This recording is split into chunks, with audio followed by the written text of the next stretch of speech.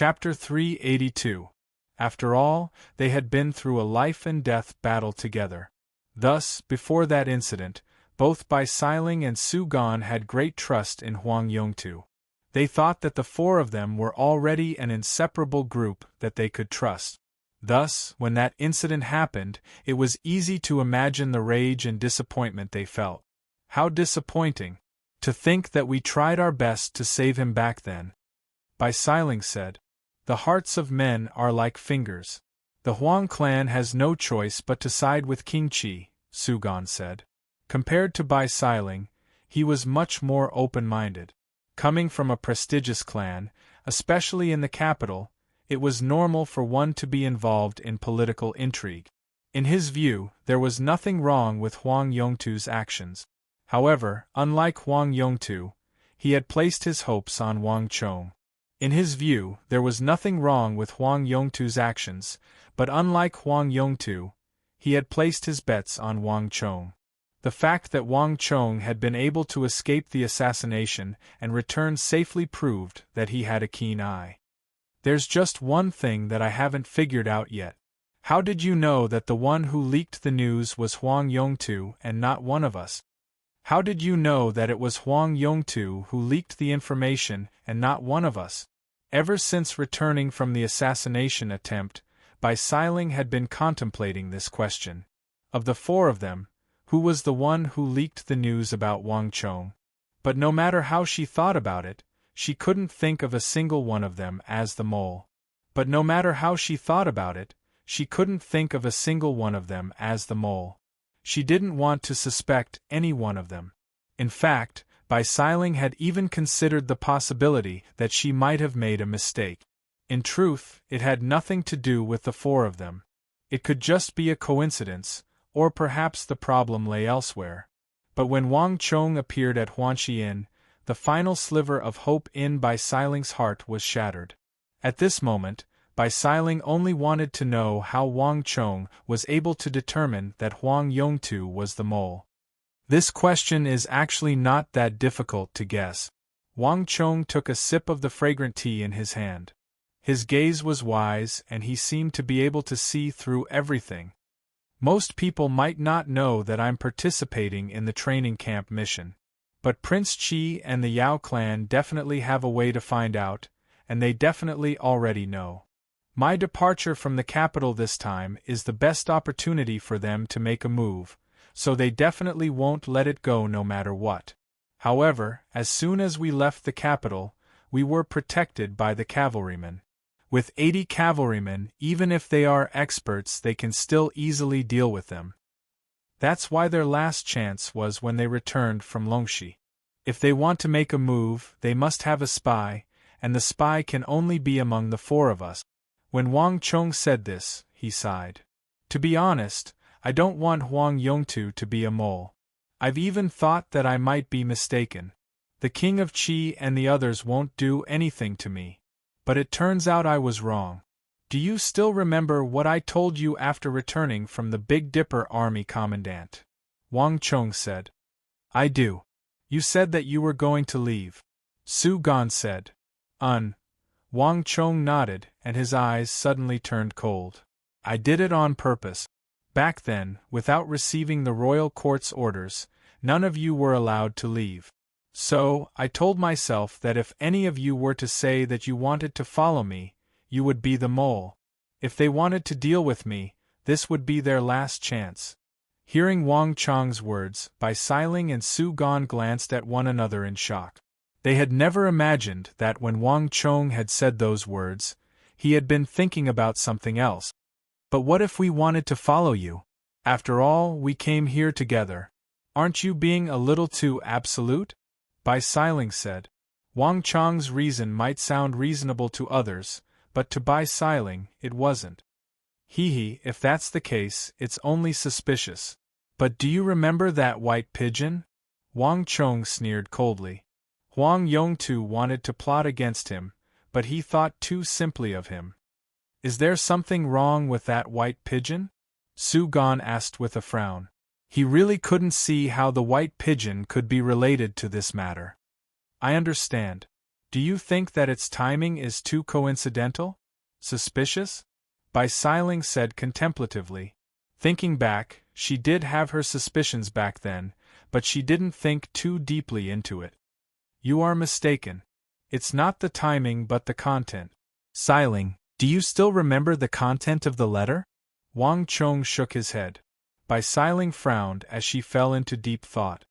Back then, Zhang Lin said that the Bureau of Military Personnel has requested for us to return to the capital after the third phase of the mission is over. Su Gan was the one who said those words. He remembered those words clearly. Yes. Wang Chong nodded. The royal court has requested for us to return to the capital after the third phase of the mission is over. In other words, the Bureau of Military Personnel has no idea whether we have completed the mission or not. The Imperial Court will never issue a new order without confirming whether or not we have completed the mission. Su Gan, do you remember when we received the first order? Wang Chong asked.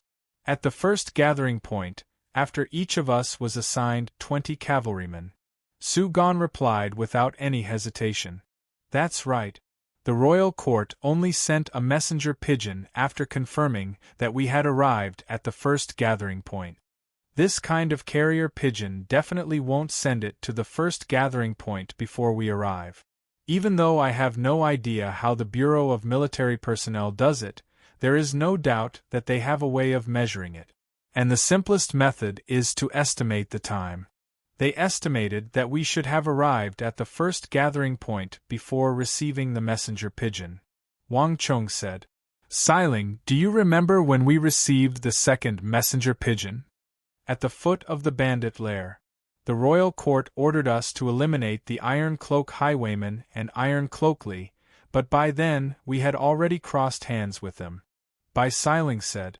In this place, Wang Chong's words didn't hold water. Even so, we have indeed completed the first phase of the mission, right? If we hadn't, we wouldn't have been able to complete it by then, right? After all, the bandits and highwaymen are getting stronger and stronger, Wang Chong said. Bai Siling and Su Gan nodded. That was indeed the case. If they were to complete it, they should have done it by then. If they couldn't complete it, they wouldn't be able to complete it anymore. Also, do you remember where the lair of the Iron Cloak Highwayman is? Wang Chong said. 100 li away. Bai Siling suddenly paused. Raising her head to look at Wang Chong, she seemed to have understood something. That's right. Wang Chong put down his teacup and confirmed Bai Siling's conjecture. When Iron Cloakly launched an ambush, the entire Iron Cloak Highwaymen suddenly moved out of their lair and attacked us. In other words, even the royal court wasn't able to predict the movements of the Iron Cloak Highwaymen back then. That was why they made such a mistake. Then, when did we receive the third messenger pigeon? In the treasure vault of the Iron Cloak Highwayman. This time, Bai Siling replied swiftly. That's right. Do you still not understand after receiving the first, second, and third messenger pigeons? The royal court would only send us a messenger pigeon when the first phase of the mission has been completed and the next phase of the mission has yet to begin. They would never send us an order for the third phase when they can't confirm whether or not the third phase of the mission has been completed. Back then, I was almost certain that the letter didn't come from the Bureau of Military Personnel. Wang Chong said. What? Hearing those words, Su Gan and Bai Siling couldn't sit still anymore. Wang Chong, are you saying that the final order we received from the Bureau of Military Personnel was a fake? Bai Siling was astonished. Forging a letter from the Bureau of Military Personnel was a heavy crime. I didn't say that. It's impossible for Zhang Lin to not recognize the letter from the Bureau of Military Personnel. However, there's one thing I'm certain of, and that is that the final letter didn't come from the same place as the previous order. If I'm not wrong, King Qi must have prepared that letter in advance. As he didn't know what the third phase of the mission would be, he didn't write anything about it. At the same time, he didn't know when Huang Yongtu would need it, so the contents of the letter were extremely vague. This letter would allow Huang Yongtu to leave his mission at any time and follow me, without arousing any suspicion. King Qi sure is a scheming man, Wang Chong said calmly. Bai Xiling and Su Gan were already at a loss for words. Even though they had been by Wang Chong's side all this while, if not for Wang Chong's words, there were many things that they wouldn't have been able to see through. But since you already suspected Huang Yongtu, why didn't you leave his mission earlier? Why did you bring him along? Bai Xiling suddenly asked. That's because Huang Yongtu hasn't left his mission yet. Wang Chong sighed. Bai Xiling was taken aback for a moment before coming to a realization. Huang Yongtu was only a spy. Logically speaking, he should have left before the operation began. After all, the assassins hired by King Qi wouldn't have recognized him. Yet, Huang Yongtu didn't leave. You intend to deal with him next? Bai Xiling asked. That will depend on the Huang clan's reply. Wang Chong replied calmly. The Huang clan's reply came much faster than Wang Chong had expected. On the same night that Wang Chong went to Huanxi Manor, the head of the Huang clan appeared at the Wang family residence with a grim expression. Gongzi, this matter is the fault of our Huang clan. No matter what, I will give you and the Wang clan an explanation. But please believe me, our Huang clan was completely unaware of this matter. It was that bastard who made the decision on his own. As soon as the head of the Huang clan appeared at the Wang family residence, he kneeled before Wang Chong. The head of the Huang clan was already in his 50s, and he exuded a formidable aura. His cultivation had far surpassed the profound martial realm. But in front of Wang Chong, this Huang clan head, who would not easily bend his knees, lowered his head and knelt before this youth, who was much younger than him. This was no longer a matter of age or cultivation. It was a matter of friction between two prestigious clans. Clans had their own way of dealing with this matter. Here, Wang Chong represented the Wang clan, one of the most prestigious clans in the entire Tang dynasty. Even the head of the Huang clan could only lower his head before the clan that Wang Chong represented. Furthermore, what the Huang family had done this time was definitely not a small matter. This concerned the future of the Huang clan. Chapter 383. As the head of the Huang clan spoke, he kneeled at Wang Chong's feet and lowered his head even further. This wasn't directed at Wang Chong alone, but the attitude of the entire Huang clan towards the Wang clan. A descendant of the Huang clan had tipped off someone and schemed against Wang Chong. This was already the truth. The conflict between aristocratic families was also reasonable. What the Huang clan had done was taboo even among the aristocratic families. There was no aristocratic family in the capital that would help them. Wang Chong was the crux of everything. Patriarch Huang knew that if he wanted to obtain the Wang clan's forgiveness, he would have to do so, and Wang Chong was the core of everything. If he couldn't obtain Wang Chong's forgiveness, when Duke Jiu's eldest son stepped in, what awaited him would be a war between the Wang clan and the Huang clan. And in this war, the Huang clan would definitely not win. Wang Chong narrowed his eyes, not saying a word. Wang Chong knew that the fate of the Huang clan depended on a single thought of his. There was no smoke of gunpowder in the war between aristocratic families, but the degree of bitterness was no less. In this domain, even martial arts couldn't be of much use.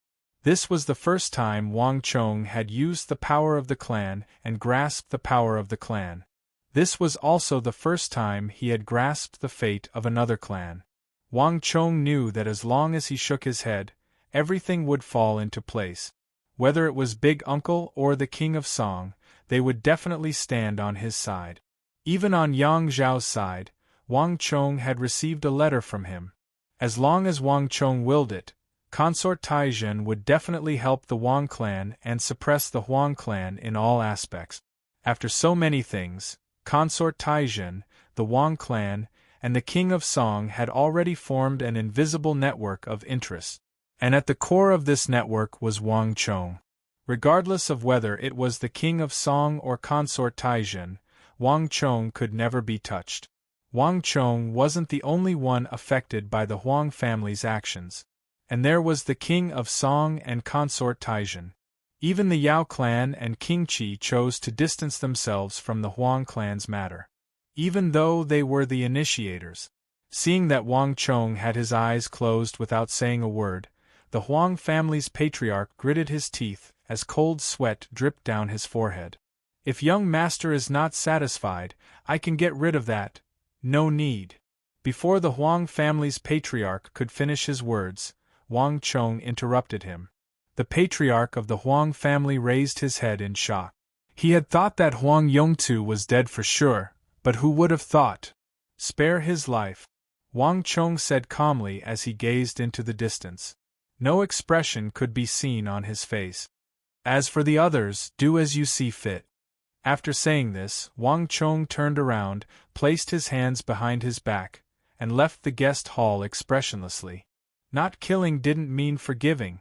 Not killing didn't mean that this matter could be forgiven. Not killing didn't mean that the Huang family in the capital had escaped this calamity. Conflicts between aristocratic families had their own rules. Whether the Huang family still existed in the capital depended on the Huang family's performance in the future. If the Huang family's patriarch really understood, then he should know what to do next. The Huang family's patriarch staggered out of the Wang family. Before leaving, he was in a daze. Although Wang Chong was only 15 or 16 years old, the Huang family's patriarch didn't feel relaxed at all when dealing with Wang Chong. This night was a sleepless night for the Huang family in the capital. Gongzi, someone wishes to meet you. Early the next morning, just as the sky was beginning to brighten and Wang Chong was still lying on his bed, a guard walked in, shrouded in the morning mist. Oh! Wang Chong frowned as he turned his body slightly. What did Madame say? Most of the matters in the residence were handled by his mother. Only when there were special matters would it be his turn. Madame said that Gongzi should deal with it yourself. The guard said. I understand. Wang Chong's eyes flashed, and he seemed to understand something. Let him in. Wang Chong thought that it would be a him, but it turned out to be a her. While Wang Chong was still in his room, he could already hear the sound of jade ornaments clanking, as well as the faint sound of a luoho knocking against a wall. As the air surged, Wang Chong could not see anything, but he could already smell a fragrant aroma. What's going on here?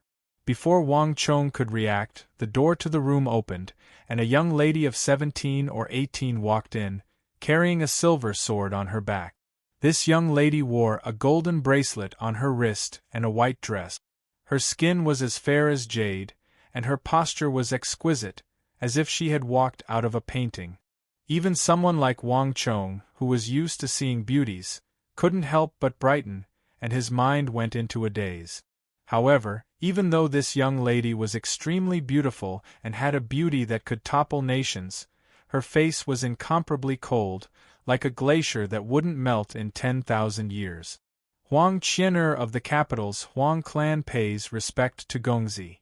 The young lady walked into the room, and before Wang Chong could say anything, she immediately got down on one knee and lowered her head, motionless like a wooden statue. Her hands were raised, and her 10 slender fingers held a letter. She didn't say anything else. To young Master Chong. Wang Chong saw the bold and forceful words on the letter, and with a single glance, he could tell that it was no ordinary handwriting.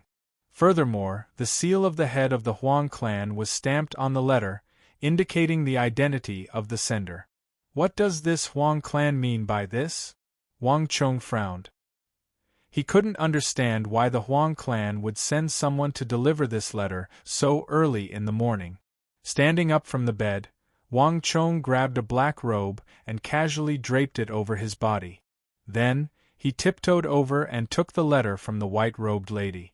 When he took the letter, Wang Chong's fingers inadvertently brushed against it, and a cold and slippery sensation came from the bottom of his fingers. On the other side, the frosty young lady seemed to grit her teeth, and her body trembled violently. Wang Chong didn't pay it any heed. He opened the letter and began to read it carefully. Wang Chang's judgment was correct. This was truly a letter personally written by the head of the Huang clan. In the short period of time since last night, Wang Chong hadn't expected the Huang clan to come to a decision so quickly and give an explanation. Huang Yongtu had privately interfered in the conflict between the Yao and Wang clans, plotting against and framing Wang Chong. According to the rules of the clan, he would be stripped of his status as a direct descendant and handed over to the Hall of Law and Law for punishment. In addition, he would be exiled to Lingnan, never to set foot in the capital again. For the rest of his life, Wang Chong would never be able to see Huang Yongtu again. In addition, the Huang clan would pay 3 industries, 4 major mines, a large number of herbs, pills, well-trained warhorses, and 3 million taels of gold as compensation for Wang Chong's actions. In addition, for the next 3 years, all the Huang clan's income would be given to the Wang clan. Finally, at the last word, Wang Chong's eyelids twitched. He turned to glance at the motionless young lady on the ground, and his expression suddenly became strange. The first few conditions could still be understood by Wang Chong.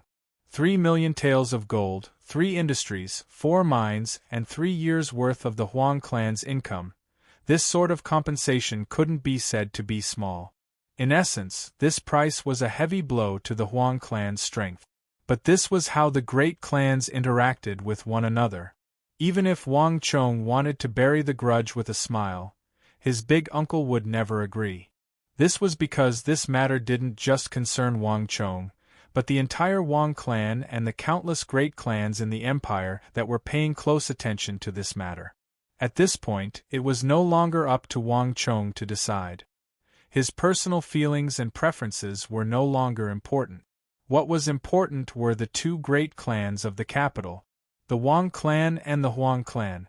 At this moment, even if Wang Chong wanted to ask for less, the Huang clan would never agree. Not only would they not feel gratitude, they might even feel fear, thinking that the Wang clan was going to make a move against the Huang clan. Wang Chong had grown up in the capital, and as someone who had lived 2 lives, he had been influenced by such matters. Even if he hadn't experienced it personally, he had at least heard of it. He had heard of such cases far too many of the scions in the capital. The great clans had their own rules, and this wasn't something that only existed today, a few days ago, or even the current dynasty.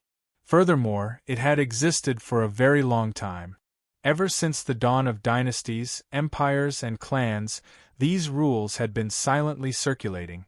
If the Huang clan did something wrong, they had to pay the price. This was an ironclad rule. But the crux of the matter was the final rule. The head of the Huang clan had mentioned in the letter that the mistake was committed by the Huang clan, and this was a fact that couldn't be changed. No matter how the Huang clan tried to explain, it would be useless. Thus, in order to appease Wang Chong's rage and the rift between the Huang and Wang clans, the Huang clan decided to send their most outstanding daughter to serve Wang Chong so as to make up for the Huang clan's mistake. On top of that, the head of the Huang clan also subtly mentioned in the letter that no matter what request Wang Chong made of her, she would be willing to do anything for him. From now on, she would be a part of the Wang clan. From start to end, she would never return to the Huang clan. This was the greatest sincerity of the Huang clan. After reading this letter, no matter how intelligent, far-sighted, and perceptive Wang Chong was, he couldn't help but feel stunned and taken aback. On the surface, the head of the Huang clan said that he would gift the daughter of the Huang clan to Wang Chong as a servant to serve him. But Wang Chong couldn't be more familiar with this method. In the world of prestigious clans, it had another name: clan marriage. When a small and weak clan offended a large clan, in order to protect themselves and seek the forgiveness of the large clan, they would often use this unique method. On the surface, it was a maid who would take care of their daily needs and protect their safety. But in reality, it was just a marriage. Through the marriage between the daughter of the 2 clans, they would bury the hatchet and strengthen the relationship between the 2 clans. By relying on the larger clan, the smaller clan would be able to seek development. Through this, the larger clan would be able to truly forgive the smaller clan. There was no grudge that couldn't be resolved through marriage. This was the fastest, most effective, and most thorough way to resolve grudges between large clans. Chapter 384. At this moment, the room was so silent that one could hear a pin drop. "You can leave," Wang Chong suddenly said with a wave of his hand. He already knew why this white-robed girl of the Huang clan had appeared here. But Wang Chong couldn't possibly agree to it. He had never thought of such a thing, nor had he mentally prepared himself for it. "What else does your Huang clan want?" At this moment, the ice-cold girl suddenly raised her head. Her reaction was far beyond Wang Chong's expectations. "Our Huang clan has already been reduced to such a state. Are you still not willing to let us go?" The girl looked at Wang Chong. Although she held her head high and had a stubborn expression on her face, she seemed to have been wronged. The strong pride and grievance on the girl's beautiful face left a huge impact on anyone who saw it. Even Wang Chong couldn't help but be taken aback. Aristocratic families also had their own sorrows. Although she had already planned for her future, she had long planned for her future, but the decision of her clan had caught her completely off guard. Her own fate had to be subordinated to the fate of her clan. Thus, no matter how arrogant she was, no matter how unwilling she was, she had to come and obey the orders of her clan. "What are you saying?" Wang Chong frowned. She should have known that this wasn't what he meant. The Huang clan was using a girl to curry favor with him. This was a method that he couldn't accept. "You can go back. I don't need anyone to serve me," Wang Chong said coldly. "Don't go too far. I've already sacrificed myself. Are you still not satisfied? How many more do you want? 2, 3, 4?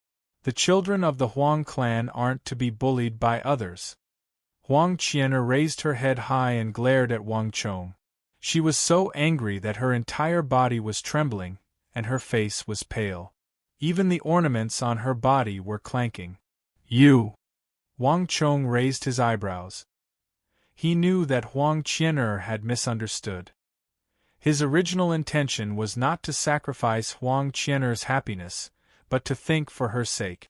However, the other party clearly didn't think so.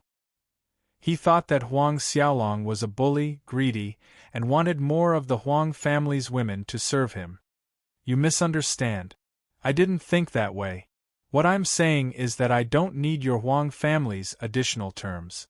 When I said I don't need you to serve me, that naturally includes the other children of the Huang clan," Wang Chong said calmly. In this matter, he was actually the one who suffered the most. Given his temper and Huang Qian'er's unyielding personality, it was impossible for her to be so easy to talk to. But when he thought about it, he realized that Huang Qian'er, who had been sacrificed in the Huang clan, was the weakest in the first place. She had no choice in the matter, so he couldn't help but feel sympathy for her. Naturally, his anger dissipated as well. Huang Qian'er was stunned. All of a sudden, she found herself unable to vent her anger. She stared at Wang Chong, as if she wanted to see into the depths of his soul and see if he was telling the truth. Wang Chong met Huang Qian'er's gaze calmly, not avoiding it in the slightest. The entire room suddenly fell silent.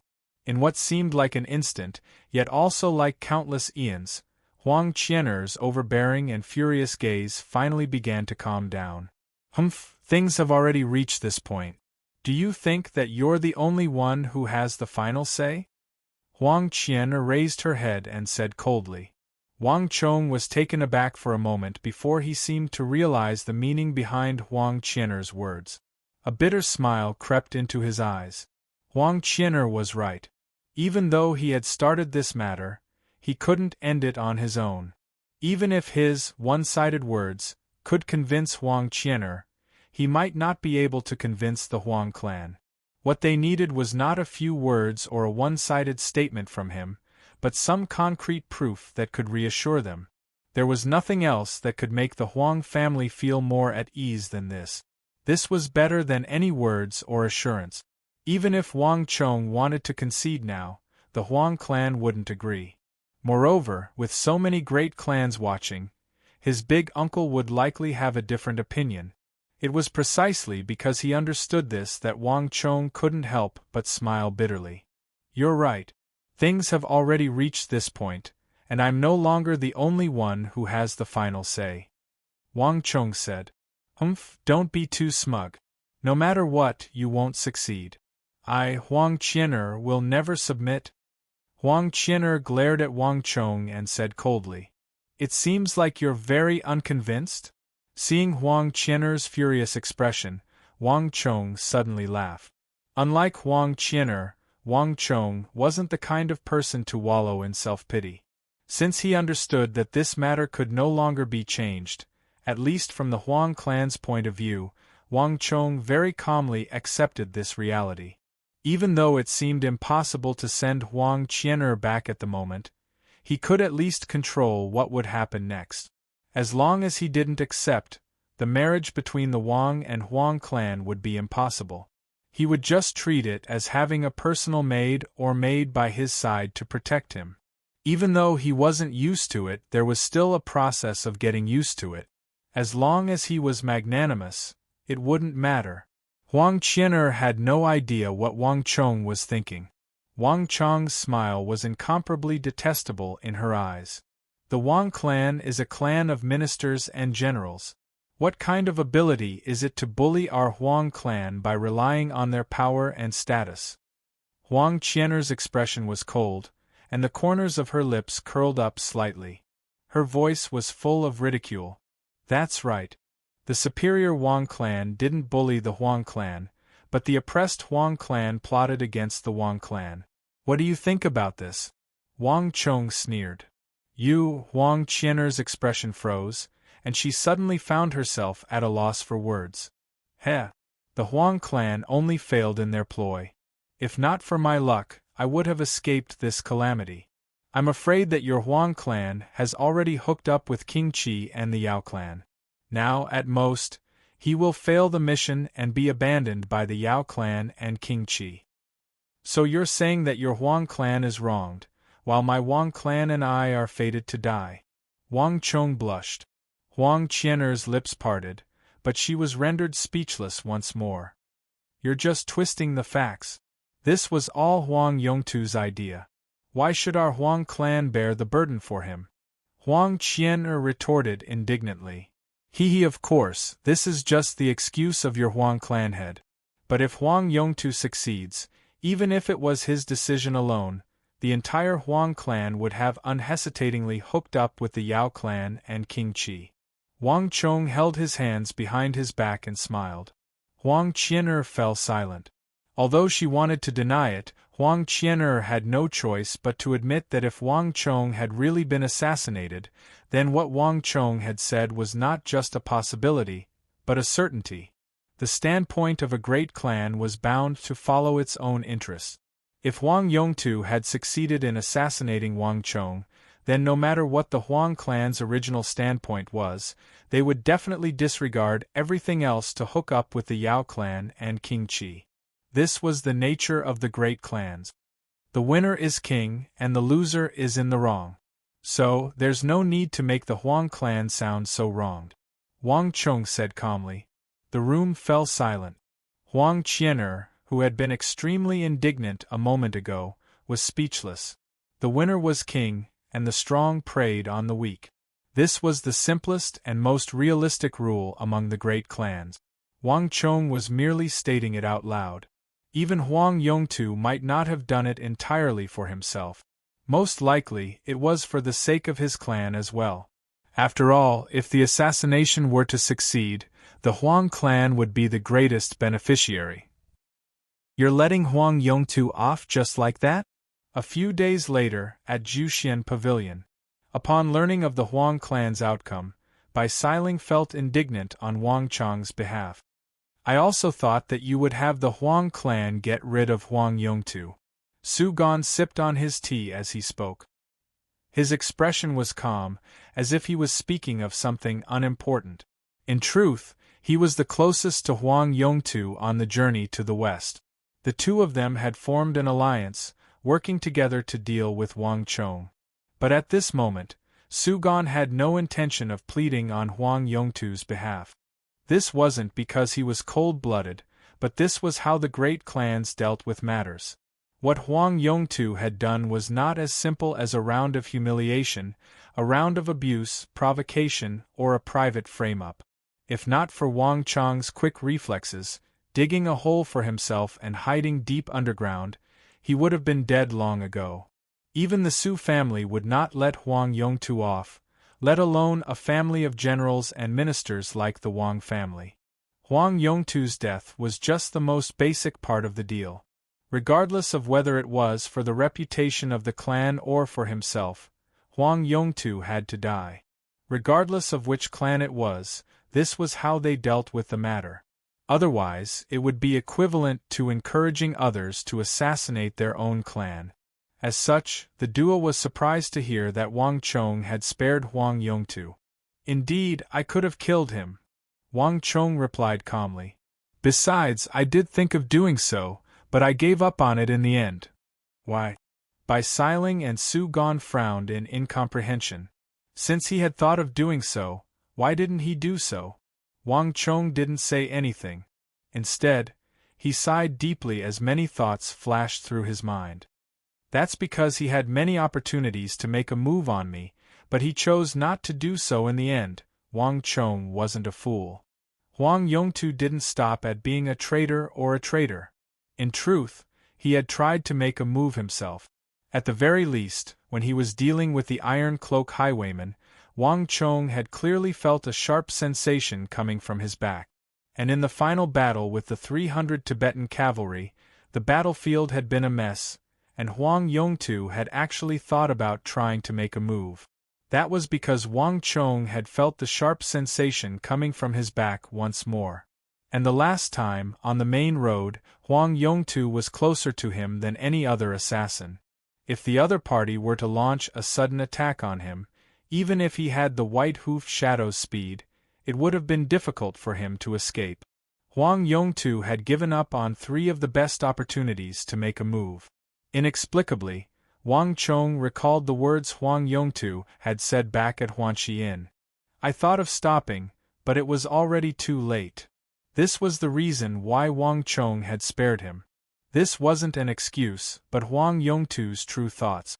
This was the only way to explain why Huang Yongtu's killing intent had been aroused 3 times along the way, but had completely disappeared in the end. Chapter 385.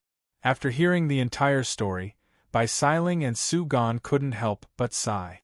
If it weren't for Huang Chong's explanation, the two of them obviously wouldn't have known about it. The two of them finally understood why Huang Chong had let him go even though Huang Yongtu had wanted to kill him. Huang Yongtu saved himself. Su Gan sighed. "But you're not bad yourself." Bai Siling suddenly laughed. She looked at Huang Chong with a mocking expression. "They let Huang Yongtu go, but won a delicate beauty from the Huang family." "Ah!" Hearing Bai Siling's words, Su Gan burst into laughter. The news that the Huang clan had sent a favored child to the Huang clan to serve Huang Chong had spread like wildfire in the capital and was no longer a secret. All the aristocratic families that had been paying attention to the conflict between the Huang and Huang families, as well as the direction of this matter, were aware of this. Although Huang Chong had been ambushed, the Huang and Huang families had used this method to unite by marriage. This was something that no one who had been paying attention to this matter had expected. It was precisely because of this matter that even though the Huang clan had spared Huang Yongtu, no one in the capital, including Bai Siling and Su Gan, felt that there was anything wrong with the way the Huang clan handled the matter. Obviously, this was the best possible outcome. It was the same for both the Huang clan and the Huang clan.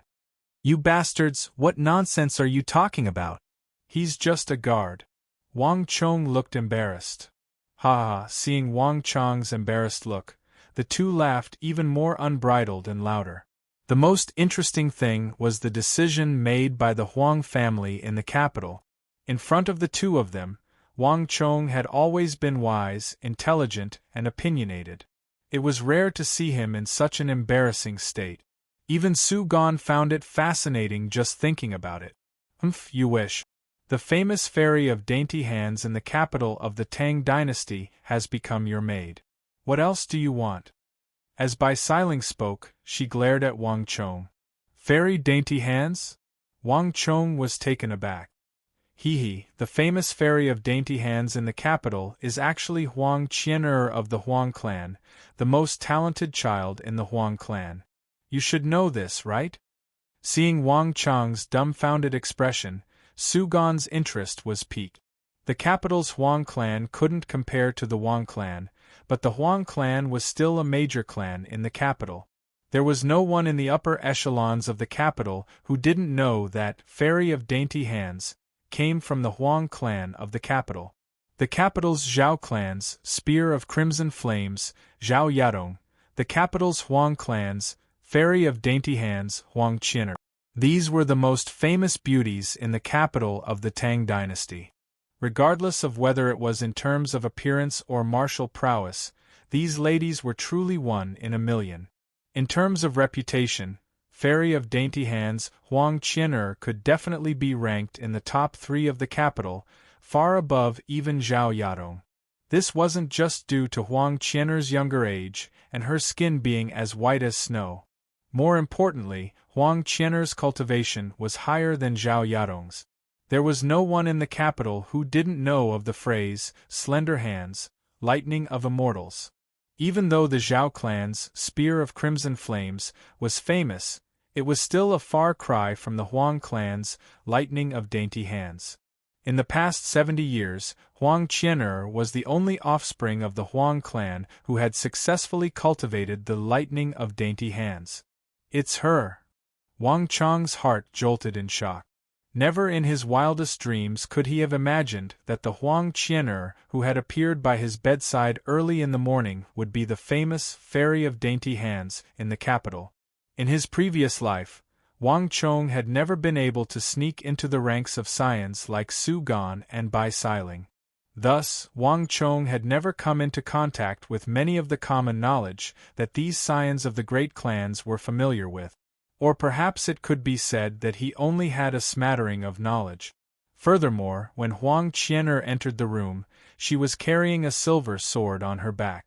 As such, Wang Chong thought that she specialized in swordsmanship, so he didn't associate her with the famous Fairy of Dainty Hands. After all, Fairy of Dainty Hands, Lightning of Dainty Hands, was clearly a bare-handed secret art. However, this wasn't the reason why Wang Chong's mind was shaken. As Huang Qian'er's identity was revealed, Wang Chong also recalled something else. Fairy of Dainty Hands. In truth, Wang Chong had heard of this name before. Even though in his previous life, this famous beauty was still a far cry from Wang Chong's world. Slender Hands, Lightning of Immortals, this most famous scion of the Huang clan had indeed made a name for herself in his previous life, and she was far more powerful than what everyone knew of her. She was astonishingly talented, cold, and arrogant. She had reached great heights in the martial Tao, and the achievements she had created were enough to leave many women of the same generation in the dust. It was difficult for them to catch up to her. However, her ending wasn't too good. The Huang clan's Lightning of Dainty Hands was flawed, and it wasn't without reason that no one had managed to master it in the past 70 years. Huang Qian'er's forceful mastery of the technique left behind a huge flaw. In the early stages, as Huang Qian'er's cultivation wasn't too high, it wasn't too obvious, and the effects weren't too great. However, as Huang Qian'er's cultivation grew, the more severe this flaw became. In the end, the Fairy of Dainty Hands, whose fame had spread throughout the capital, came to an early end at the age of 27. Her fall was just like her rise. Both happened so quickly and abruptly. Although Wang Chong hadn't met the Fairy of Dainty Hands in his last life, Wang Chong had heard of her tragic ending. He felt a deep sense of regret. But Wang Chong hadn't expected the Fairy of Dainty Hands to be Huang Qian'er, and for the Huang clan to send her to him. This was truly fate toying with them, and it caused them to be extremely astounded. In this ambush, Not only did you get a great bargain from the Huang clan, you even won a beauty. You must be very happy, right?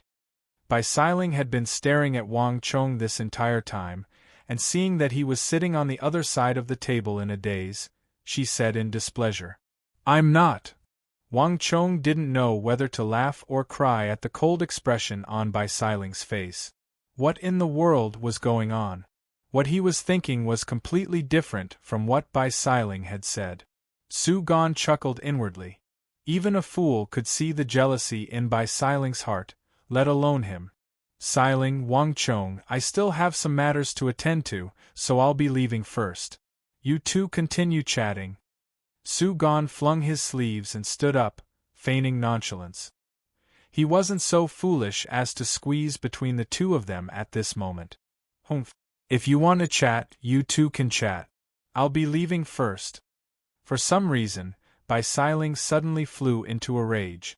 She stood up and without a word turned around and left. Wang Chong was baffled by this sight, unable to comprehend what was going on. A woman's heart is truly unfathomable. Only Su Gan, who had noticed something, shook his head and chuckled inwardly. This was a matter between the two of them, and no one else could interfere. No matter what, the conflict between the Huang clan and the Wang clan slowly calmed down. The matter of Wang Chong being ambushed also came to an end. As for the Yao clan and King Qi, as long as there was no evidence, even if Wang Chong knew that they were the culprits, there was nothing he could do about it. This could be considered as a tacit agreement between the prestigious clans. However, it wasn't as if the Yao clan and King Qi didn't pay a price. While Wang Chong was recuperating from his injuries, the factions of the two clans were suppressed. King Qi and the Yao clan's influence in the Bureau of Military Personnel took this opportunity to be ostracized. And this time, both King Qi and the Yao clan chose to acquiesce. In a way, they were appeasing the Wang clan's rage. Otherwise, they would have to declare war on the Wang clan. After all, even the old master of the Wang clan had flown into a rage this time. It's about time for me to return to the training camp.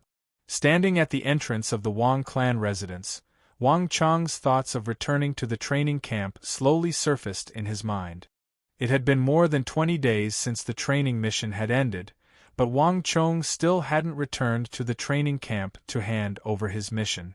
As such, Wang Chong still hadn't received the reward for the Halo of Dark Cone. Thinking that it was about time for him to settle down at home, Wang Chong decided to return home. Little Shadow's injuries hadn't fully recovered yet, so he called for another horse. Together with Little Shadow, a few guards, and Huang Qianer, they set off. Let me tell you this first. I'm only responsible for your safety. I don't care about anything else. Don't try to force me to do anything. I definitely won't agree to it. At most, we'll fight to the death together. On the official road, Huang Qianer carried a silver sword on her back and rode on a buckskin horse. Her face was as cold as a glacier, and she exuded a cold aura. But, I don't think I asked you to come with me. Wang Chong looked up to the heavens and sighed helplessly. He hadn't asked Huang Qianer to come with him to the training camp. But this famed fairy of dainty hands had somehow known that he was going to the training camp, so she had asked for a buckskin horse from the Huang clan and tagged along. You're still talking. What difference does it make whether you ask me or not? Huang Qianer angrily retorted. Wang Chong fell silent. There was truly no way to refute this. The mission the Huang clan had given Huang Qianer was to serve Wang Chong, and the most important one was to ensure Wang Chong's safety. After all, Wang Chong had already been assassinated for the sake of the Huang clan, and this could be considered a form of atonement for his crimes. At this point, it actually had little to do with Wang Chong. Even if Wang Chong wanted to order Huang Qianer, it would be impossible. Huang Qianer's orders came directly from the Huang clan. But if one cast aside Huang Qianer's icy attitude and ice-cold face, even Wang Chong had to admit that Huang Qianer truly was a peerless beauty. Her skin was extremely exquisite, and her neck was snow-white. Not only was it white, it even seemed to have a crystalline quality to it, like white jade. Thus, when Wang Chong had first taken the Huang clan's letter from her, he had only accidentally touched his fingers, but it had felt extremely smooth and creamy, and his soul had been stirred. This did not seem to be as simple as having good skin. It also seemed to have something to do with the martial arts she cultivated. Moreover, her slender figure, exquisite curves, and gentle beauty also gave off an upright and forceful aura, a soul-stirring beauty. Fairy of dainty hands. This thought flashed through Wang Chang's mind as he gazed at Huang Qian'er's beautiful and elegant back. On her horse, Huang Qian'er's hair was tied up in a high bun, her clothes as white as snow, and her hair was as black as ink. She truly was an otherworldly fairy. Even Wang Chong couldn't help but feel his heart tremble at the sight of her back, but he quickly calmed his mind. Haya. Chapter 386. 15 li later, the lush green mountains brought them into the vicinity of the Kunwu training camp. Huang Qian'er was not allowed to enter the training camp. Thus, Wang Chong intended to bring her to the Deflecting Blade Manor. East of White Tiger Peak, east of the training camp, a magnificent building with overhanging eaves stood on the peak of the mountain. Even from afar, one could feel a strong sense of visual impact from it. This was Wang Chong's Deflecting Blade Manor. This wasn't Wang Chong's first time seeing the Deflecting Blade Manor, but this time, he felt something different. What's going on? Why is it so noisy? Huang Qian'er frowned as she glanced at the mountain peak. Then, she turned to look doubtfully at Wang Chong, confused as to what was going on. Wang Chong had said that this was his territory, but from the looks of it, the mountain peak seemed to be in a state of chaos. Wang Chong fell silent. At this moment, he was even more confused than Huang Qian'er. Deflecting Blade Manor was his private territory. Not only so, the entire mountain was his private territory. Without his permission, no one else was allowed to enter. This was especially so after Deflecting Blade Manor had built up a great reputation in Xinwei, Longwei, and Kunwu. Furthermore, he had left Deflecting Blade Manor to Wei Anfang, and he had others assisting him from the side. Everything had always been in order, so why was there a huge commotion at the top of the mountain? What's going on here? Wang Chong urged his steed forward, leading the way up the mountain. The closer they got to the mountain peak, the louder the commotion became. Amidst all the commotion, there was a coarse, thunderous voice that was particularly loud. The other voice that was arguing with it was cold, arrogant, and filled with a sense of superiority. It exuded an aura of superiority, and it could even be said to be overbearing. However, in the face of that rough voice that was like thunder, it seemed to be completely useless. Princess and I Huang? Wang Chong frowned. He could tell that the second voice belonged to a young lady, and it was Wang Chong's nemesis, Princess and I Huang. As for the first voice, Wang Chong had never heard it before.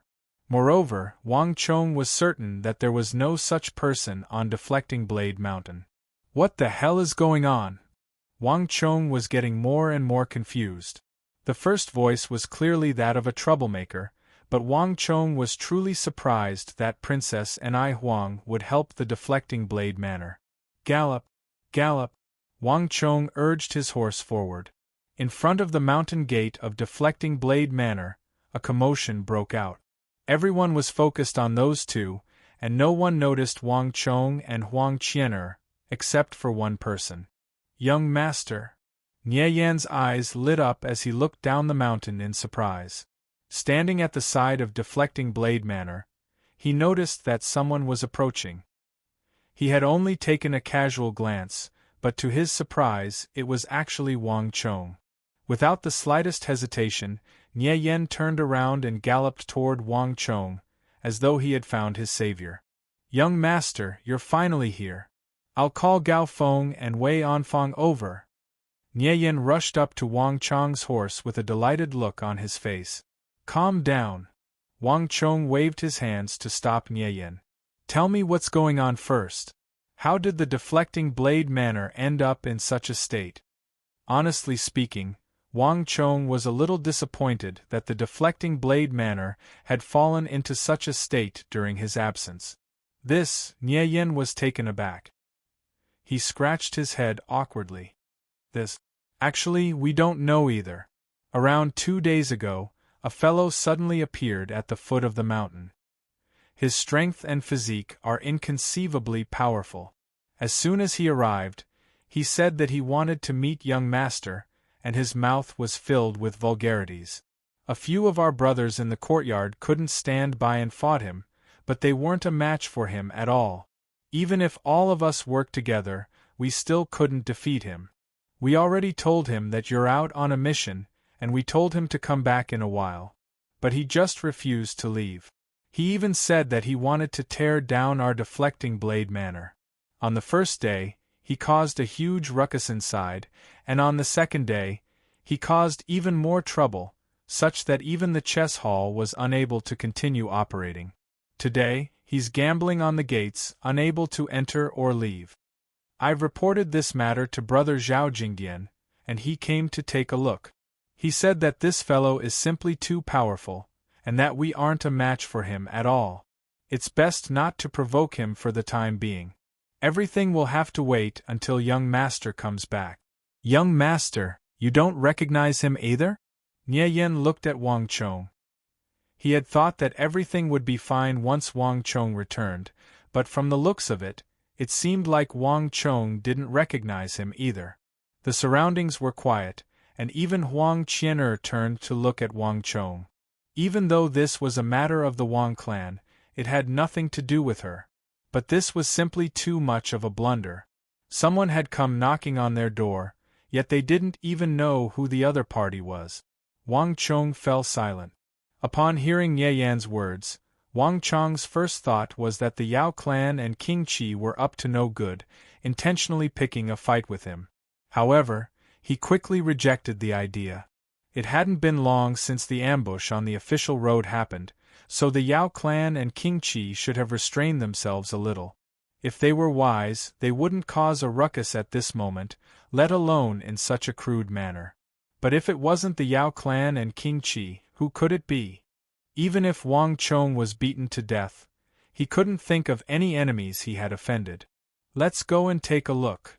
Without alerting anyone, Wang Chong urged his steed forward, heading toward the center of the conflict. You bastard! Hurry up and get out of my way. I'm a princess. Aren't you afraid that I'll punish you? You're trying to scare me. So what if you're a princess? Since when did the laws of the Tang dynasty state that blocking a gate was a crime? Tell me, I'll broaden my horizons. You're truly infuriating me. You bastard, to think that you don't even have any respect for the royal family. Just based on this, I can send you to the borders and exile you for 3,000 li. Go ahead and do it then. I'd be more than happy to do so. Do you think that I wanted to come here? Seated on the back of his horse, Wang Chong was able to see far into the distance. With a glance, he saw a muscular man with bulging arms blocking the entrance of the deflecting blade manor. His arms were spread open, forming a shape blocking most of the entrance. Wang Chong had never seen such a tall and muscular man before. His entire body was massive, and his muscles bulged like steel, making him look incredibly sturdy. Everyone else standing before him seemed to have shrunk in size, like a child standing before an adult. He's tall. Upon seeing the muscular man, Wang Chong couldn't help but jump in excitement. It wasn't as if Wang Chong had never seen a muscular man before. The leader of the Iron Cloak Highwaymen, Iron Cloak Li, was one such figure. But even Iron Cloak Li felt like he was a head shorter than the other party. 1 meters, no, he's at least 2 meters tall. He's really tall. Wang Chong was astonished. The Tang dynasty was vast, and there were plenty of men who could grow up to 7 meters tall. 8 meters tall was already rare, and 2 meters tall was practically unheard of. This was a colossus, and coupled with his imposing aura, it was truly a daunting sight to behold. As for the person opposite him, Glancing at Princess Ni Huang and the old nanny beside her, Wang Chong finally understood why Princess Ni Huang was so kind as to help him this time. Princess Ni Huang had made up her mind to follow him closely so that she could find out the reason why he knew of Li Yichao's defeat and dig out the non-existent intelligence network under him. However, as a noble princess of the royal family, there was no way she would go on such a dirty, tiring, and exhausting mission. Thus, she had to occupy a seat in the deflecting blade manor and report in every day. It was no wonder that Princess Ni Huang would fly into a rage when the gigantic man stood in her way. Gongzi! Suddenly, a voice sounded from the crowd. Wei Anfeng's eyes lit up. He immediately noticed Wang Chong, who was a head taller than the rest, on the back of the steed. Wei Anfeng's words of Gongzi swiftly caught everyone's attention. Walala, it was as though a pebble had been thrown into a calm lake. From all directions, countless gazes immediately followed Wei Anfeng's line of sight. Gongzi! Gongzi! Gongzi! Great! Everyone, look! Gongzi is finally back! In the surroundings, the eyes of the enraged crowd lit up in excitement at the sight of Wang Chong on horseback. Even Princess Ni Huang and the gigantic man, who were at the center of the conflict, turned to look. In an instant, Wang Chong became the center of attention. In the deflecting blade manor, Wang Chong was the undisputed leader of the group. After being tormented by the burly man for the past few days, everyone was overjoyed. Brat, you're finally here. Harumphing coldly, Princess Ni Huang moved to the side without any hesitation. Since that brat was here, she would let him deal with him himself. She didn't want to be his shield. Your Highness, it has been a long time. With a bitter smile, Wang Chong knew that he couldn't hide it any longer. Thus, he leaped off his steed. The others behind him followed suit. Ha ha, brat, you're finally here. At the same time, a thunderous voice echoed. At the entrance of the deflecting blade manor, the eyes of the gigantic man lit up. He left the entrance and strode toward Wang Chong. What? Seeing the burly man walk over, the surrounding crowd hurriedly retreated as if they had encountered the plague. In the past 3 days in the deflecting blade manor, they had come to understand how formidable the burly man was. When a group of people went up, none of them were a match for him. None of them were a match for him. Every single one of them had been beaten black and blue. Seeing him walk over, no one dared to stop him. A moment later, the crowd opened up a path for Wang Chong. Hee, you must be Wang Chong, right? I don't care which clan you come from. Since you transferred me here from the northwest, I won't let you off. I, Li Sai, will never serve as a dog slave for scions like you. Chapter 387. This grab was as powerful as lightning and fire. Stop! In a flash, a white figure suddenly appeared between Wang Chong and the burly man. A slender finger, transparent as jade, shot forth with a boom, blocking the burly man's attack. Boom! A violent gale blew, sending shockwaves into the surroundings. Everyone was forced back, unable to open their eyes. Wang Qian'er's face paled. She staggered several steps back, her chest heaving rapidly. On the other hand, the burly man was as steady as a boulder. I've underestimated you. I didn't expect you to be so capable. Take another palm from me. The burly man exclaimed in surprise. Realizing that he had underestimated Wang Qian'er, he finally began to take her seriously. Boom! There was a flash of light, and a massive palm, accompanied by bursts of lightning, reached for Wang Qian'er once more. This grab was completely different from before. The 5 fingers exuded an aura that could topple mountains and overturn seas. It was impossible to block it. This was no longer the strength of a true martial realm cultivator. In the entire 3 great training camps, there were probably only a few people who could stop it. Stop! Seeing Wang Qian'er's pale face, but still standing before him with her lips tightly pursed, showing no intention of moving aside, Wang Chong finally couldn't help but shout. Wang! All of the explosive aura came to an abrupt halt, and the majestic palm that was as heavy as a mountain also stopped a foot above Huang Qian'er's head. Who? The crowd gasped. The burly man's attack was simply too powerful. That earth-shattering, mountain-toppling aura was like a boulder crushing down on everyone, leaving them breathless. Over the past few days, no one had dared to approach Deflecting Blade Manor.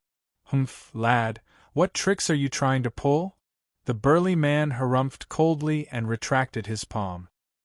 His eyes glowed like stars as he stared at Wang Chong with hostility. He was currently filled with rage. His life's work had been ruined by a little bastard from the capital. The moment he received the news, he felt like his lungs were about to explode. Not only did the 3 days not diminish the rage in his heart, it only intensified it. He wanted to see what this little bastard could say. Wang Chong didn't say anything. He stared at the muscular man in front of him. He looked calm on the surface, but his heart was in turmoil. "Li Sai." The burly man's last 3 words rumbled like thunder in Wang Chong's mind. Wang Chong's heart was like a raging storm. He had long gone berserk. Invincible great General Li Sai. Wang Chong could never have imagined that the man who had caused a ruckus at the entrance of his Deflecting Blade Manor with a belly full of rage and an unfriendly expression on his face was actually the invincible great General Li Sai he had been waiting for. In the history of the Empire, there were only a handful of people who could become great generals. To be able to sit in the position of great general, most of them had to be proficient in the art of war. It was impossible to become a great general just by relying on one's martial prowess, except for the burly Li Sai, whose eyes were spitting fire and looked like he was raging to the heavens. In the entire history of the Tang dynasty, he was the only person who had become a great general through his martial prowess, an existence who could stand on equal footing with Fomin Linta, Gao Xianji, Geshu Han, Wang Zongxi, Zhang Shogui, and Zhangqiu Jianqiong. In the history of the Empire, the former was clearly inferior to the great generals, protector generals, and protector generals who came after him. But he truly was one of the supreme great generals of the Empire. Li Sai's martial prowess had already surpassed the limits of an individual's martial prowess or pure martial arts cultivation. His martial prowess had already reached a level where he could single-handedly stabilize the morale of the army and reverse the tides of the battle. As long as Li Sai is alive, the Empire is alive. As long as Li Sai is alive, the Empire will not perish. His roars resounded over the battlefield, causing even the enemy to tremble in fear, their voices deafening. The place where Li Sai stood was the anchor of the army. No matter how powerful the opponent, no matter how desperate the battle, the army led by Li Sai would always be the cornerstone of the army. The army that followed him was like a fierce tiger, like a dragon. The army that he led would always be the anchor of the army, the final fortress, the final hope. In the history of the Empire, there had never been a person like him, using his own martial prowess to raise the morale of the army and turn all the soldiers who followed him into the most valiant and unstoppable warriors. His martial prowess had reached such a level that he could reverse the tides of defeat time and time again, changing the course of the battle and creating miraculous victories in the eyes of outsiders. This was the origin of his royal title of Supreme General of Magical Powers. Li Sai didn't know much about the art of war, but he was so powerful that he could ignore any art of war and crush his opponents head-on as a righteous master. In Wang Chong's memory, even the most valiant enemy and the most invincible opponent would shrink back in fear of the invincible great general of the empire. In Wang Chong's plan to reshape the empire, Li Sai was definitely the general that Wang Chong wanted the most. Wang Chong had even thought of recruiting Li Sai through the Ministry of War through the King of Song. From this, one could see how highly Wang Chong regarded him. However, Wang Chong had never expected that the future invincible great general would appear in front of him in such a way. Although the reputation of the invincible great general had long been well known in his previous life, This was the first time that Wang Chong had seen a figure of this level in real life. I didn't expect that the King of Song would really transfer him over for me. Wang Chong's mind was in turmoil. In this regard, the King of Song really didn't tell him any news in advance. It was really a big surprise. As he stared at the furious face of the future invincible great general, Wang Chong only needed a few thoughts to understand what was going on. Li Sai was a natural-born warrior who was truly born for battle. In his heart, there was endless retribution. In the first half of his life, he was practically a nobody. He had been diligently training and accumulating his strength. As for the second half of his life, his ambition was to show off his skills at the borders of the empire. In the Eastern Han dynasty, Ban Chao once said, "Even if the great emperor dies, he dies. How can he be trapped between blades and pens?" Only then did he resolutely pledge his allegiance to the borders and conquer the western regions, creating a great reputation for himself. Only then did the story of throwing away the pen and joining the army appear. In the new dynasty, Ma Yuan also had a great ambition. A man should die of old age in the wilderness. How can he die of old age in bed? Throughout his life, he fought at the borders and served the imperial court. In the end, he died in the army, fulfilling his life's ambition. Li Sai's ambition was to learn from these senior statesmen, pledge his allegiance to the borders, establish meritorious service, and show off his ambitions and skills. The country is in danger. Please start from scratch. When the Tang dynasty declined, the mountains and rivers were destroyed, and the central continent was destroyed, Wang Chong would always remember these words said by the invincible great general in the last moments of his life. Throughout his life, he did everything he could to serve the country and save this shattered Central Earth. Before the true darkness came, he was the last ray of light in this world. His final fall symbolized the final collapse of the empire, just like his vow. During the period when he was wandering around, Wang Chong had never seen the invincible great general. However, Wang Chong would always remember this person. He also remembered the words that came from the bottom of his heart and were filled with worry. This was a true soldier. He used his own actions to fulfill his life's ideals and retribution, until his death. There were few people that Wang Chong admired, but this invincible great general had used his entire life to win Wang Chong's heartfelt respect. A large part of the reason why Wang Chong had the King of Song transfer him to his side through the Bureau of Military Personnel was also out of respect and admiration. Looking at the muscular man before him, that figure appeared in Wang Chong's mind once more. The two figures seemed to fuse together, and Wang Chong couldn't help but sigh. He probably doesn't know anything at the moment. Wang Chong sighed. Li Sai's ambition was to enter the western regions, fight on the battlefields, and make a name for himself. Yet, with a single transfer order, he had been transferred to the capital, a place of luxury. This was the complete opposite of his ambitions, and it was no wonder that he was so furious and hostile. To be filled with hostility right from the start, this future invincible great general wasn't as easy to recruit as Wang Chong had imagined. "You've misunderstood." Wang Chong suddenly spoke, his voice extremely calm, exuding an aura of extreme confidence. "I didn't summon you here to make you a servant, nor did I have any intention of making you my hired thug. Rest assured, I won't order you around, and I won't order you around. In my life, I've always liked warriors like you. General's ambition is the battlefield, and your intention is the western regions. But on the battlefield, how can a person like you not have a few weapons and equipment that you can use?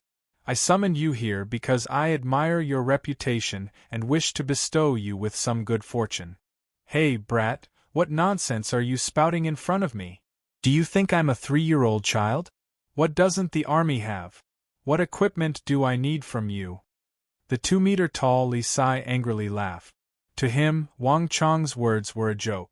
Trying to fool him with such a reason was laughable.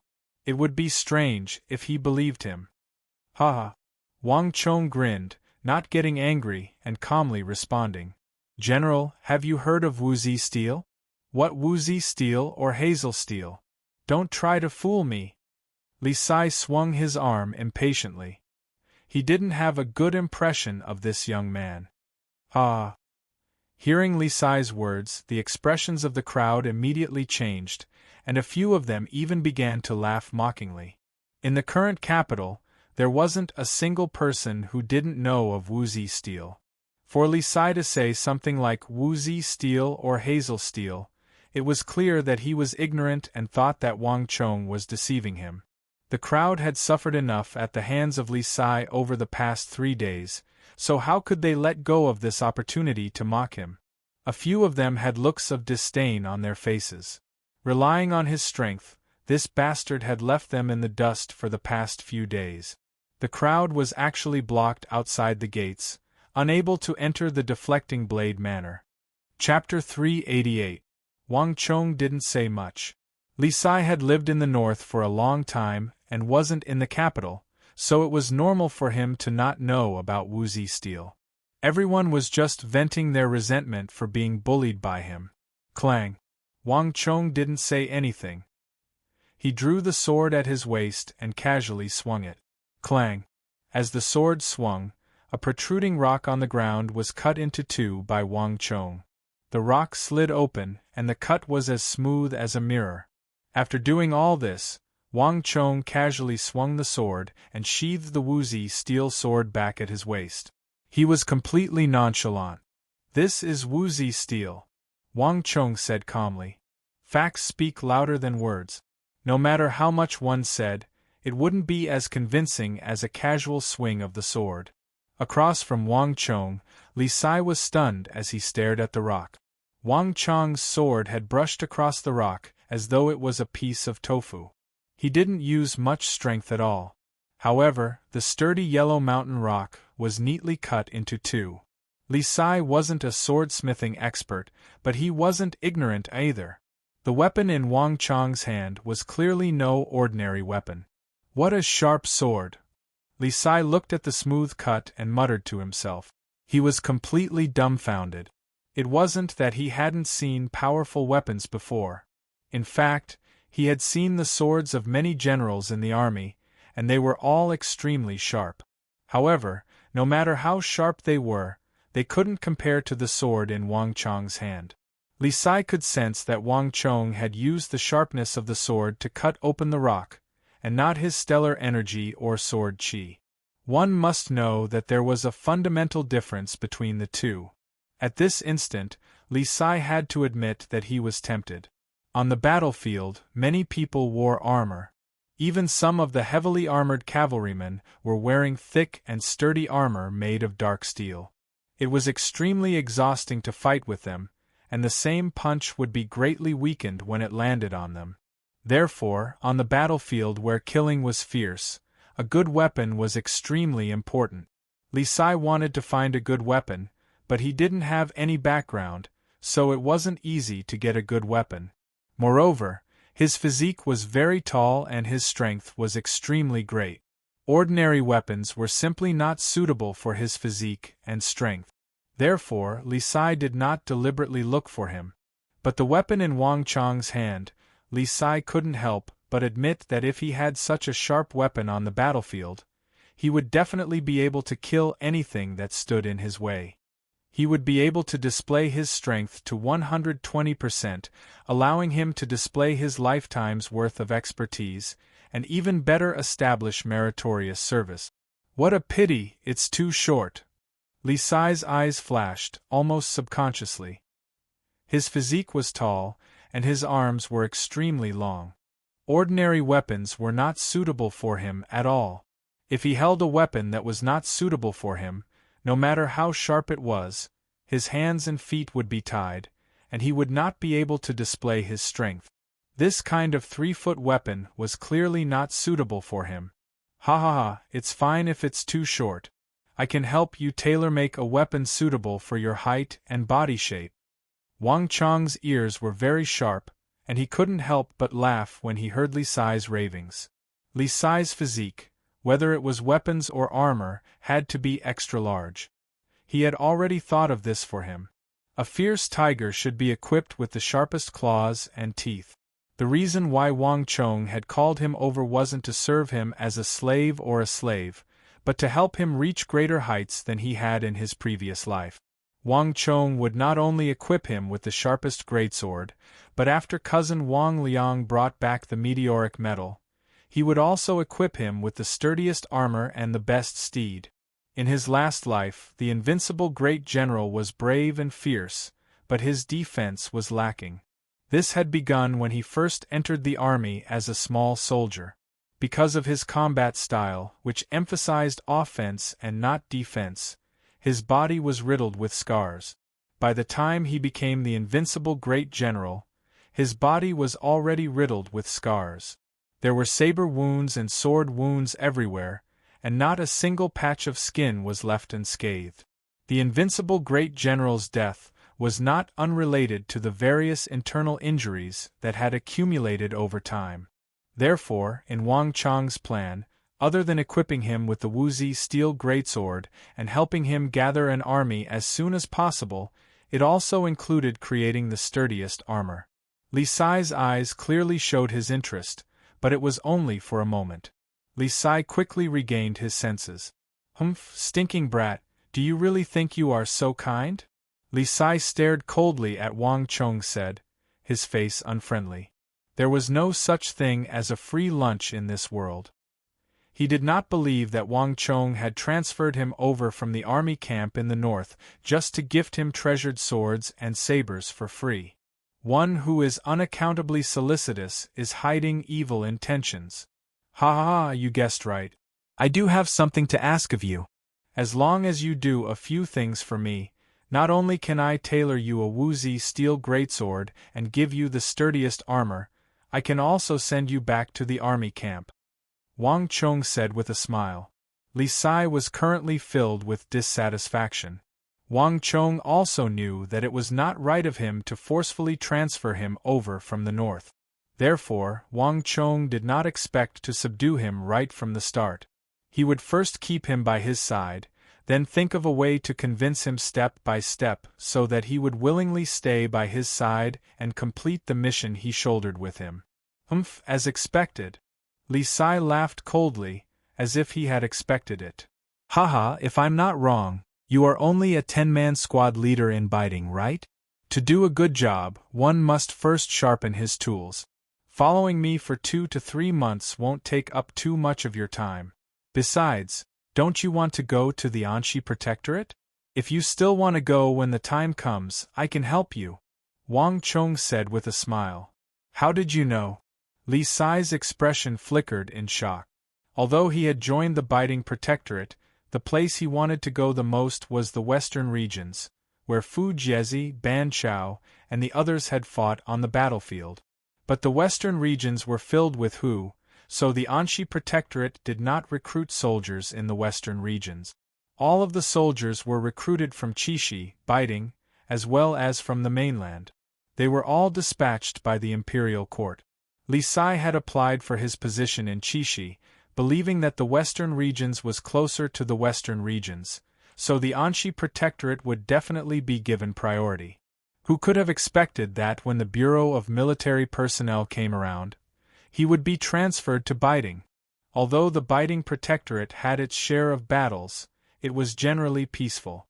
Moreover, the eastern and western Turkic Khaganates and the Tang dynasty were still in the midst of minor conflicts and concessions. Overall, they were not prepared to start a war with the Tang dynasty. These were all insignificant skirmishes on the border.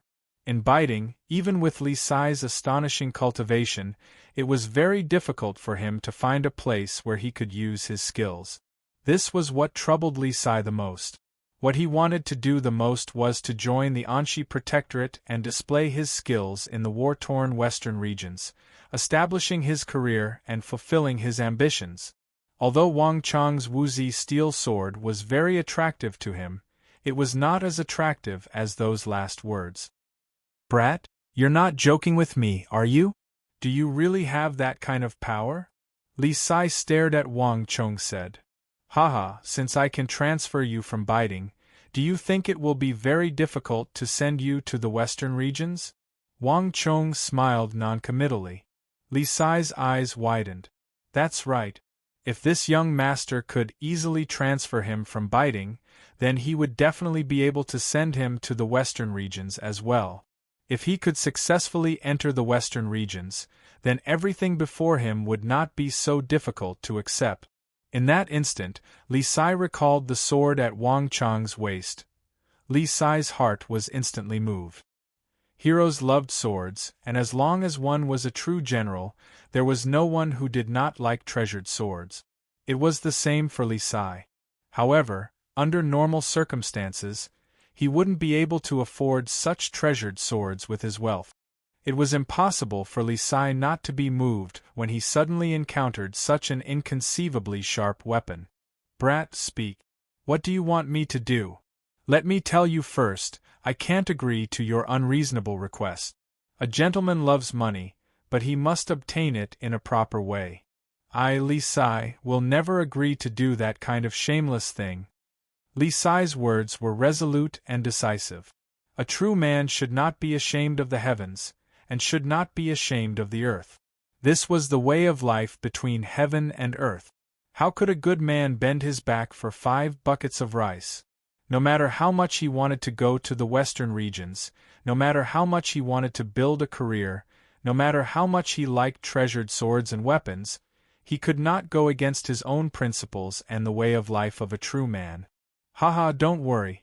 I will never let you do such a thing. Wang Chong laughed.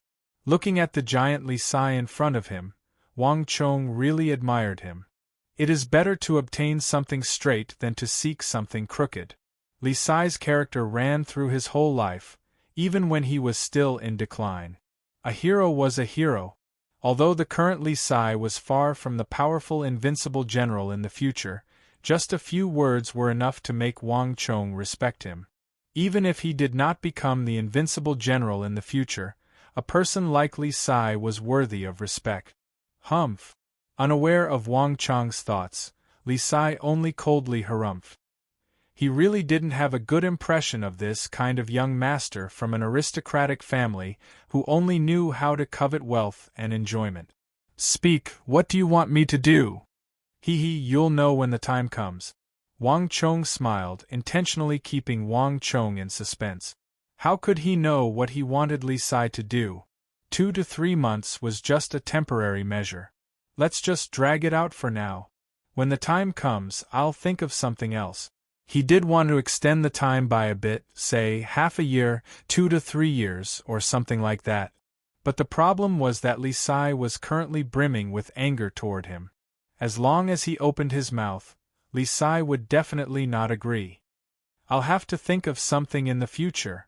While thinking, Wang Chong calmly walked past Li Sai and entered the deflecting blade manor. Chapter 389.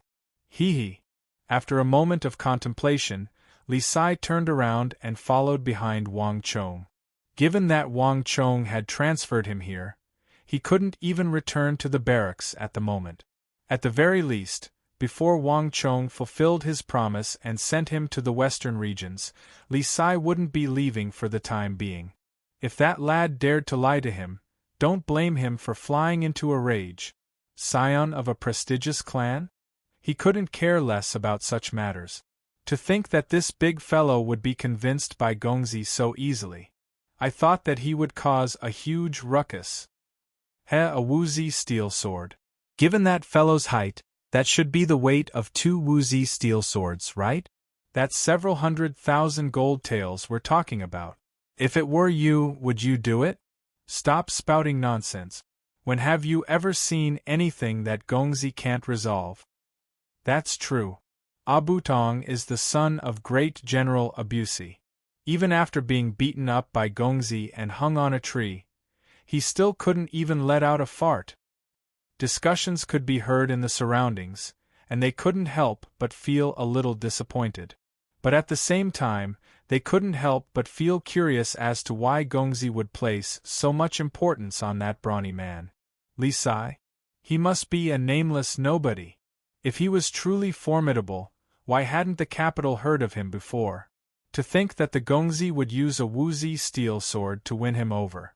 While everyone was talking, no one noticed that in a corner far away, there was a handsome young man with skin as white as snow and a slender neck that was even more delicate than a woman's.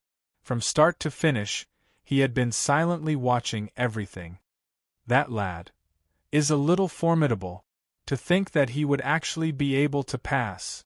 Su Chong, or more accurately, the cross-dressing Su Yichin, stared at the gates of the deflecting blade manor with a gleam in her eyes. For the past few days, when that man was causing a ruckus, she had been visiting him almost every single day. However, she had never caused a ruckus. Instead, she had quietly watched from afar. It wasn't that she wasn't convinced of Wang Chang's strength, so she didn't help him. It was just that Su Yichin had long since noticed that this burly man, who clearly carried the aura of a soldier, was unbelievably powerful. In the last few days, Deflecting Blade Manor had been brimming with resentment. Many people were saying that once Wang Chong returned, they would gather the experts of the various clans and charge forward to give that bastard a vicious beating to vent their anger. However, Su Yichin snorted disdainfully. They didn't even know the depth of their opponent's strength, yet they wanted to swarm him and defeat him with their numbers. If they really did that, Su Yichin was sure that these guys would be bedridden for 10 days to half a month. If even the old nanny by Princess Ni Huang's side had suffered a setback, how could they, who were still wet behind the ears, possibly be a match for him? "Miss, we can't watch any more," a petite maid at the side said. She felt that it was not worth it for her young mistress to wait for 3 days. "Humph, what's the rush? I don't believe that I'll lose to him." Su Yichin flicked her snow-white fingers confidently. While Wang Chong was away on a mission, she hadn't been slacking off either. Over the past month, she had been constantly tempering her chess skills. Now, she was confident that her chess skills had improved a lot compared to before. This time, no matter what, she was determined to defeat him and vent the hatred in her heart. Also, darned lass, don't call me Mississippi. How many times have I told you? Yes, Mississippi. Oh yes, Gongzi. The petite maid had just chuckled when she received a slap on the head, and she immediately turned obedient. However, the corners of her lips still curled up, revealing a smile on her face. Striding forward, master and servant quickly followed the crowd into the Deflecting Blade Manor. Passing through more than half of the Deflecting Blade Manor, they headed straight for the chess hall on the second floor. The Deflecting Blade Manor was quickly tidied up. A large number of resources were transported up Deflecting Blade Mountain in a short time. The broken tables and chairs were quickly replaced, and the fruits of the season, all of them dazzling in color, were quickly transported to various parts of the Deflecting Blade Manor, allowing anyone to enjoy them for free. The archery range, the racecourse, the drill grounds, everything was cleaned up. This was Huang Qianer's first time entering the Deflecting Blade Manor, and everything felt fresh to her. Of the 3 great training camps, nothing was more popular than this one and only Deflecting Blade Manor. It wasn't just Kunwu training camp. Even the students of Longwei and Xinwei training camps had been attracted here. In the 3 great training camps, the Deflecting Blade Manor had an extremely high reputation. This wasn't just because of Wang Chang's reputation, but also because of the spirit vein. More importantly, a large number of prestigious clans and influential scions had gathered here, and even the princesses of the royal family had appeared. In the 3 great training camps, it was publicly acknowledged that only the most talented scions and the most talented scions could enter the Deflecting Blade Manor. It was even rumored that the reason why those scions from poor backgrounds were able to enter the Deflecting Blade Manor was because of Duke Jiu. Duke Jiu liked to promote the younger generation, and Wang Chong had done so because of Duke Jiu's intentions. And the most talented scions had the ultimate goal of receiving an audience with Duke Jiu, and those who performed outstandingly might even receive Duke Jiu's recommendation to meet the Empire's Supreme Holy Emperor and be approved to become an official in the future. For such people, even if they came from poor backgrounds, they were bound to have a bright future. To them, one's background was no longer important. Thus, in the deflecting blade manor, only the direct descendants of the prestigious clans would get along with the commoners who came from poor backgrounds. Huang Qian'er had naturally heard of this, but this was her first time seeing it in person. The Wang clan is already this wealthy? Huang Qian'er's eyes constantly scanned the row upon row of resplendent buildings. The entire deflecting blade manor was made up of countless palaces, each of them exquisitely carved and beautifully decorated, not to mention their opulent decorations. With a glance, Huang Qian'er saw many pillars covered in true gold, eaves inlaid with night pearls, beast eyes, steps made of white marble, and landscapes made of agate and coral. Every single one of these items was worth a fortune and could be sold for a very high price. But in the deflecting blade manor, they were just simple decorations. As for those colorful fruits, they were extremely precious in the capital and were sold by the tael. But here, one could eat them by the truckload. The pomegranates, grapes, and walnuts of the western regions, the dates and figs of the Abbasid Caliphate and Charax-Spazinu, and even the blueberries, snake fruits, lemons of the Abbasid Caliphate and Charax-Spazinu. Everything could be found here. Although Huang Qian'er didn't know much about the Wang clan, she knew that it was famous for its incorruptibility. The prices of the items before her were astronomical, not something that the Wang clan could afford through normal means. In truth, it truly wasn't the Wang clan. Everything before her had been earned by the youth beside her. For a clan renowned for its incorruptibility to suddenly possess so much wealth, the court officials would have long since impeached them. But the Wang clan was completely fine, because everyone knew that all of this was obtained by the young man beside them through legal means, in an official manner. A single Wuzi steel sword could be sold for 70 to 80,000 taels of gold, perhaps even several 100,000 taels of gold. To ordinary clans, this was an unimaginable sum. Wang Chong's wealth alone was already enough to rival an entire country, surpassing the combined wealth of many great clans. "What are you thinking about?" a voice suddenly sounded by his ear. Wang Chong looked at Huang Qian'er in astonishment. Huang Qian'er had been silent from the very start, and it seemed like she was in a daze. "It's nothing." Huang Qian'er shook her head and quickly regained her composure. Her face remained cold, as if unwilling to get too close to Wang Chong. Hee. Wang Chong chuckled, paying it no heed. By the time he returned, the deflecting blade manor was back on track. With so many people working together, and with Wei Anfang's supervision, the deflecting blade manor was quickly cleaned up. The current deflecting blade manor was different from when Wang Chong had left. Wang Chong noticed that many new items had been added to the deflecting blade manor, such as pearls, agate, and white jade. Wang Chong had only made a start here, but soon, like a rolling snowball, new items were added in. Needless to say, Wang Chong knew that these items were added by the scions of other clans in the deflecting blade manor. Wang Chong didn't mind this at all. On the contrary, he was happy to see it happen. This meant that even though he was the one who established the deflecting blade manor, everyone who entered it had gradually developed a sense of belonging to it, and they had even begun to treat it as their home. For a system to continue on, it was impossible to rely solely on the abilities of an individual. This was because such a system would rise with an individual's outstanding abilities, and it would also collapse with the fall of that individual. What Wang Chong wanted was a system where, even without him, the deflecting blade manor would be able to nurture a steady stream of talented generals in accordance with his plans and ideals. Right, I forgot to ask.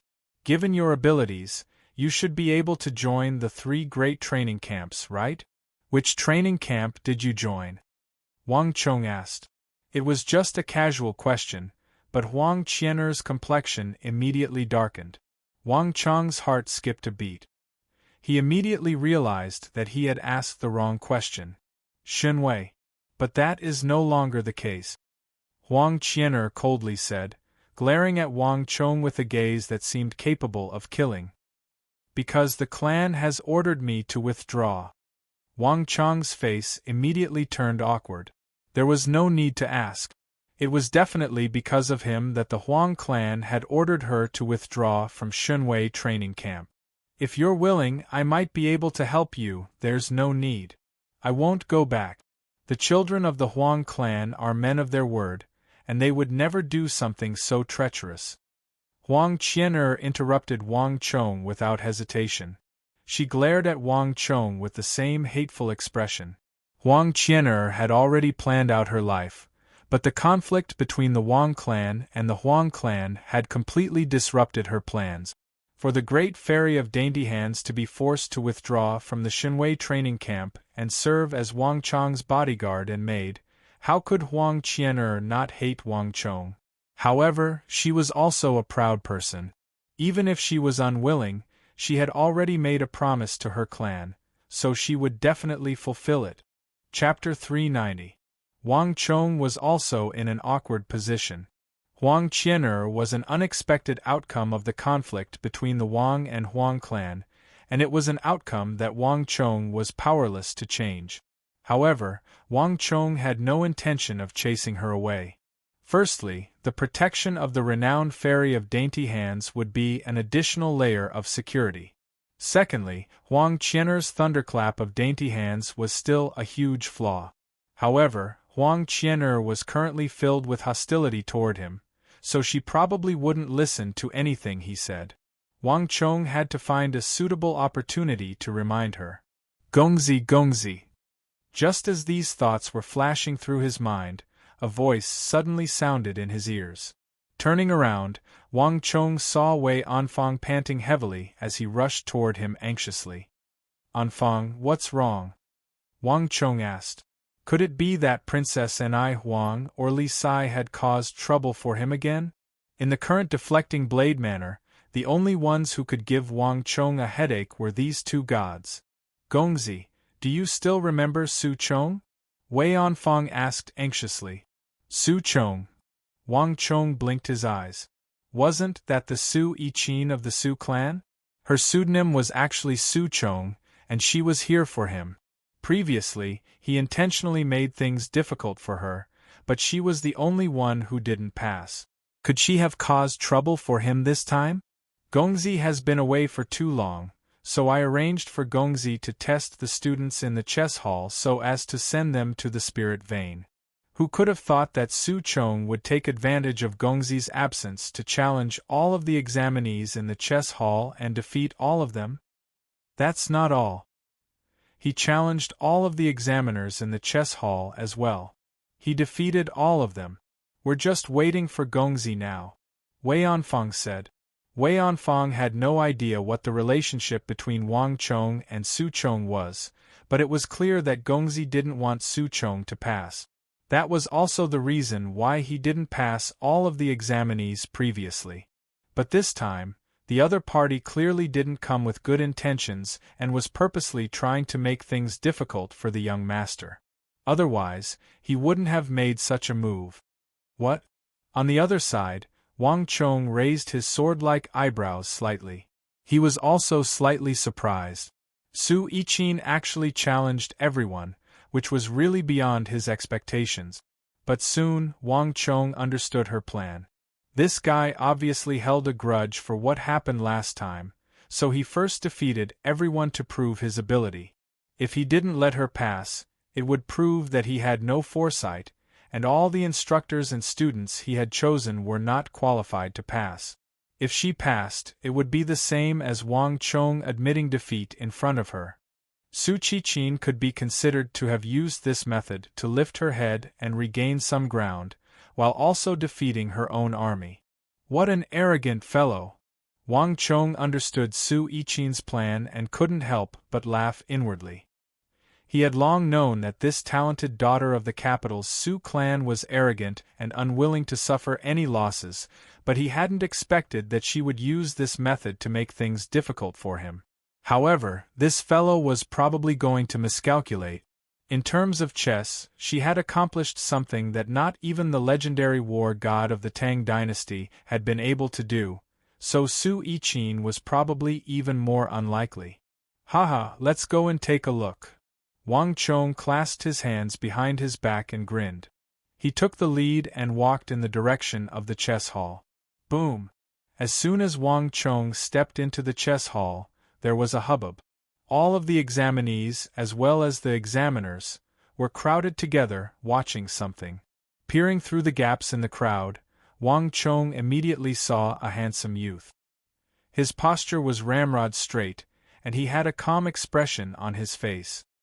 He was currently fighting with one of his examiners. The handsome youth didn't seem to be affected at all. He had a relaxed expression on his face, but the examiner opposite him was drenched in sweat. His face was so pale that there wasn't a single trace of blood in it. However, his eyes were fixated on the chessboard on the table, and it was as if his soul had been sucked out of him. That's the most formidable examiner in our chess hall, Wei Anfang whispered at the side. Got it. Wang Chong nodded. Without needing to think too much, Wang Chong knew that Su Yiqin would definitely win. It would be truly strange if the best logistics officer of King Qi in his previous life couldn't defeat a few examiner students in the chess hall. As expected, in less than 2 breaths, Wang Chong heard Su Yiqin's voice. You've lost. Su Yiqin pushed the chessboard away and stood up from her seat. She raised her head proudly, a gleeful look on her face. This time, she had defeated all of the examiners by Wang Chong's side. She wanted to use this method to humiliate Wang Chong and exact vengeance for the previous time. On the other side of the chessboard, that pitiful examiner was dejected. He was trembling in fear, and his entire body was drenched in sweat. The entire chess hall was deathly silent. Pa pa pa. At this moment, a resounding applause suddenly sounded. As Wang Chong clapped, he walked over with a smile. Wang. As if awakened from a dream, the crowd noticed that Wang Chong had arrived on the stage at some point. One by one, they backed away, opening up a path for Wang Chong. Young master! Young master! Young master! The crowd lowered their heads and bowed respectfully. In the chess hall, Wang Chong held absolute authority. After all of the books on military strategy were written by Wang Chong. Even the instructors of the training camp were no match for him. They still didn't know that even So Young's son had lost to him. Humph, young master, I can pass this time, right? Su Yiqin looked at Wang Chong, her head held high, and she spoke rudely. Wang Chong hadn't given her any face last time, so her words this time were also merciless. Haha, whether you pass or not, the chess hall has its own rules. If you want to enter the spirit vein, you'll have to pass the test first. Wang Chong clasped his hands behind his back and smiled. So be it, Su Yiqin said, but inwardly she was sneering. This time, she had come prepared. Regardless of whether she won or lost, she would make Wang Chong lose face. Let's see what you can do this time. The corners of Su Yiqin's mouth curled up slightly, and she looked very pleased with herself. Without waiting for Wang Chong to speak, Su Yiqin flicked her sleeves and began to clear the chessboard, preparing to make room for her to play with Wang Chong. Wait a moment. Wang Chong suddenly stopped her. He swept his gaze around and said, Everyone else, get ready as well. Everyone else, get ready. This time, just like last time, I will test all of you. There's no need for that. An even louder voice sounded. Su Yiqin stared at Wang Chong, her head slightly raised, and a trace of craftiness appeared in her eyes. I've already looked through them for you. Their aptitude is mediocre, and not a single one of them can pass. These words were filled with arrogance, and they infuriated the surrounding crowd, but no one dared to refute them. It was an indisputable fact that Su Yiqin had swept through the entire chess hall like the autumn wind sweeping away the fallen leaf. She did indeed have the qualifications to say such words. Whether or not I can pass is up to me. What you say is useless. Wang Chong smiled. His words provoked Su Yiqin to the point where her face flushed red. In an instant, she erupted with the most intense battle intent toward Wang Chong. She had always viewed herself as a proud daughter of heaven, so how could she endure Wang Chong's provocation? She immediately exploded at Wang Chong, not caring whether she was still pretending or not. Useless? Why are they useless? I've already looked through them for you, and they truly are useless. Each and every one of them can't even compare to a tenth of my strength. If they can pass like this, then who can't? If that's the case, then I don't think there's any need for the chess hall to continue. Because it has no credibility. If they can pass like this, then who will trust them in the future? Su Yiqin glared at Wang Chong. She didn't care. If this bastard dared to mess around, she would make sure he couldn't back down. The sage of Confucius had also said that the only people in the world who were difficult to deal with were petty people and women. Who told him to offend a woman? She was a vengeful person. He. Seeing Su Yiqin so agitated, Wang Chong wasn't angry at all. Su Chong, do you know why I choose students from the chess hall, and why they have to pass the chess hall's examination before they can enter the spirit vein to cultivate? Do you really think that I'm only choosing those who are strong in chess? The art of war has both righteous and strange aspects. Using righteous means to achieve victory through strange means. Some people are good at using righteous means to defeat their opponents with dignified method. Some people are good at using strange means to defeat their opponents with surprise attacks. For those who are good at righteous means, you ask them to use strange means to defeat them. For those who are good at strange means, you ask them to use righteous means. It's like asking civil officials to kill their enemies and generals to recite poems. This method is completely the opposite. If civil officials don't know how to recite poems and civil officials don't know how to kill their enemies, do you not want them? Do you want to say that they aren't qualified? Wang Chong said with a smile, his words exuding a carefree and tranquil aura. Righteous means? Strange means? Su Yiqin was stunned. She raised her head to look at Wang Chong in confusion. She could be considered to have seen many things and read many books. Moreover, she had been nurtured by a noble clan, so she was even more skilled in this aspect, far surpassing ordinary people. But while she could recognize the words that Wang Chong had said, she couldn't understand what they meant when they were put together. What righteous means and strange means. She had no idea what they meant, and she had never heard anyone mention them before. For a moment, looking at Wang Chong's confident expression, Su Yiqin suddenly felt a little guilty. That's right. Wang Chong chuckled. He wasn't surprised by Su Yiqin's reaction at all. Due to the development of martial prowess in this world, the art of war wasn't very developed. In the world that Wang Chong had come from, the concept of regular and strange means was something that ordinary people were familiar with. But in this world, it was still an extremely novel concept. Many people had never even heard of it, let alone ideals. Although Su Yiqin was both beautiful and talented, she was clearly limited in this aspect, and her knowledge was practically nil. Wang Chong's next goal was to popularize the concept of righteous means and strange means in the Tang dynasty.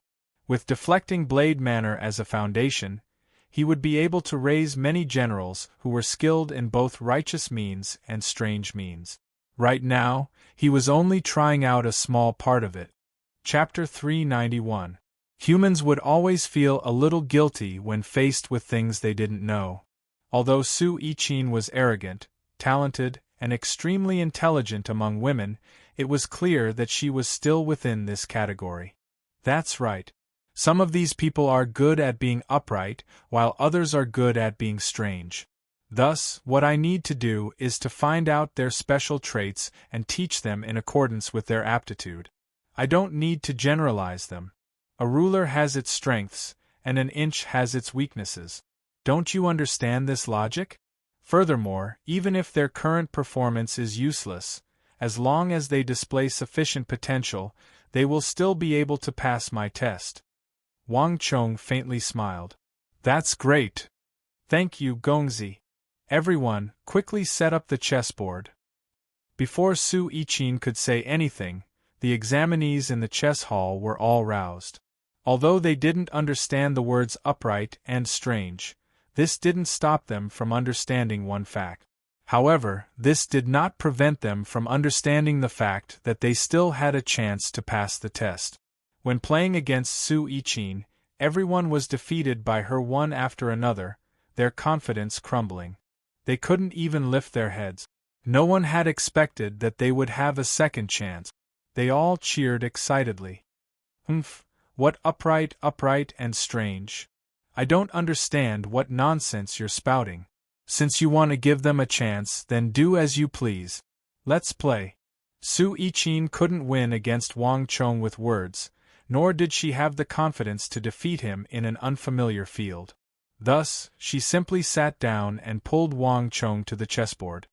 As long as I can defeat him, I want to see what else you can use to be arrogant in front of me, Su Yichin said hatefully in her heart. She had been suppressing her anger for more than a month, while Wang Chong was away on a mission in the training camp. She had also been suppressing her ultimate move for more than a month. She wanted to see what else he could use to be arrogant in front of her after he was defeated by her. Seeing Su Yichin's belly full of anger, Wang Chong snickered in his heart. With a wave of his sleeves, he leisurely sat down in front of her. I'll go first this round, Su Yichin said angrily, unwilling to pass on the responsibility. Oh why? Wang Chong chuckled. Nonsense, of course it's because of my woman. Just as she was about to blurt out these words, Su Yichin immediately realized that she was still disguised as a man. Of course, she couldn't say such words. Otherwise they would be exposed. Can't you let me have a moment? Su Yichin said with some dissatisfaction. Of course, Wang Chong said without batting an eyelid. In his heart, he was laughing so hard that his belly was about to explode. It wasn't as if he didn't see the movement of Su Yichin's lips. Until now, she still didn't know that he had already seen through her womanhood. Walala!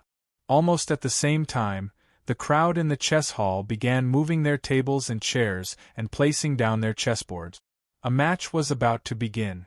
For an ordinary person, it was almost impossible to play against 10, 20, or even more people at the same time, because it was too mentally exhausting.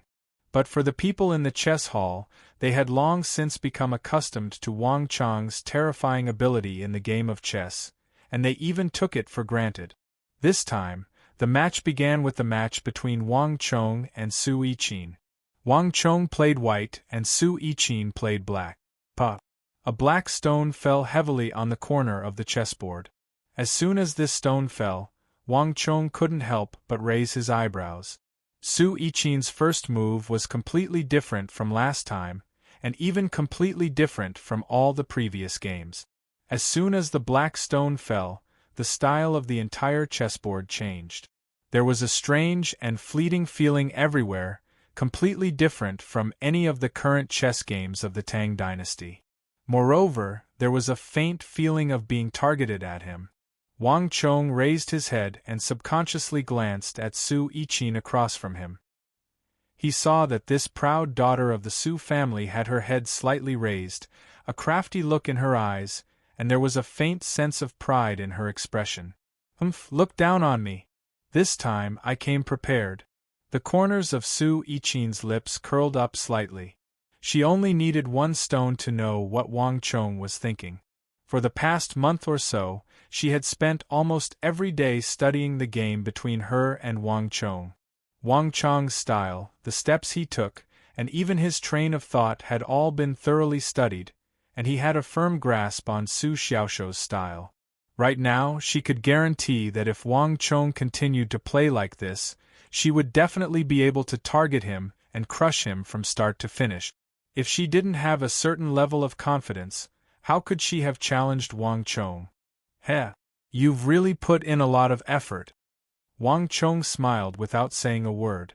How could Su Yichin's little thoughts hide from him? Unfortunately, it's useless. Su Yiqin thought too simply of him. If this was all he knew, he might really embarrass himself in front of everyone today.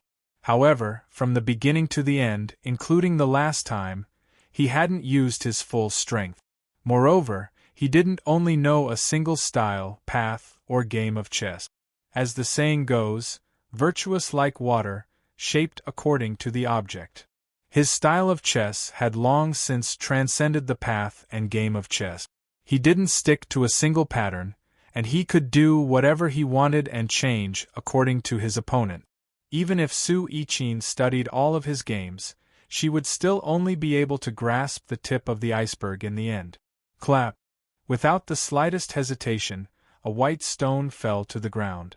It was only one stone, but Su Yiqin's expression immediately changed. Because she suddenly realized that Wang Chang's moves were completely different from the last time. It was a completely different style. If the previous Wang Chang's style was peerless and elegant, then the current Wang Chang was full of calmness and magnanimity. It was as if he was a completely different person. It was completely not something that could be shown at his age. Heh! Didn't you want to know what a normal and unexpected move is? Today, I'll teach you the simplest normal move. I'll use a simple normal move to defeat you. Wang Chang said calmly, with the demeanor of a general. Don't brag here. If you want to show off in front of me, wait until you beat me. Su Yiqin was a girl after all. How could she stand this kind of provocation? She was so excited that her face turned red in front of Wang Chang.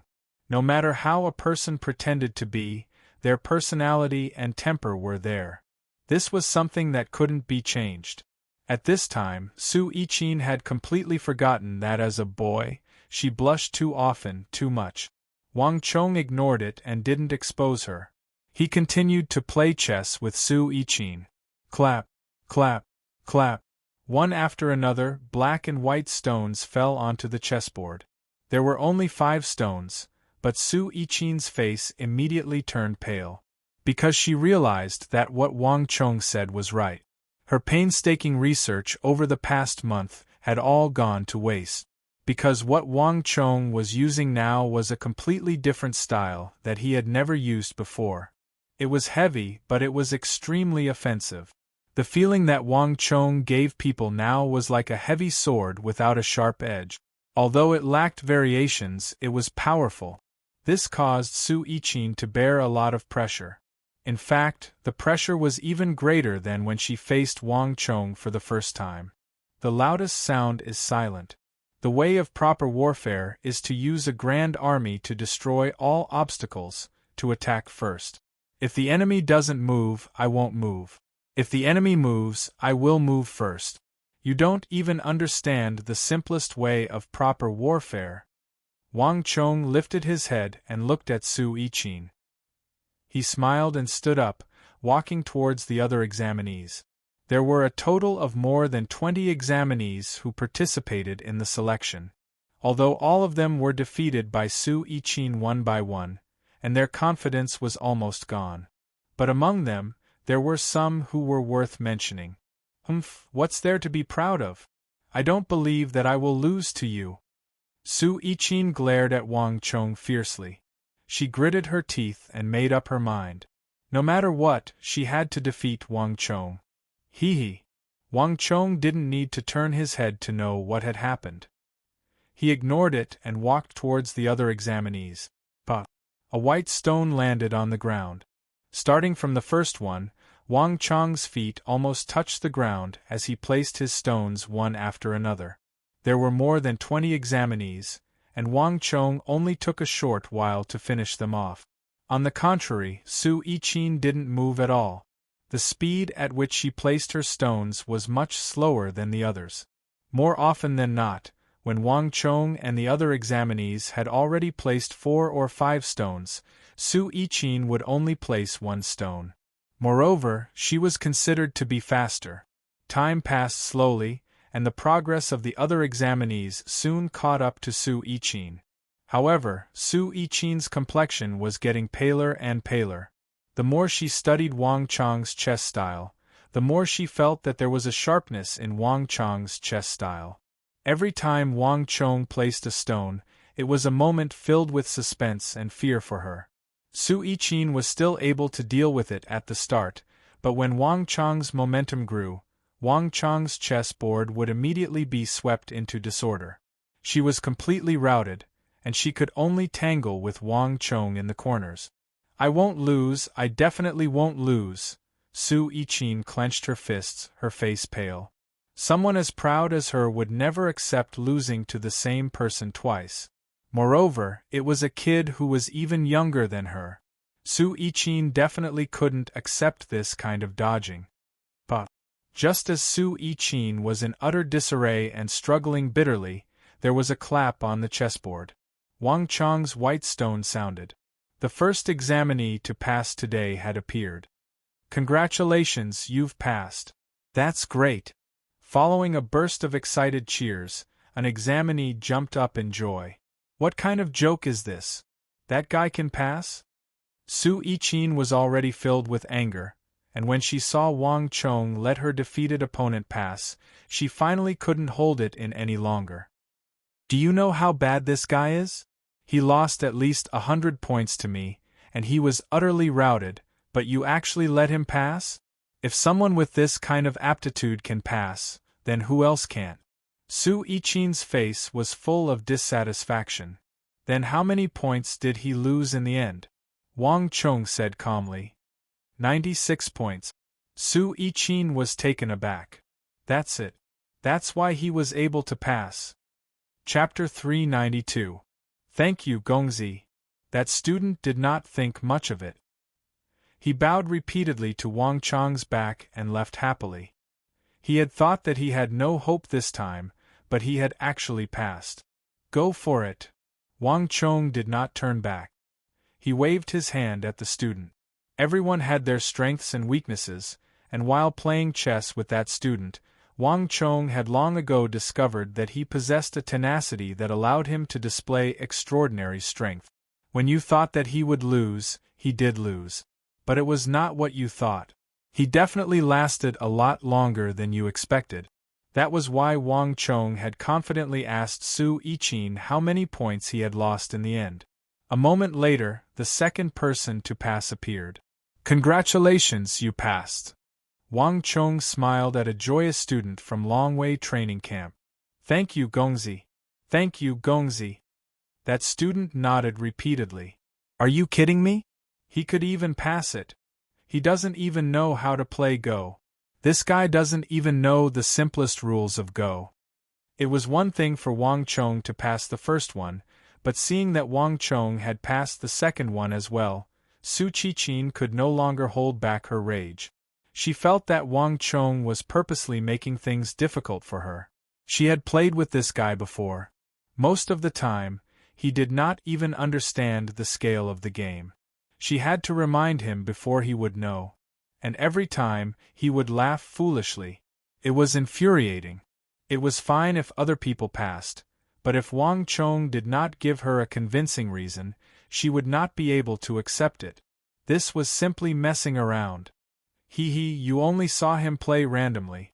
Do you really think that he doesn't know? Lin Chongting, recite the rules of Go to him. Wang Chong waved his hand. Lin Chongting looked at Wang Chong, his eyes filled with doubt. Su Yiqin was right. He had never played Go before. Therefore, it was not wrong for Su Yiqin to say that he did not know how to play the game. What really surprised him was Wang Chong. Wang Chong was so sure that he knew the rules of Go and could recite them. "This, yes, young master." Although Lin Chongting was surprised, he quickly recited it. A long paragraph of Go chants flowed out of his mouth, without any hesitation. Su Yiqin's eyes finally revealed a look of surprise when she heard this long paragraph of over 1,000 words of Go chants. She had played with this guy before, and he made her feel like a fool. However, even some students with good Go skills might not be able to recite such a long paragraph of Go chant. However, the fool in his eyes actually recited it so smoothly. This made Su Yiqin's jaw drop. His appearance before and after were like clouds and mud, as if he was a completely different person. She couldn't believe that the same person could be so different from her and Wang Chong. Moreover, how did Wang Chong see through it? It's not that he doesn't know how to play, it's just that he hasn't come into contact with Go for a long time. His thoughts are unconventional, and he's not restricted by the rules of Go. He hopes to take an unconventional path and come up with a unique method to defeat his opponent. But because he hasn't dabbled in Go for a long time, he doesn't know much about it, and he doesn't have anyone to guide him. That's why he looks like a fool in the eyes of others, not even knowing the rules of Go. Actually, this is the art of surprise of the art of war. I'm afraid that even he doesn't know this. Lin Chongding, come to my room to look for me after this matter is over. I have something for you, Wang Chong said. This Lin Chongding's talent wasn't inferior to Sun Jiming's. If he was nurtured well, he might become the new twin paragons of the empire of the Tang dynasty. Thank you, young master. Lin Chongding was overjoyed. He had only wanted to pass the test, but he hadn't expected to receive Wang Chong's recognition. This was truly an unexpected reward. What surprise or proper again? Don't try to fool me, Su Yiqin retorted indignantly. She couldn't understand a single word that Wang Chong had said. Even now, she felt that Wang Chong's surprise, or proper, was something that he had purposely made up to humiliate her. If it was really that formidable, given her background, how could she have never heard of it? Wang Chong chuckled, not bothering to explain. Su Yiqin was wrong. Regardless of whether it was the first or the second student, Wang Chong wasn't lying. These examinees did indeed have some potential. If they were nurtured well, they would become the brightest generals of the empire. In his previous life, the reason why the Tang dynasty only had 100 generals was because they didn't have enough discerning talent scouts. But in this world, who could be more insightful and able to teach them better than him, the supreme war saint, the supreme marshal of the Central Plains in his previous life? In the 3 great training camps, Longwei, Shunwei, and Kunwu, he was actually the supreme instructor, just that no one knew about it. The match continued. Even though 2 people had passed, a large number of people had still been eliminated. From this aspect, Su Yiqin's words weren't wrong. Deflecting blade manner had just been established, and the chess skills of many of the examinees were nothing to scoff at. But Wang Chong's original intention wasn't to turn all of them into chess experts. Rather, he wanted to use this method to create that kind of atmosphere. Through the art of chess, he wanted to nurture their appreciation for the art of war. Even if these people couldn't become generals. But as long as they displayed even the slightest bit of proficiency in the art of war, when they entered the army in the future, they would all become lieutenants, commandants, deputy generals. Just think about it, with hundreds or even thousands of these basic troops who were well versed in the art of war, the Tang dynasty would be invincible. Wang Chong's ultimate goal was to create such a valiant and skilled military officer who was well versed in the art of war. And deflecting blade manner was the best cradle for grooming such an officer. Time slowly passed, and Su Yiqin's situation was already hanging by a thread. The heavy sword was edgeless, and the great technique was useless. Wang Chong's Grand Master swept through the chessboard, almost sweeping away all of Su Yiqin's chess pieces. On the chessboard, Wang Chong didn't use any special methods at all. Every move he made was methodical, and Su Yiqin could see it clearly. But it was precisely this ordinary chessboard that had forced Su Yiqin into desperate straits. Su Yiqin's face was pale, and beads of sweat were forming on her forehead. This was a sign of intense mental strain. Every move of Wang Chong's seemed to exhaust all of her mental energy. Congratulations, you've passed. Alright, that's all for today. The list of those who have passed has been released. I hope that you'll work harder next time and pass the examination.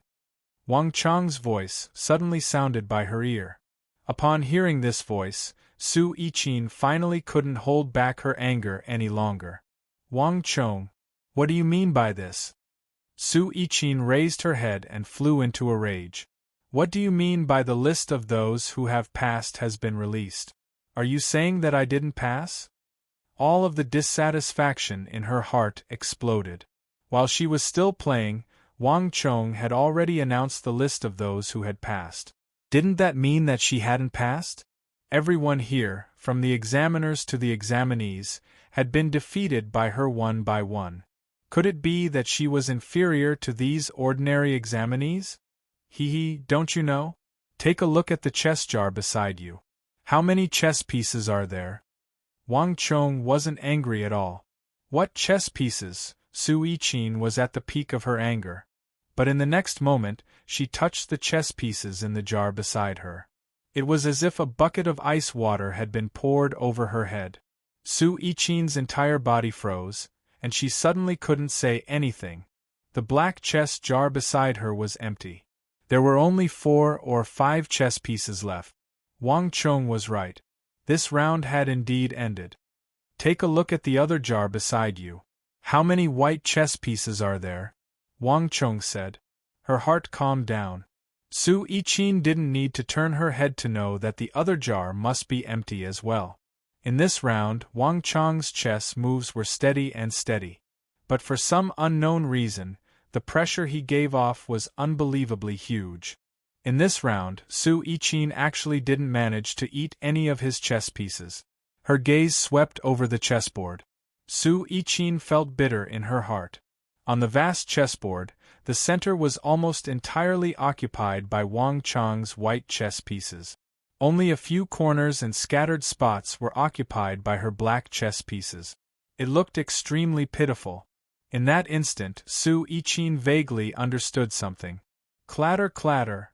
Wang Chong didn't say anything. He picked up the black chess pieces in his other chess box and poured them in front of Su Iqin. Take a look for yourself. See if there are 100 chess pieces here. You've lost more than you've eaten. You've basically suffered a crushing defeat. In fact, you've lost even more than some examinees. The chess hall has its own rules. You can't pass this round. Wang Chong said indifferently. Su Iqin's face turned from red to white, from white to red, and finally became deathly pale. Only at the very last moment did she realize that she had lost again, and even more miserably than the last time. Su Iqin's lips trembled. As proud as she was, how could she bear this kind of blow? Keep working hard. Even though I feel that your aptitude isn't suitable for the chess hall. Wang Chong said indifferently, his hands clasped behind his back. It was this sentence that infuriated Su Iqin. Boom! There was an earth-shattering explosion, and the entire chess hall trembled. In front of Wang Chong, Su Iqin stretched out her fist and smashed the chessboard and the table in front of her into smithereens. Wood splinters flew everywhere. In front of Su Iqin, these incomparably hard tables and chairs made of cedar wood were like paper, and countless wooden fibers were even shaken off. Su Iqin's strength was so great that even after the cedar table was smashed to pieces, its 4 legs still embedded deep into the floor. Bastard! Su Iqin finally exploded, her furious voice ringing through the entire chess hall. She couldn't care less anymore. Even if her identity was exposed today, she would teach Wang Chong a good lesson. Chapter 393. Su Iqin's face paled, and she felt like her lungs were about to explode. She was the proud daughter of the Longwei training camp, and many young masters of aristocratic families would bow their heads and respectfully call her sister Qin, but she didn't even bat an eye at them. Every single one of these men was lustful, and their talent was mediocre. They weren't worthy of Su Iqin's attention at all. Who said that women were inferior to men? She, Su Iqin, wanted to trample all men beneath her feet. She was used to being arrogant, and she was used to looking down on men. Su Iqin could never have imagined that she would be humiliated by Wang Chong in the tiny deflecting blade manner. What are you trying to do? With a flash of light, a white silhouette appeared between Wang Chong and Su Iqin. Huang Qian'er carried a silver greatsword on her back, and her expression was as cold as an unmelting glacier as she stared at Su Yichin. She couldn't tell that Su Yichin was a woman disguised as a man. In this aspect, women seemed to lack the ability to distinguish between men and women. Huang Qian only knew that if anyone dared to touch Wang Chong, she would send them flying out of the window. This handsome young man seemed to be quite strong, but he was definitely not a match for her. Su Yichin didn't even look at Huang Qian. Her eyes were red, and she felt like she was about to explode. Wang Chong, you're going too far. Su Yichin's chest heaved. She had never suffered such humiliation before.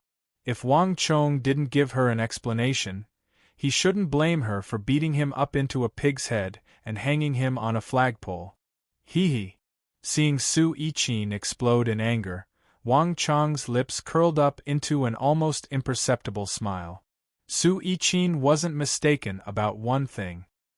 He had indeed purposely not allowed her to pass. Moreover, there was one thing that she didn't know.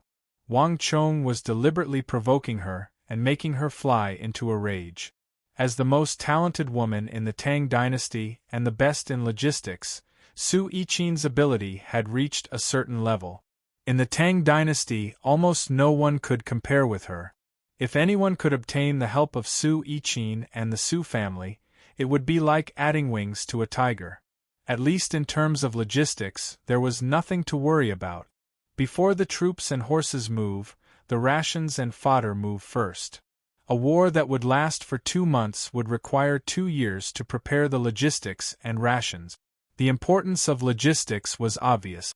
In the other world that Wang Chong came from, that fellow called Napoleon had failed on the verge of success precisely because of a lack of logistics. A great undertaking had been wasted, and decades of effort had been wasted. Logistics was too trivial. It involved countless aspects and was innumerable. It needed wisdom, but not just wisdom. In this aspect, even if one's martial arts were higher than the heavens, it would be useless. Wang Chong knew that he had no talent in this aspect. In his last life, when the army was defeated, he was basically in a state of no rations, no pay, and no logistics. If he really had a formidable logistics expert like Su Yichin, he wouldn't have lost so quickly. It was a rare opportunity for the talented daughter of the Su clan, Su Yichin, to disguise herself as Su Chong and come to Deflecting Blade Manor to challenge him. If Wang Chong were to let go of this opportunity, he wouldn't be Wang Chong. Su Chong, you seem to be very unconvinced? Wang Chong said calmly. Convinced? About what? There isn't a single person here who is a match for me. All of them have been utterly defeated by me. Tell me, other than you, who else here is more formidable than me? Him, or him. Su Yichin pointed at the examinees around her, unable to restrain her anger. Those who were weak had passed, while those who were strong had failed. How could there be such a logic in the world? She could sense that Wang Chong was intentionally making things difficult for her. Even if she had to expose her identity, she would still teach this bastard a lesson. Do you think that they are weak? Or perhaps, do you think that you are very strong? Wang Chong looked at Su Yichin, the smile on his face infuriating. Am I not? Su Yichin countered with a question. Don't think that she is a 3-year-old child. Wang Chong's excuses can't fool her. Let me ask you, how long have you been playing chess? How long have they been playing chess? Wang Chong said calmly, as if he couldn't see the rage on Su Yichin's face. What do you mean? Upon hearing Wang Chong's question, Su Yichin suddenly calmed down.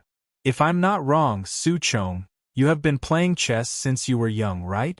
By now, it has probably been more than 10 years, right? But these people... Wang Chong turned around and swept his gaze across these students. The longest they have been playing chess is 1 or 2 years, and the shortest is only 1 or 2 months. Although their chess skills are very poor right now, they have great potential. Potential? What do you mean? Su Yichin said. This time, even Huang Qianer's attention was drawn. Although she wasn't participating in the match, She could clearly see everything that was happening at the entrance of the chess hall. Even she could tell that Wang Chong had something against this Su Chong fellow. But this was also his fault for being too arrogant.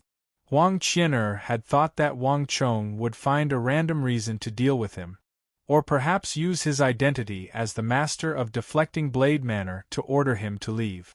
But from the looks of it, Wang Chong wasn't just spouting nonsense. It's very simple. Think about it. One is a grown shrub, and the other is the seed of a nanmu.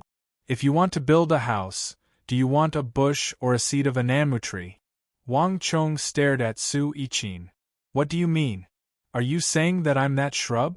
Su Yiqin's eyes blazed with fury.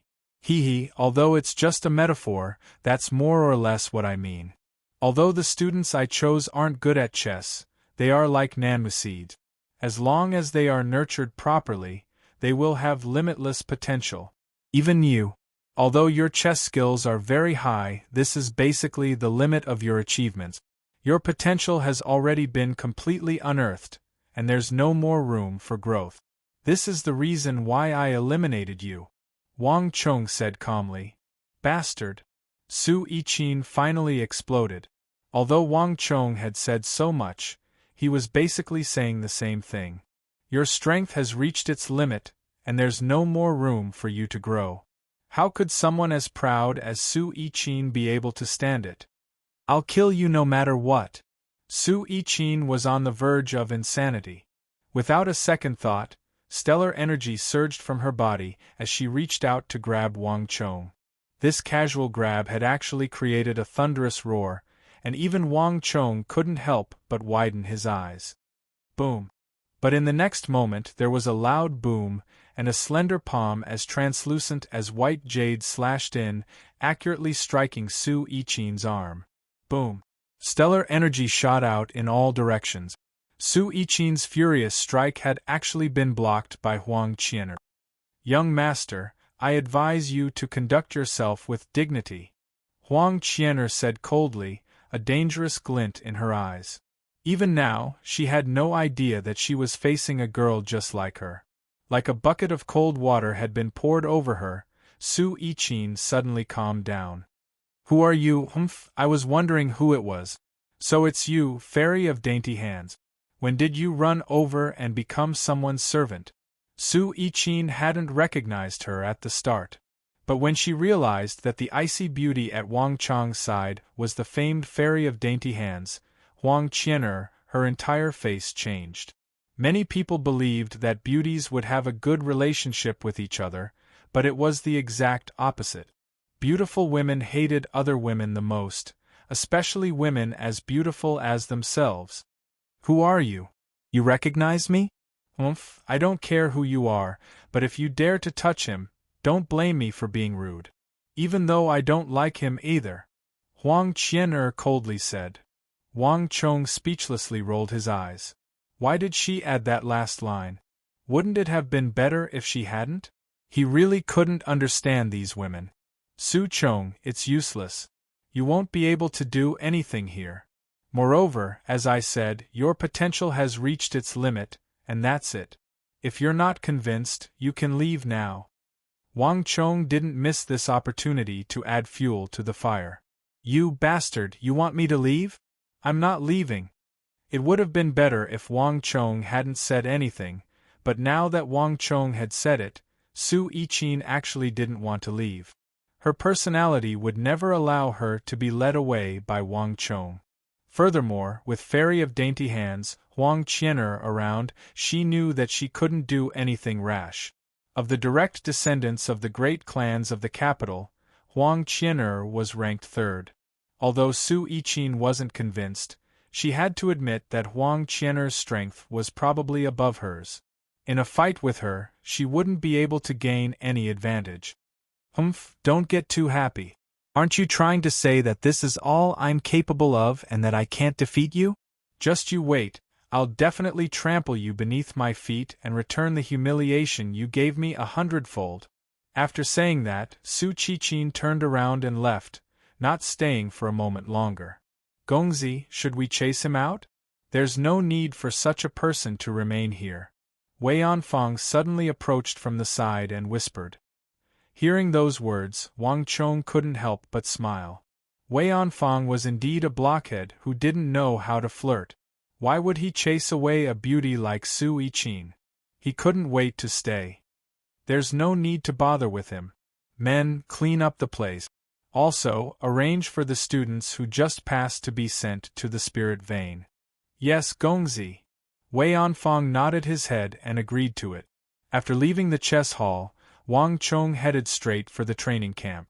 After so long, it was about time for him to meet his instructor, Zhao Qianqiu. Passing through more than half of the training camp, Wang Chong finally met with Zhao Qianqiu at the main peak of Kunwu training camp. You're finally back.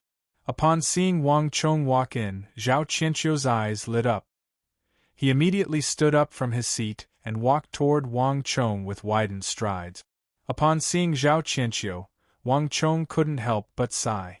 Once upon a time, Wang Chong had only gone there for the sake of Zhao Qianqiu's reputation in his previous life and the halo of dusk stallion under his name. But unknowingly, a deep bond had been forged between the two of them. If not for Zhao Qianqiu's thousandly fragrance, he might have really died in that forest.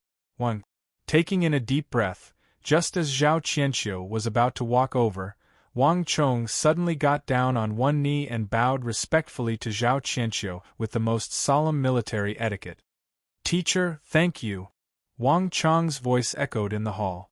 From this moment onward, regardless of whether it was in terms of status or heart, Wang Chong viewed Zhao Qianqiu as his teacher, a teacher for life. Chapter 394. Wang Chong, what are you doing? Just a few steps away from Wang Chong, Zhao Qianqiu halted with a look of bewilderment. In the past, Wang Chong had never treated him with such seriousness when they interacted. "Thank you, teacher. If not for teacher, Wang Chong might have already died on the way back to the capital." Wang Chong said gravely. I was still wondering what it was. Get up, get up. You're the student I'm most proud of.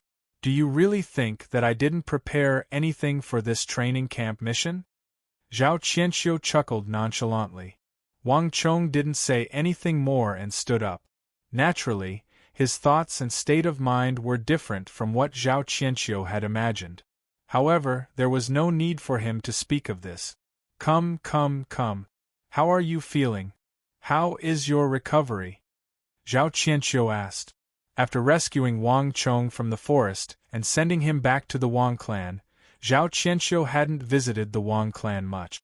It wasn't appropriate for an instructor like him to interfere in the conflict between King Qi, the Yao clan, and the King of Song and the Wang clan.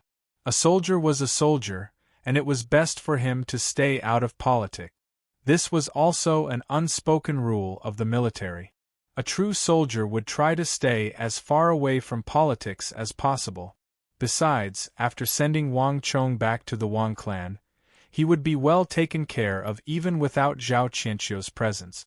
This was also the reason why Zhao Qianqiu didn't ask about it. A clan of generals and ministers like the Wang clan would surely have more resources than an instructor like him. It's fortunate that I've mostly recovered.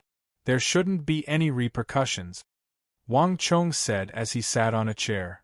The main source of the damage to Wang Chong came from that arrow. The destructive power it carried had dealt a heavy blow to Wang Chong. If it was any other person, it would take at least 2 to 3 months for him to recover. However, Wang Chong had exchanged for the gold organs, and the vital parts of his organs were far stronger than the average person's. Therefore, although it had been less than a month, Wang Chong could already move freely without any obstacles. That's good. During this time, I was still worried. That would be great.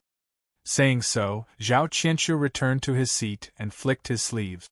A shadow flew out like an arrow, heading straight for Wang Chong. Wang Chong reached out with his palm, almost subconsciously grabbing it. Lowering his head, he saw that it was a rolled-up book. The book was not opened, but Wang Chong saw the 2 words "Blackbird" at the beginning, and his heart immediately tightened. As expected, Zhao Qianqiu's voice sounded in his ears. You weren't around for the training camp's mission, but I've already handed it over to you in advance. This is the Halo of Dusk stallion you wanted. Take it and take a good look. You can ask me if you have any questions. But don't count on it too much. It's said that this cultivation technique is extremely difficult to cultivate, and I've never cultivated it before, so I can't give you much guidance. Thank you, teacher. Wang Chong was overjoyed. In an instant, he felt a heavy weight on his hands. Even though he had taken such a huge risk and nearly died in the forest, in the end, he had still obtained the most valuable, as well as the most underestimated, cultivation technique in the entire training camp. In his previous life, the Halo of Dusk stallion had been shelved in the training camp, and almost no one had managed to learn it. But he had finally achieved something that no one had been able to in his previous life. The Halo of Dusk stallion finally belonged to him. In that instant, Wang Chong tightly gripped the book in his hands, his heart filled with joy. Right, teacher, when you were rushing over, did you see several groups of people? Wang Chong kept the Halo of Dusk stallion and suddenly asked. What's wrong? Zhao Qianqiu's eyebrows shot up. Wang Chong's words seemed to be pointing to something. Without hiding anything, Wang Chong revealed what he had sensed while hiding underground. Even though he had been pursued by one group that day, from what happened later, it was clear that there were several other groups. Even though these people had come for him as well, they had their own plans, clearly not working together. And judging from the number of people, there were far more than just two groups. Forget about the King of Song and the Yao clan, Wang Chong just couldn't figure out what was going on. Moreover, wasn't the King of Song and the Yao clan working together? Was there a need for them to split into two groups? The more Wang Chong thought about the events of that day, the stranger he found them. Unfortunately, he was limited by his own circumstances and couldn't take a closer look. This, after hearing Wang Chong's description, Zhao Qianqiu frowned. We also checked the place where you were hiding. The footprints on the ground were extremely messy, and there was indeed more than one group of people. On top of that, I was moving much earlier than you think, and during that period of time we did see other people. However, we were too far away, and the other party avoided us as soon as they saw us. Zhao Qianqiu fell into deep contemplation. Logically speaking, Wang Chong's assault should have been a simple case of assassination. But from Wang Chong's description, it didn't seem to be as simple as it seemed. But when it came to politics, even a pure military man like Zhao Qianqiu felt a headache coming on. He could come up with the idea of releasing a tiger in the middle of the night to train his students, but when it came to complicated politics, he really couldn't do anything about it. However, I did manage to find the arrow you spoke of. Zhao Qianqiu suddenly stood up, and before Wang Chong's astonished gaze, he walked to the wall of the room, opened up a secret compartment, and took out an object. An arrow? Wang Chong stared at the object in Zhao Qianqiu's hands doubtfully. It was just a black arrowhead, and it was only the length of a knuckle. We found this at the place where you were attacked and assassinated. Only the arrowhead remains, the rest of it has been taken away. Even this arrowhead was found in the soil more than 100 feet away from where you were injured, after repeated searching. If not for the fact that we searched the area repeatedly to track you down, we wouldn't have been able to find it. Based on our deductions, this should be left behind by the steel arrow that injured you. Saying so, Zhao Qianqiu walked over and passed the arrowhead to Wang Chong. With a grim expression, Wang Chong examined the arrowhead carefully. There was almost nothing left on the shaft of the arrow, leaving only a black arrowhead. At first glance, this arrowhead seemed extremely ordinary, no different from other arrowheads. But upon closer inspection, Wang Chong noticed something different. On the surface of the arrowhead, there were some fine inscriptions. These were the traces of inscriptions. However, due to the fact that the arrowhead was black, it was impossible to notice them if one didn't pay attention. Not only so, upon closer inspection, Wang Chong made another surprising discovery. The material used to forge this arrowhead was extremely unique. It wasn't any ordinary metal, Xian metal or Wuzi steel. Wang Chong had forged quite a few Wuzi steel swords in the past, so he was extremely sensitive to the amount of metal used. At the moment, he was the only one who could obtain Wuzi steel. It was impossible for anyone else to obtain it. As such, its quality was clearly inferior to Wuzi steel. Judging from its weight, Wang Chong could tell that the quality of this metal was somewhere between Xian metal and Xian metal. It was infinitely close to Xian metal, but at the same time, there seemed to be something else in it. We have looked into the period of time you were recuperating. This arrowhead is made from a mixture of Xian metal, and some other unique metal powder. Furthermore, the structure of the arrowhead has undergone a unique forging process as well, causing the internal structure of the arrowhead to be relatively loose. I believe that you should have noticed this as well. Zhao Qianxiu glanced at Wang Chong as he spoke. Wang Chong nodded. Indeed. This arrowhead was slightly lighter than a Xian metal arrowhead. He could already tell that. This will undoubtedly lower the sturdiness of the arrowhead, and it's due to this that the arrowhead would shatter into pieces upon colliding with something sturdy. The arrowhead and the arrow shaft would shatter and scatter in different places. Even so, this method will greatly increase the speed at which stellar energy flows through the arrowhead, making it easier for an expert archer to bring out their prowess and increase the destructive power of their archery. To put it simply, this is a unique archery technique that utilizes the stellar energy of a cultivator to injure others. Unlike ordinary archery techniques, which rely on the sharpness of the arrow to pierce through the vitals of the target. Even if it doesn't hit a vitals, it can still cause severe damage to one's body. Those who are proficient in this unique archery technique are definitely not ordinary archery experts. Based on this, we should be able to find the person who shot you, Zhao Qianxiu concluded. During this period of time, he hadn't been slacking off. He had found many clues on the arrowhead, and based on these clues, he would definitely be able to find the person who ambushed Wang Chong. As for what Wang Chong said about the appearance of 2 or 3 groups of people, he really didn't know about it. Wang Chong fell silent. He already understood what was going on. Even though the iron arrow was formidable and was imbued with the inscription of sharpness, it still struck the heart-protecting mirror of the Uzun cavalrymen. The 300 cavalrymen of the Uzun Empire were all heavily armored cavalrymen, and they were imbued with layer after layer of inscription of toughness. When the iron arrow struck the heart-protecting mirror, it was jolted into pieces by its own strength. That was why Zhao Qianxiu was able to pick up a part of the arrowhead. To be able to uncover so many clues from a single arrowhead was already an unexpected harvest for Wang Chong. Thank you, teacher. After chatting with Zhao Qianxiu for a while in the main hall of the Kunwa training camp, Wang Chong bade farewell and left. He had delayed his breakthrough to the true martial realm for so long. If everything was ready, he would finally be able to make a breakthrough.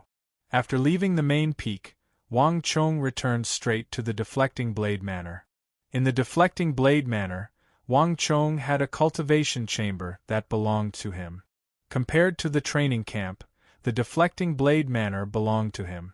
It would be much safer for him to make a breakthrough to the true martial realm here. Huang Qianer, guard me. After saying those words, Wang Chong immediately stepped into his secret chamber. At this moment, Wang Chong's heart was thumping in anticipation. Chapter 395. Stepping into the secret chamber and closing the door, Wang Chong immediately took out the Halo of Dusk stallion book that Zhao Qianxiu had given him. The regret from his last life had finally been made up for. The excitement in Wang Chong's heart was indescribable. I finally got it! Wang Chong gripped the book in his hand, his chest heaving up and down. Wang Chong did not know much about the Halo of Dusk stallion, but just the information he had obtained from the mouths of his seniors was enough to stun anyone who knew. The number of levels of the Halo of Dusk stallion was infinite. As long as one was strong enough, one could theoretically upgrade the Halo of Dusk Stallion without limit. Even though the energy required to upgrade it would be an astronomical figure that warriors could only sigh in amazement and never imagine. In the war against the otherworldly invaders, the strength of an individual was too meager. Even someone as powerful as the war god So Young-sun had ultimately died in the capital, unable to reverse the tides. But the Halo of Dusk Stallion was the only thing that could completely reverse the course of a battle with individual strength. If there is one thing that can help us in our current situation, it is the Halo of Dusk Stallion. Alas, we can no longer obtain it. These were the words that a senior had once said to Wang Chong, filled with endless regret. But now everything was different. Opening the book, line after line of words immediately entered his eyes.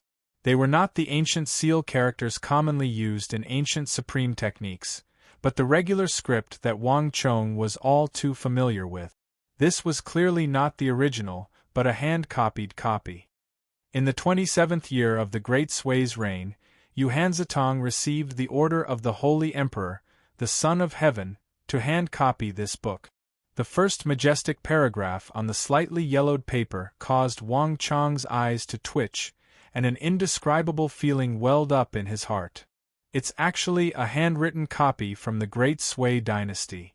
Wang Chong's eyes madly twitched as an indescribable feeling welled up in his heart.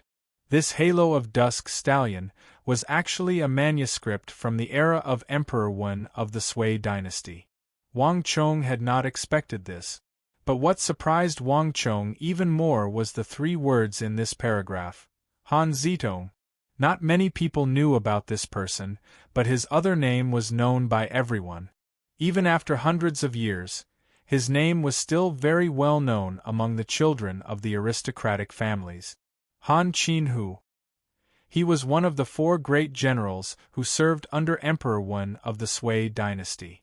The other 3 great generals of the Sui dynasty, Yang Su, He Ruoxiao, and Shi Wansu, were collectively known as the 4 pillars of the empire, just like Fomin Linta, Gao Xianji, Geshu Han, and Wang Shogui.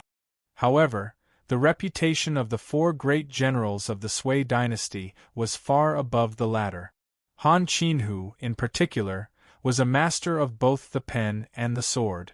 He was known as the god of war during the era of Emperor Wen of the Sui dynasty. With just 500 people, they had conquered the Chun dynasty of Jiangnan like a hot knife through butter. This person's status in the Great Sui dynasty was like the sun at high noon, just like his grandfather. But perhaps his reputation was even higher than his grandfather's. Emperor Wen of the Great Sui praised him, spreading the might of the empire for 10,000 li, declaring the empire in a single corner. His lofty name fills the universe, his flourishing achievements illuminate the earth. His name has been heard of since ancient times, rarely heard of. This praise for him had reached the pinnacle. Wang Chong had not expected that the person who had hand-copied the Halo of Dusk Stallion would be him. What's going on here? Wang Chong was somewhat taken aback. This was somewhat different from what he had imagined. Wang Chong had originally believed that the book that Zhao Qianqiu had casually tossed to him would be about the same as other martial arts. It was just a book with the mantra for the martial arts written on it. However, this was clearly not the case in front of them. 27th year of the Great Sui dynasty?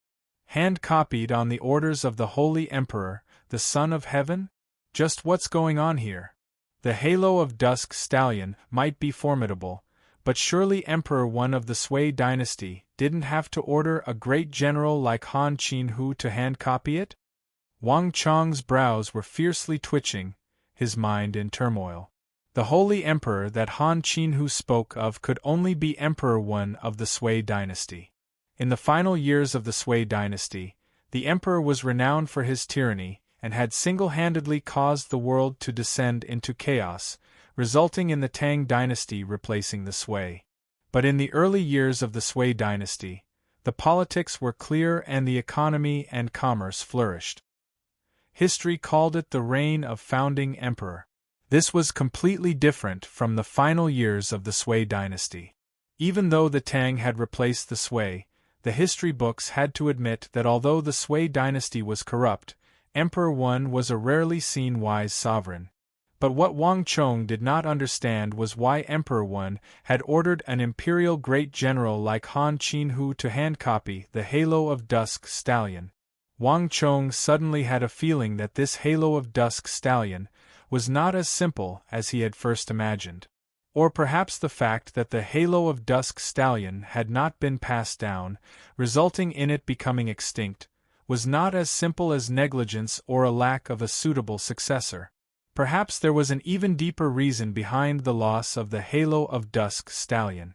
Lowering his head, Wang Chong continued reading. Yu Yen, an ordinary man is innocent, but treasuring a jade ring becomes a crime. Although the Halo of Dusk Stallion is powerful, it can easily attract unexpected disasters. The Holy Emperor has decreed that those without astonishing aptitude and talent are not allowed to cultivate it.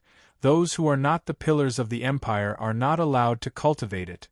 Those who are not loyal and have no evil in their hearts are not allowed to cultivate it. Those who are not courageous, have astonishing willpower, and do not fear death are not allowed to cultivate it. These four are not to be cultivated. The Halo of Dusk Stallion has a long history and was not created by this dynasty. In the previous dynasty, countless people died because they cultivated this technique. Their heads rolled and their clans were exterminated. Those who come later should be cautious. This technique is of great importance and has far-reaching implications. It was not created by this dynasty alone. Those who come later should be cautious and not lightly pass it on to others. Only those who cultivate this technique must remember that I have a word of advice. Be careful of your descendants. The last sentence was chilling to the bone. And then there was the heavy red seal of a great general. After reading these words on this page, Wang Chong was dumbfounded, unable to speak for some time. Han Qinhu was an imperial great general of the former Sui, his martial arts unparalleled. At the very least, he was on the same level as Zhang Shogui and Wang Zhongxi, and he could only be higher. Wang Chong truly could not understand what it was that made Han Qinhu so apprehensive. Even in this manuscript, he hesitated to mention it, as if he was afraid of revealing something. Just what was it that made the mighty great general of the former Sui so apprehensive? To put it more bluntly, he was afraid. All was quiet. Wang Chong sat in the secret room, his mind in turmoil, his entire body frozen. Wang Chong suddenly realized that this Halo of Dusk Stallion seemed to be hiding some great secret that he did not understand. Time slowly passed, and after some time, Wang Chong finally gave a long sigh. No matter what sort of secret the Halo of Dusk Stallion hid, after paying so much and almost dying, Wang Chong could not easily give up. This was not just Wang Chong's problem, but also related to Wang Chong's plan to change the future. Without the Halo of Dusk Stallion, he would not be able to deal with those otherworldly invaders. Even if Han Qinhu said that the Halo of Dusk Stallion had great dangers, that it would bring about a great calamity, he still had to cultivate it. Han Qinhu's solemn words might not be groundless. I can only investigate them in the future, Wang Chong quietly said to himself. Once he had decided on something, he could not easily change it. Moreover, although Han Qinhu was a great general of the former Sui, the war god, Wang Chong felt that this war god of the former Sui was not necessarily omniscient and omnipotent. At the very least, Han Qinhu would never have predicted that the former Sui would be replaced by the Tang dynasty. Moreover, Han Qinhu had mentioned that the Halo of Dusk Stallion had 4 prohibitions, but these 4 prohibitions had been broken long ago. Wang Chong would not change his thoughts, resolve, and plans just because of a few words from several centuries ago. Composing himself, Wang Chong flipped to the first page and continued reading. It was like he had gone from a wretched land to a glimmer of hope. Wang Chong suddenly felt his entire body lighten. Other than the warning on the first page of the Halo of Dusk Stallion, the contents of the rest of the book exceeded Wang Chang's expectations. They were normal and calm, just like a very ordinary mantra for a technique. Although the words were very profound, to Wang Chong, who had seen even more profound and cryptic words, this was truly nothing. Casting aside his thoughts, Wang Chong quickly immersed himself in the mantra. The first cycle of the Halo of Dusk Stallion was not very difficult, but one needed to be at the dragon bone level to cultivate it. Although it seemed like a simple requirement, it was actually extremely harsh. This was because the vast majority of the great clans, generals, and ministers only had the cultivation of the tiger bone level. Those who could reach the dragon bone level were few and far between. Basically, only the princes and princesses of the imperial household, or the important ministers and favored ministers of the court who had been rewarded by the Holy Emperor, could reach this requirement. Because Wang Chong cultivated the dragon bone art, he had barely managed to form the flood dragon bone, so he had just barely reached the requirements of the Halo of Dusk Stallion. I was truly lucky. Wang Chong rejoiced in his heart. The flood dragon bone was probably the lowest requirement for this technique. If he had not been reincarnated, he probably would not have been able to cultivate the Halo of Dusk Stallion, even if he had obtained it. At this moment, Wang Chong somewhat understood why Han Qinhu had said in his book that those who were not the pillars of the empire and had absolute loyalty could not cultivate this technique. This was because, other than members of the imperial clan, only the pillars of the empire had a chance of receiving a dragon bone level technique as a reward. This time, Instructor Zhao has probably misunderstood. A thought flashed through his mind, and Wang Chong suddenly seemed to understand something. Given the level of the Halo of Dusk Stallion, it could not have easily fallen into his hands. There was an 80 to 90% chance that Zhao Qianxiu and the other officers of the training camp had misunderstood, believing that this was his grandfather's idea. Given his grandfather's identity, status, and influence, he was naturally more than qualified to cultivate the Halo of Dusk Stallion. But Wang Chong was well aware that this was definitely a misunderstanding. But even if he understood this, Wang Chong couldn't possibly explain it to him. Sometimes there were mistakes, and no matter what the training camp had misunderstood. But this technique truly was something he needed. Calming his mind, Wang Chong quickly began to cultivate the first cycle of the Halo of Dusk Stallion. The path of the Halo of Dusk Stallion was grand and domineering. Its first cycle required one to pass through 27 major acupuncture points, some of which were fatal or grievous.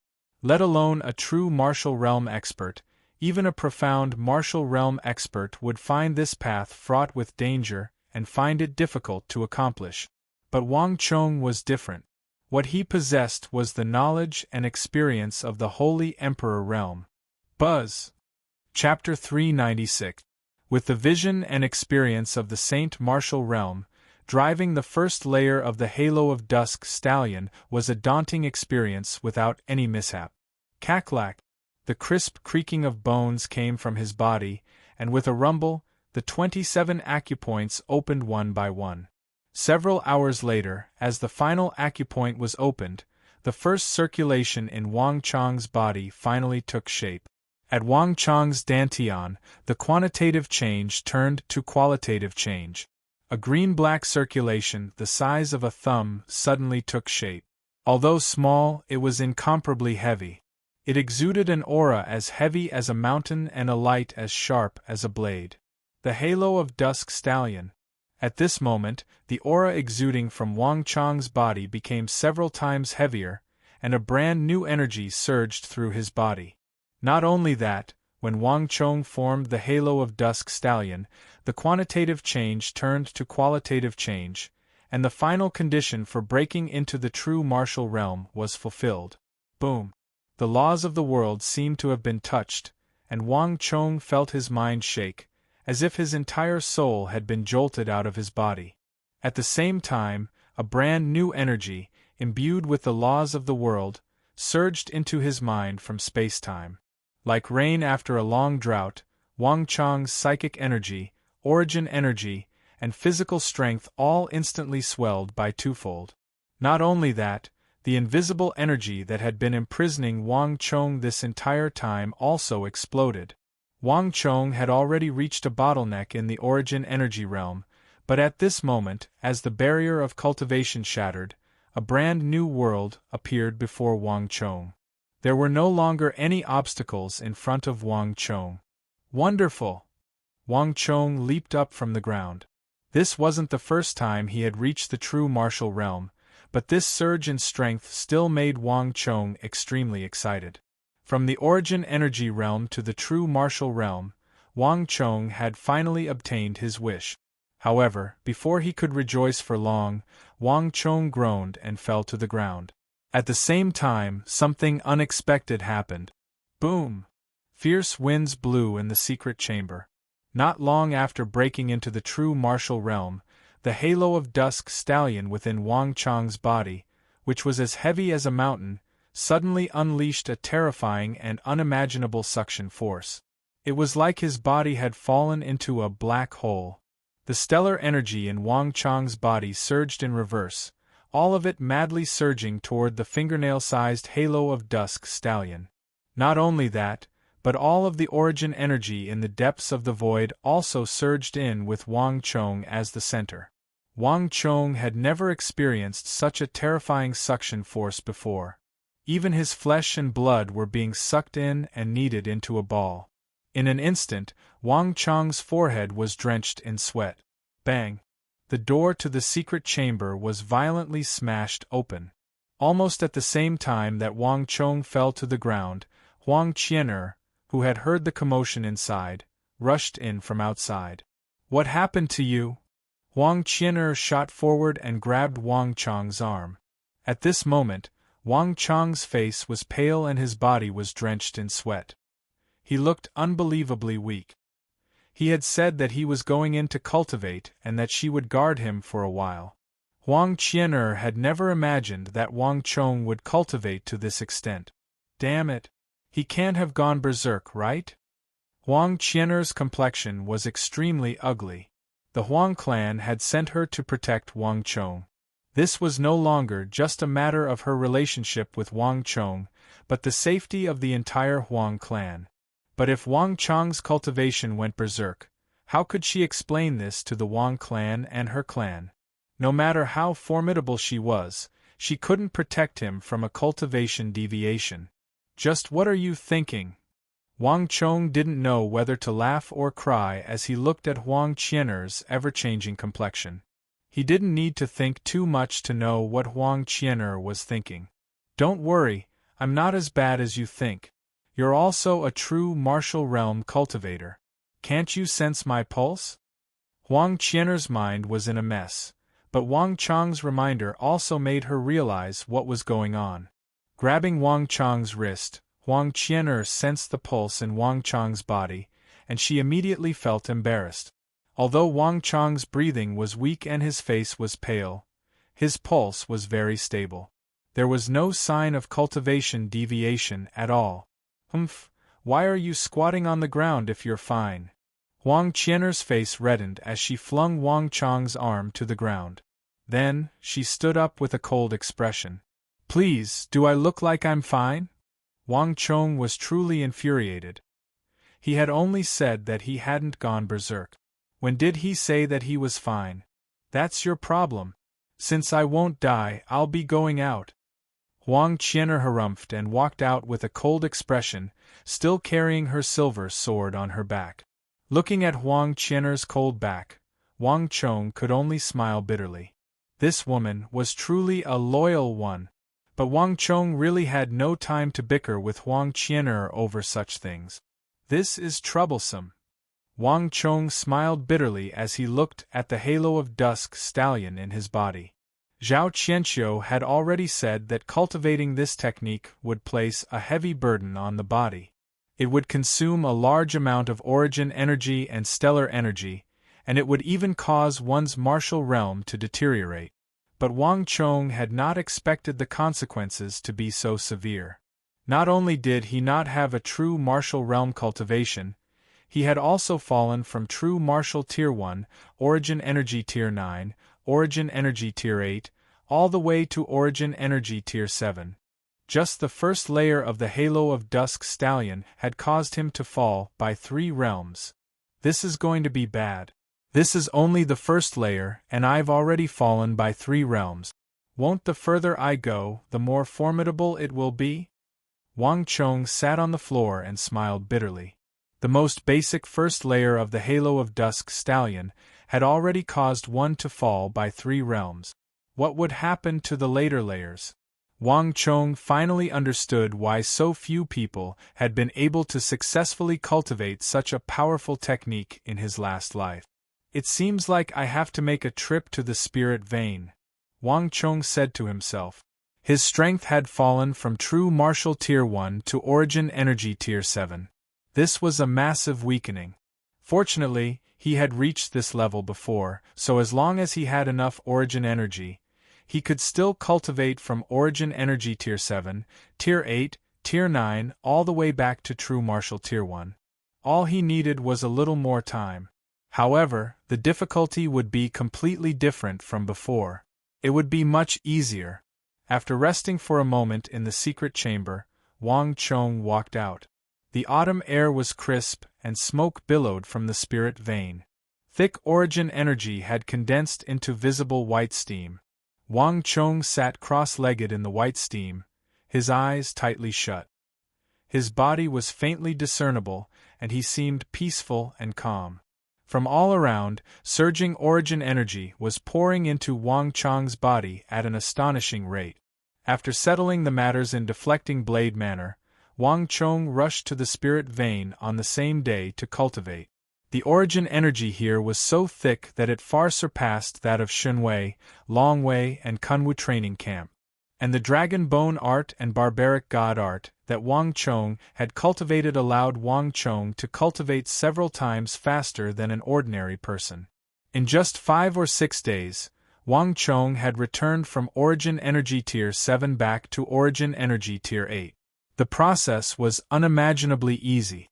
This was the difference between returning to one's original cultivation level and breaking into a new one. How comfortable! After some time, Wang Chong opened his eyes and stretched out his arms. His mood relaxed. This was the benefit of having a treasure. At this rate, he would be able to cultivate back to Tier 1 of the True Martial Realm. Not only that, for Wang Chong, opening the barrier to Tier 1 of the True Martial Realm was equivalent to opening the path to Tier 2, Tier 3, Tier 4, all the way to Tier 9 of the True Martial Realm. At the very least, he would not encounter any more barriers until he reached the peak of Tier 9 of the True Martial Realm. Moreover, there were some True Martial Realm cultivation techniques that he could start cultivating. Everything was going so smoothly that it was inconceivable. I just don't know how my cousin is doing over there. Wang Chong suddenly thought of his cousin, Wang Liang. In order to search for the meteorites that had fallen on the outer islands, Wang Chong had prepared nearly 1 million taels of gold for Wang Liang, bought and built a large number of fortress ships, hired many martial artists, and even dispatched the clan's guard experts. All of this was on a massive scale and was time-consuming and laborious. But it was enough to show how much importance Wang Chong attached to this mission. Wang Liang was Wang Chong's cousin, and he was the only person he could truly trust. The meteorites scattered on the outer islands occupied an extremely important place in Wang Chong's grand plan. Without the meteorites, Wang Chong's plan would not be perfect, and he might even suffer massive losses. Now, 3 months had passed. Logically speaking, if the voyage had gone smoothly, they should have already reached the outer islands by following the sea monsoon. Although this world is very different from the one I'm familiar with, it's similar in many aspects. For example, the Wuzi steel from Sindhu or the existence of Yingzhou. If Wuzi steel can be found in Sindhu, then there's a high chance that meteorites can be found in those mountains in the outer island. I wonder how they're doing now? Wang Chong sat cross-legged on the ground as he quietly said to himself. The weather in the outer islands was complex, with great waves, storms, lightning, thunderclouds. Too many things were affected. Moreover, there were no landmarks to speak of on the vast ocean. Even a carrier pigeon would probably get lost in a place like this.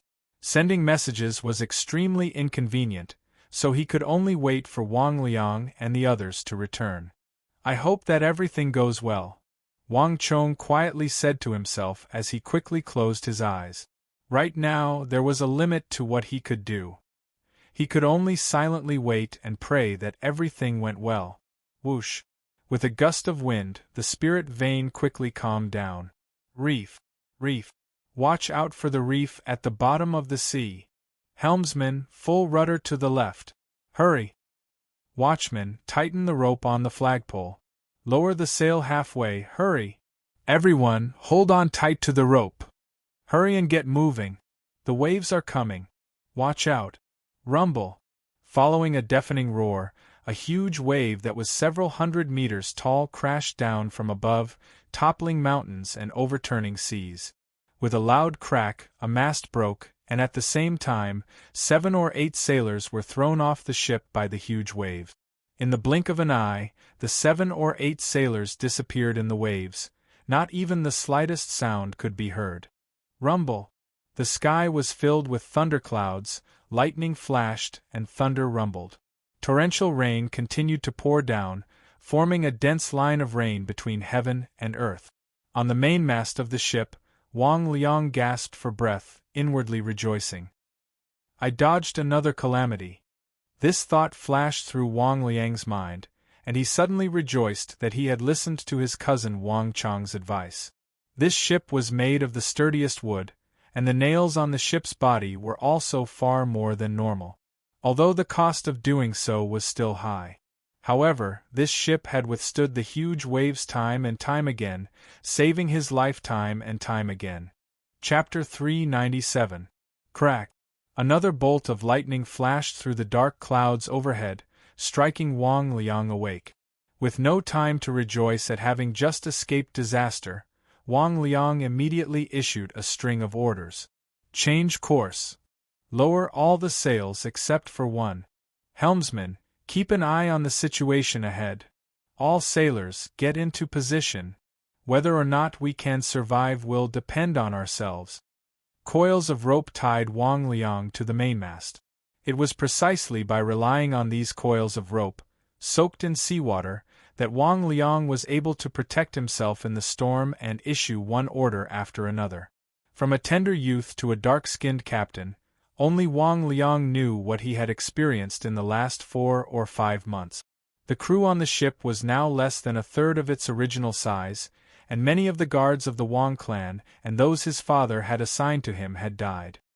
He had experienced storms, civil strife, conspiracies, assassinations, doubts, divisions, starvation, forced abdication. Not even Wang Liang could count them all.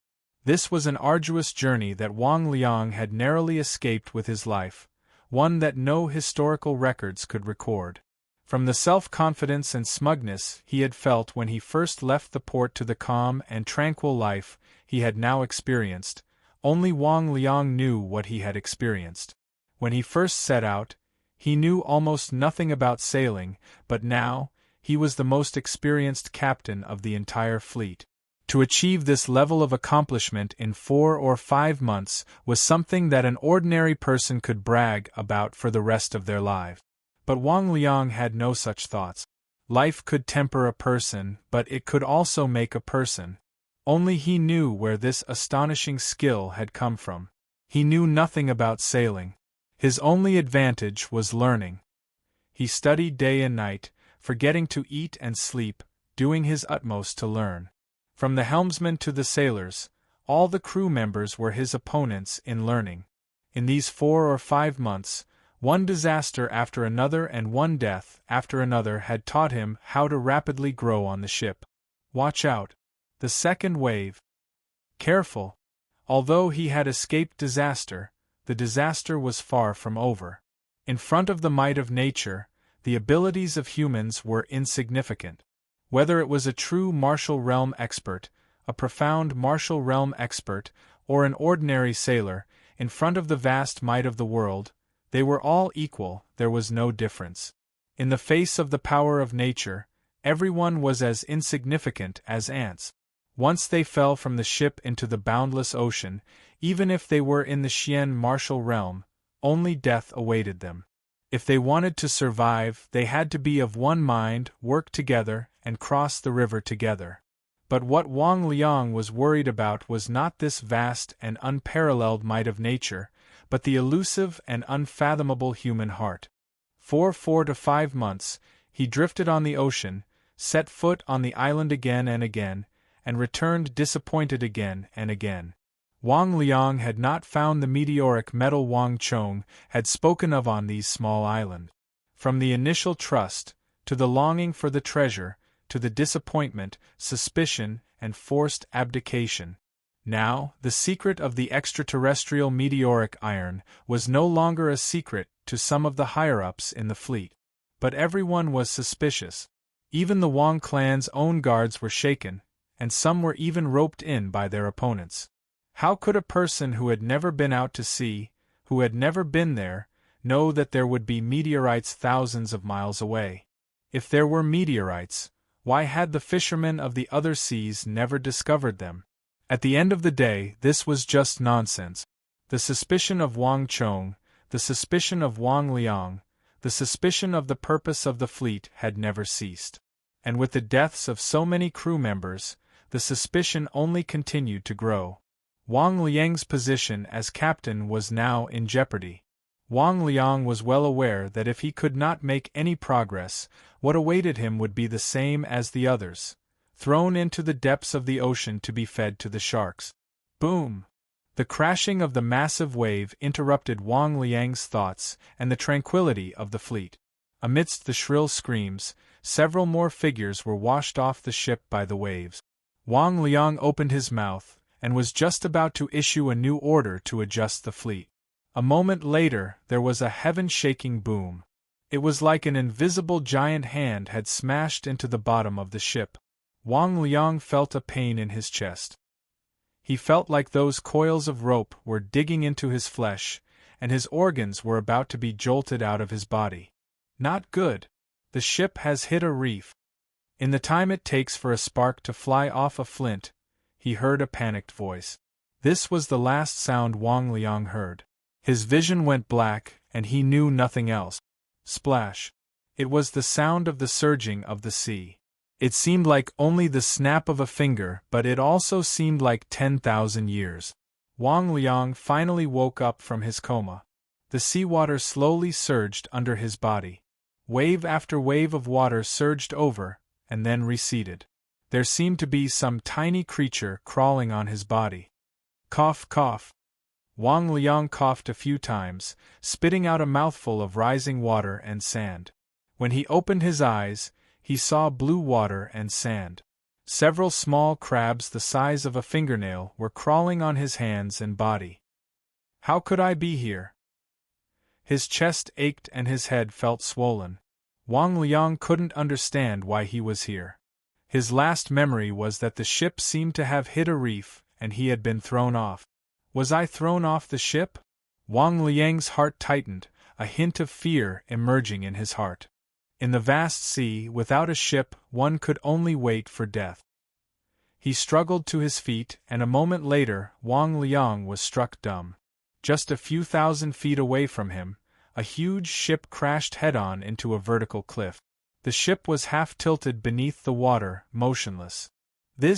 Wang Liang's entire body froze. The ship had run aground. In other words, what it had crashed into last night had not been some submerged reef, but a cliff. Wang Liang couldn't say a single word. The ship had not disappeared, and he had not been thrown off. This was undoubtedly something to be happy about, but the ship had run aground.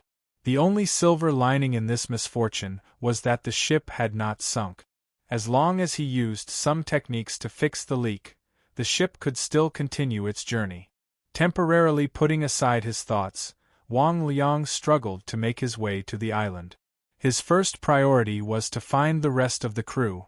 Since the ship had run aground here, the rest of the crew couldn't have gotten far. This was the first time Wang Liang had taken a look at the place he had drifted to.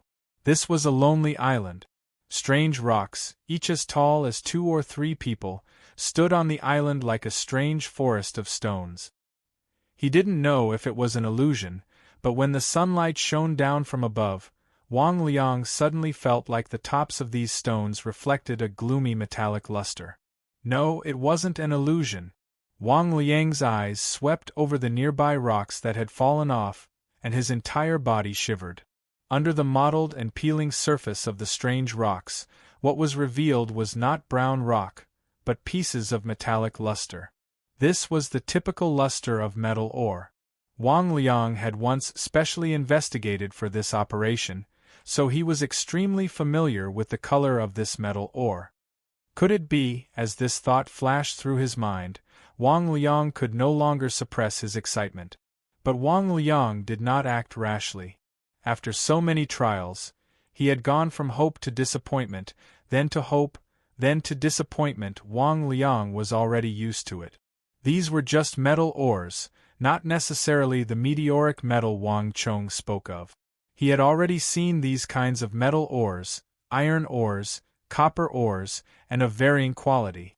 The sheer number of ores was an eye-opener for Wang Liang. However, this place was far from the Central Plains, and the long period of time meant that these ordinary metal ores were not worth mining on a large scale. If these ores were also of that sort, then they would have no value at all. I hope it's the kind of ore I'm looking for. Wang Liang rubbed his hands, his mind uneasy. He knew in his heart that he couldn't go too far. It wasn't that he didn't want to, but that the fleet could no longer advance under these conditions. There were no results, no harvest, and the people were not united.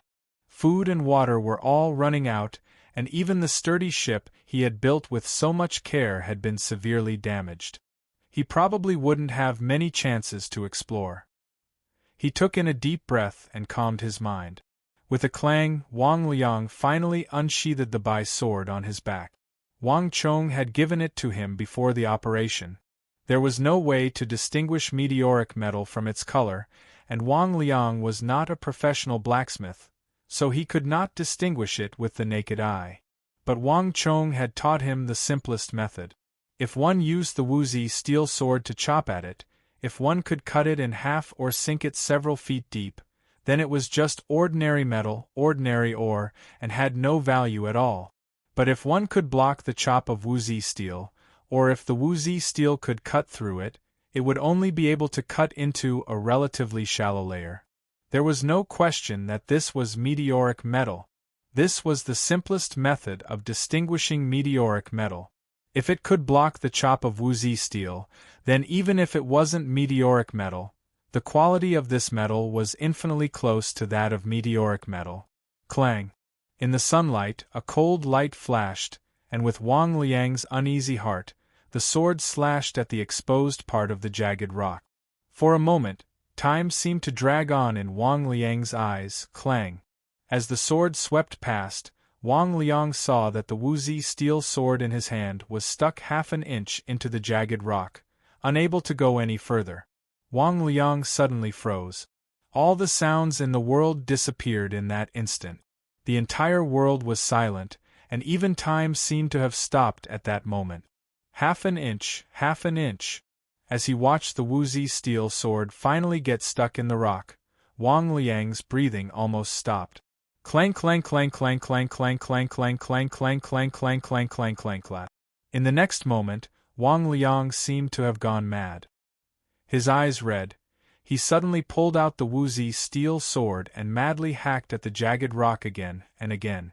Half an inch, half an inch, half an inch, half an inch, from top to bottom, every part of the rock was marked by the marks of Wang Liang's Wuzi steel sword. But without exception, they were all half an inch, some not even half an inch. The unstoppable Wuzi steel sword that could cut through iron like mud was actually only able to cut half an inch into this strange rock. Whoosh! As if agitated, Wang Liang's eyes went red as he suddenly began to peel away the mottled stone shell on the surface of the rock. dark gold, it was all dark gold. After peeling away the brown shell on the surface of this strange rock, what was underneath was actually mottled dark gold metal. Clang! Wang Liang suddenly threw away his sword. His eyes red, he raised his hands to the sky and roared with laughter. Ha ha ha, success, I've succeeded. I've finally found the meteoric metal. Ha ha ha, at this moment, Wang Liang's voice resounded over the entire island. As he laughed and laughed, tears began to flow from his eyes.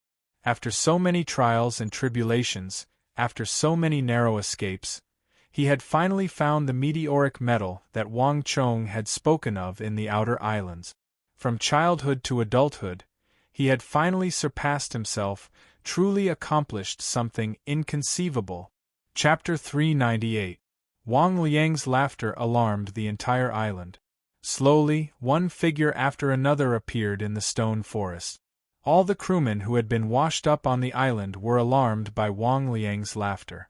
They walked over and stared in confusion at their captain. No one knew what was going on, nor why Wang Liang was laughing so wildly. Ha ha ha, set sail. We've found our target. We can finally return to the Tang dynasty of the Central Plains. Wang Liang raised his arm and laughed heartily. In an instant, everyone's eyes lit up. The several months of misfortune seemed to have finally come to an end. Good news came in wave after wave. Someone had discovered a dense forest of coconut trees on the island, all of them bearing large clusters of coconut. This was the best source of fresh water. In addition, someone had discovered giant sea turtles and turtle eggs on the shore. On the island, there were also many small lizards that could swim short distances in the water and prey on the fish in the sea. This was the best meat. In an instant, the problems of fresh water and food that had plagued the crew for several months had been resolved. And this was not the end of the good news. At dusk, several large fortress ships suddenly appeared on the shore of the island. After the rain, the sun had cleared. They had finally followed the trail from last night to this island. After a long time, their luck had finally taken a turn for the better. More than 10 days later, after sufficient preparation, the extraterrestrial meteoric irons on the island had been collected, and the extraterrestrial meteoric irons on the nearby islands had also been searched. After replenishing a large amount of fresh water and food, all of the dozen or so tower ships had finally begun their long journey back to the island with full load. On the mountain of the spirit vein, Wang Chong sat cross-legged in the spiritual energy, motionless like a meditating monk. But his body exuded a tidal wave of energy. It had been more than 20 days since they had entered the spirit vein, and the energy exuded by Wang Chong's body had advanced by leaps and bounds, growing stronger and more intense. And now it was finally about to reach a peak. Buzz! After some time, Wang Chong's eyes suddenly opened. With a whoosh, he leaped up from the ground and let out a heaven-shaking roar. Roar! Rumble! The mountains responded, one after another. I finally succeeded. Wang Chong did a somersault and landed on the ground. He was overjoyed. After more than 20 days of hard work, in addition to the medicinal pills he bought from Liu Zhizhang, Wang Chong finally, with the help of the rich yuan qi of the spirit vein, went all the way from the 7th level of origin energy to the 9th level, and finally returned to the 1st level of true martial realm. The current Wang Chong, be it strength, agility, or speed, could not be mentioned in the same breath as before. A majestic energy aura surged within his body. This energy was sharp, vast, and filled with an oppressive feeling. It could not be mentioned in the same breath as when he was in the essence Qi realm. This was stellar energy. Currently, Wang Chong's entire body was sparkling and translucent, incomparably pure. All of it was the aura Qi of the true martial realm. Boom! In the next moment, Wang Chong fixed his eyes on a brown boulder that drilled out of the soil more than 200 feet away. His eyes flickered, and he suddenly launched 100 steps divine fist.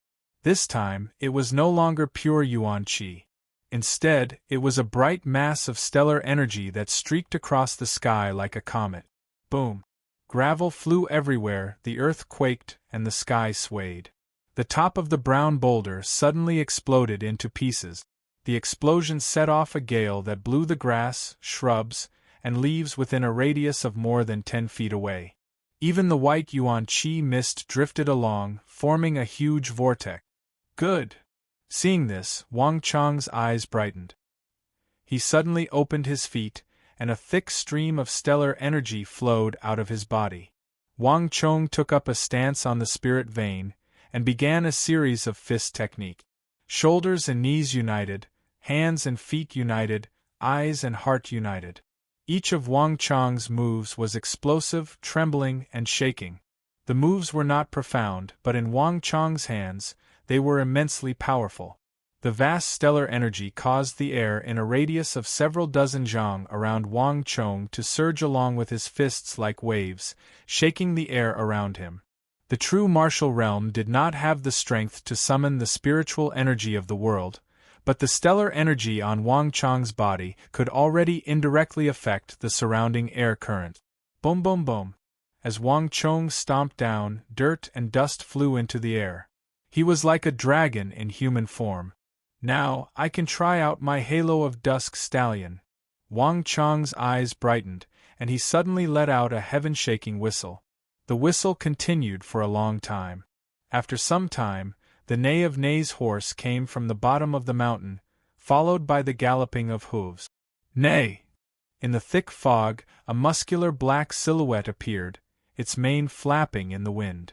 It charged into Wang Chang's chest, rubbing its head against Wang Chang's chest while its tongue licked Wang Chang's arm and cheek, a look of intimacy on its face. Ha ha, little shadow, enough, little shadow's licking made Wang Chang's palm itch, and he couldn't help but stroke little shadow's glossy mane as he laughed. It had been almost 2 months since he had been injured. Little Shadow had not only completely recovered, his body had also grown taller and more muscular. Only after his bones were broken would he grow stronger. Little Shadow was currently in this state. In just a little more time, Little Shadow would reach adulthood. Patting Little Shadow on the back, Wang Chong mounted his horse and shot forward like a bolt of lightning. Rumble! In the next moment, a green-black ring of light rapidly descended from Wang Chong's body and spread to the white-hoofed Shadow's feet. Rumble! The ring of light transformed into a massive and dazzling ring of ancient black thorns. At this moment, the auras of Wang Chong and the white-hoofed Shadow suddenly became incredibly heavy, as if they were mountains. Meanwhile, the white-hoofed Shadow's speed suddenly skyrocketed. With a fierce neigh and a metallic clatter, the green-black ring of light vibrated as Wang Chong shot forward like a bolt of lightning. Wherever the ring of light passed, the spirit vein mountain quaked. Rocks and trees swayed and were pulverized by the ancient black thorns. The ring of light was like the sharpest of swords, cutting through rocks, trees, weeds, and shrubs, razing everything in its path to the ground. And the metallic clatter of the ring of light resounded through the heavens, making one's heart palpitate. 1 circle, 2 circles, 3 circles, ha ha ha. As one with his horse, Wang Chong could feel the scenery on both sides of him speeding away. He couldn't help but heartily laugh, his mind in a carefree mood. The true martial realm and the origin energy realm were on completely different levels, and the halo of Dusk Stallion was also far superior to ordinary true martial realm war halos. Power, speed, agility. Under the effects of the halo of Dusk Stallion, these 3 most important abilities of a martial artist were all greatly enhanced. Wang Chong felt like he was a moving fortress. Not only was he incredibly heavy, he also possessed terrifying speed. When this weight and speed were combined, the resulting impact was extremely frightening. Wang Chong was even confident that if he were to do it again, even with the protection of the stellar energy Iron Cloak Li would still be heavily injured. Come, let us see just how much strength we have in the end. Wang Chong patted Little Shadow's back and said. Nei seemed to sense Wang Chong's intentions. The white-hoofed Shadow turned its head to glance at Wang Chong, and then it increased its speed and pushed its strength to the limit. Rumble! Like lightning, the white-hoofed shadow left a long trail of white chi behind it as it fiercely crashed into a boulder 300 zhang away. Nay! Amidst the intense neighing of the horses, there was an earth-shattering boom. Smoke and dust billowed, and this rock, which was as tall as a person and made entirely of granite, instantly shattered into thousands of tiny pieces. The highest piece of rock even flew several dozen zhang into the air. Even Wang Chong was greatly surprised by this sight. Ha ha ha, wonderful! Resounding laughter resounded through the air. Riding on the white-hoofed shadow, Wang Chong looked at the cloud of dust with amazement in his eyes. He had originally thought that it would be quite impressive if the charge of the warhorse could shatter half the rock. He hadn't expected it to be able to shatter the entire piece of granite. Tier 3 of the true martial realm, no. It's at least at Tier 4 of the true martial realm. And it's almost at Tier 5 of the true martial realm. The result before him was completely outside of Wang Chong's expectations. This level of granite was incomparably sturdy. To shatter it or even shatter a piece of it wasn't very difficult. Anyone at Tier 1 or 2 of the true martial realm could do it. But to shatter it to such a degree, one had to be at least at Tier 4 of the true martial realm, perhaps even Tier 5. On the battlefield, the charge of cavalry relied on the strength of their battle prowess and their extreme speed to display a strength that far exceeded normal standards. This was vividly displayed in this attack. What filled Wang Chong with even greater anticipation was that this was only a small test of the halo of Dusk Stallion's might, and this was only the power of the first layer. As his strength progressed, once the peak power of this move and Little Shadow's unity of man and horse stabilized, it would definitely reach the peak of Tier 4 of the true martial realm, or even Tier 5 of the true martial realm. On the intense battlefield, this move was already extremely threatening. Is this the halo of Dusk Stallion? A voice came from his side. Wang Chong turned his head and saw a white-clothed icy beauty slowly walking out of the white mist of the spirit vein, carrying a large sword on her back. Huang Qian'er's face was expressionless, but a strange light flickered in the depths of her eyes. As long as she stayed by Wang Chong's side long enough, many things were no longer secrets. This included the halo of Dusk Stallion on Wang Chong's body. As the renowned Fairy of Dainty Hands of the capital, Huang Qian'er had always believed that Wang Chong's strength wasn't worth mentioning, or perhaps even beneath her. But even Huang Qian'er had to admit that this attack of Wang Chong's unity of man and horse was so powerful that it posed a threat even to her. If Wang Chong continued to progress at this rate, then her bodyguard would probably only exist in name, with nothing to do. Chapter 399. Haha, this is only the elementary halo of Dusk Stallion, and it's not very powerful. When I reach true martial Tier 5, I should be able to cultivate the Level 2 halo of Dusk Stallion. Wang Chong, unaware of Huang Qian'er's complicated thoughts, faintly smiled from atop his horse. The first layer of the halo of Dusk Stallion only required one to reach the true martial realm, but advancing to the second layer was not something that Wang Chong's current cultivation level could satisfy.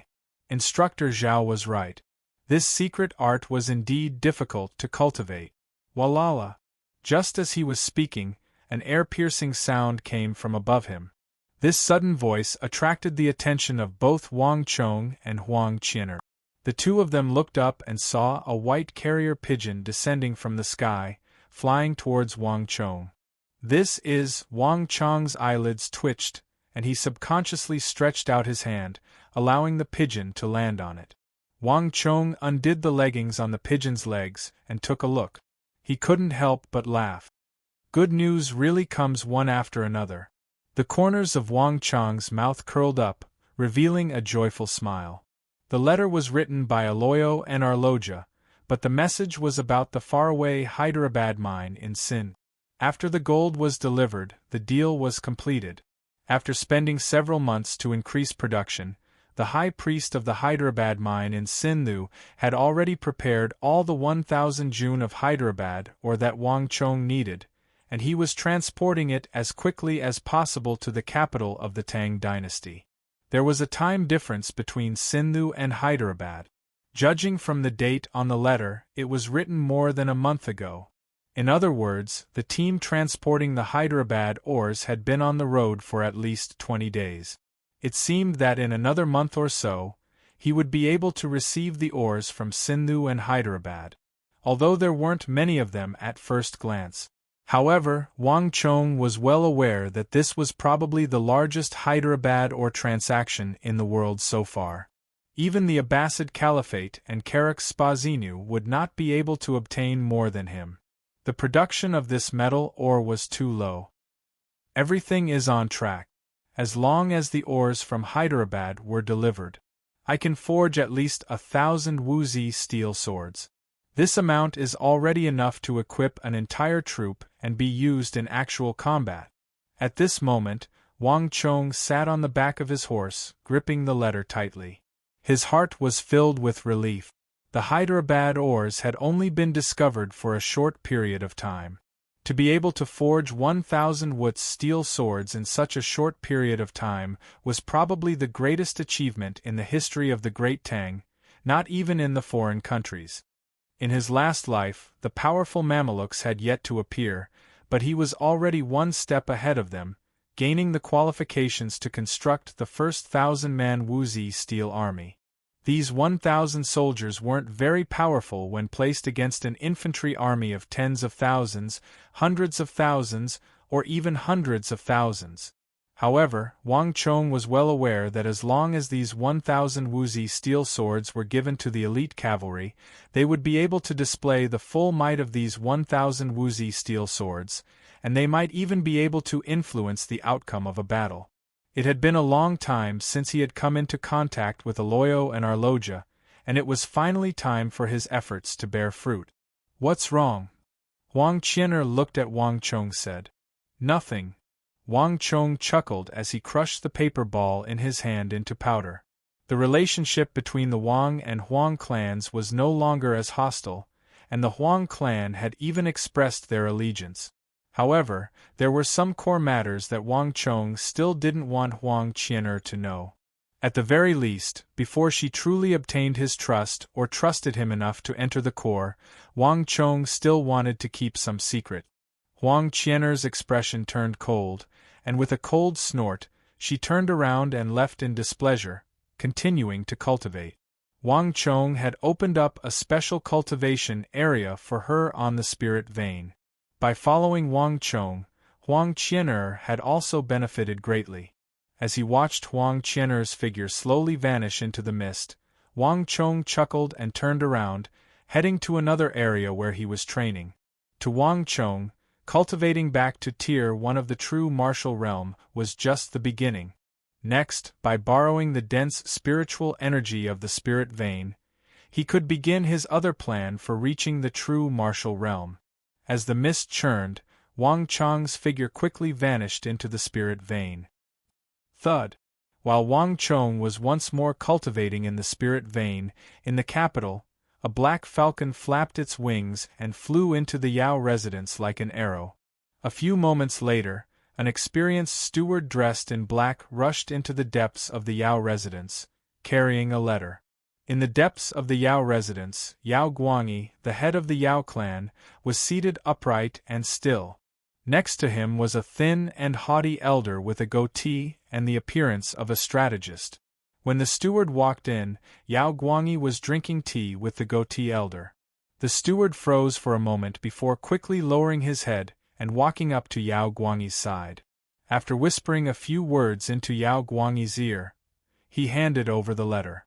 Yao Guangyi took it, glanced at it, and was instantly moved. "What's wrong?" Seeing that the two were talking, the goatee elder raised his head, his expression unhurried. "Sir, there's news from the west. That brat from the Wang clan has been transporting something." Yao Guangyi quickly regained his composure, and without the slightest hesitation, he handed over the letter. He spoke with a respectful attitude, seeming to treat this goatee elder with great respect. As the head of the Yao clan with the support of the old master, Yao Guangyi's status could be said to be extremely stable. In the capital, there were very few people that could command such respect from him. Only people on King Qi's side could command such respect from him. And this was indeed the case. This thin, small, and unprepossessing elder with a goatee had just so happened to be one of King Qi's subordinates. In this period of time, in the Bureau of Military Personnel, Bureau of Punishments, and the Imperial Court, King Qi had been suppressed by the King of Song and the Wang clan. The people at his side had either been demoted or pushed aside, putting him at a disadvantage in every aspect. King Qi had also begun to recruit soldiers and by nets, gathering all sorts of talents in preparation for a counterattack. The goatee elder before him was one of the experts King Qi had recruited, and one of the most important. Although the Yao clan had an illustrious status, Yao Guangyi was well aware that King Qi's ambitions were limitless. His ambitions would not be satisfied with just the Yao clan, and King Qi's personality would not allow him to receive any special treatment just because of the Yao clan's status. The old master had once said that when dealing with King Qi, one could not have the slightest bit of arrogance. No matter what decision King Qi made, who he sent, or what opinion he had, the Yao clan only needed to comply. Otherwise, they would only be courting disaster. Yao Guangyi had always firmly remembered this point. Hyderabad or? The old man with the goatee merely glanced at it, and in the next moment, his originally calm expression vanished into thin air, and his cold eyes revealed a shocked expression. In the capital, the King of Song and King Qi were sworn enemies, and this naturally included the Wang clan. Wang Chang's Wuzi steel weapon had been a secret at the start, and no one knew what this Wuzi steel weapon was. But more than half a year had passed since then, and King Qi and the Yao clan had spent a great deal of energy and price on it. Wang Chang's Wuzi steel weapon was no longer a secret. A single Wuzi steel weapon could be sold for 70,000 to 80,000 taels of gold, perhaps even 200,000 taels of gold. Even to an imperial prince like King Qi, who had never cared much about money, such an enormous fortune was an extremely fatal temptation. The Wang clan's sudden rise to power posed an enormous threat to King Qi, and that enormous wealth and Wuzi steel weapon could not go unnoticed. At present, almost everyone in the imperial army, from top to bottom, had a favorable impression of the Wang clan. Even the opposing factions did not dare to lightly offend the Wang clan. The reason was those Wuzi steel weapons. It's not that simple. This time, more than 1,000 jun of Hyderabad ore was transported. Yao Guangyi sternly said. Although he had only glanced at it, Yao Guangyi had already clearly seen the crucial content. As a strategist and general, this was a basic ability. The goateed elder did not say anything, but his heart fiercely twitched. After a long while, he could not help but let out a long sigh. What an enormous fortune! That's right. What an enormous fortune! Yao Guangyi agreed. The two men in the room suddenly sunk into a shocked silence. More than 1,000 jun of ore could be sold for more than 100,000 taels of gold. This was an enormous sum. Let alone the old man with the goatee, even Yao Guangyi was frightened the moment he received the news. This was truly a sum of millions upon millions of taels of gold. The extravagance of that brat from the Wang clan had left even him, a perennial figure in the court, deeply shaken. The Yao clan had never been a small clan. But compared to this brat, they were truly lacking. Such an enormous fortune, we can't miss it. After a long while, the goateed elder broke the silence, a look of excitement on his face. If such an enormous fortune were to be allowed to pass by, the heavens would not tolerate it. Moreover, the Wang clan was King Qi's sworn enemy. That's right. Yao Guangyi agreed, a rare occurrence. The Wang clan was already difficult to deal with. If they were to obtain such an enormous fortune, even the Yao clan would find it difficult to contend with them. No matter what, the Wang clan's operation this time had to be foiled. They absolutely could not be allowed to obtain it. Why don't we quickly inform His Highness King Qi? Yao Guangyi probed as he looked at the goateed elder. There's no need. His Highness has a multitude of affairs to attend to, and he is currently feeling vexed and having a headache. There's no need to trouble him with such matters. Otherwise, it will make us, his subordinates, seem untrustworthy. Lord Yao, don't you agree? The goateed elder said without hesitation. Chapter 400. As for Yao Guangyi's intentions, the goateed elder naturally understood. Thus, in the end, he had used Yao Guangyi's army. If something really did happen and King Qi blamed them, they would all be implicated. A strange look flashed through Yao Guangyi's eyes, but he quickly regained his composure. Teacher speaks the truth. Yao Guangyi nodded. Although he had been testing the other party's words were not wrong. This matter truly was one that he should share King Qi's burden. Moreover, the 1,000 jun of Hyderabad ore was no small matter. If they were allowed to smoothly transport it to the capital, the Wang clan would be like a tiger that had grown wings, and the Yao clan would be the one to suffer. Yao Guangyi cared more than anyone else about this matter. We must dispatch experts to intercept this shipment as quickly as possible. Right now, our greatest advantage is that the Wang clan still doesn't know that we've discovered their secret. As long as we move fast enough, we can make it in time. However, that convoy also has quite a few experts, all of them great monks from Sind. It won't be easy for me to snatch the Hyderabad ore from their hand. As Yao Guangyi spoke, he turned to the goateed elder, his meaning clear. The 1,000 jun of Hyderabad ore was no small matter, and Sindhu clearly viewed this matter with great importance. Based on the information, there were at least 20-some powerful Sindh monks guarding the Hyderabad ore, and there were quite a few experts among them. Snatching food from the jaws of tigers from the hands of these Sindh monks was no easy task. Without enough top-class experts, it would be impossible. Yao Guangyi had no problem, but in terms of experts, the Yao residents had no more than King Qi. King Qi had always been in the habit of recruiting experts, and his residence was already filled with experts and talent. King Qi himself was even a top-class expert. Compared to the King Qi residence, the experts of the Yao residence were like a chestnut in the ocean, not even worth mentioning. It was clearly better for the people at King Qi's side to appear. Ha, if General Yao is worried about this matter, leave it to me. I can handle this matter. There was no need for Yao Guangyi to say anything. The goateed old man laughed heartily, stroking his beard as he took on the responsibility. With a proud expression, he took the initiative to do it. However, sir, the strength of those Sindhi monks is not to be underestimated. There are many of them, and their strength is at least at tier 7, 8, or 9 of the true martial realm. There's even one at tier 1 of the profound martial realm. Ordinary experts wouldn't be able to deal with them at all. It was just that they wouldn't be able to return. Yao Guangyi kindly reminded. Although he was very happy that the goateed old man had taken charge of everything, this matter was equally important to the Yao family. Yao Guangyi had no choice but to remind him of some things. Ha, don't worry, General Yao. They're just some monks in the 7th, 8th, and 9th tier of martial realm. Even if he was a profound martial realm expert, it wouldn't be a big deal. This old man is highly regarded by the King of Qi and is able to mobilize a few experts. The goateed elder stroked his beard, his expression rather conceited.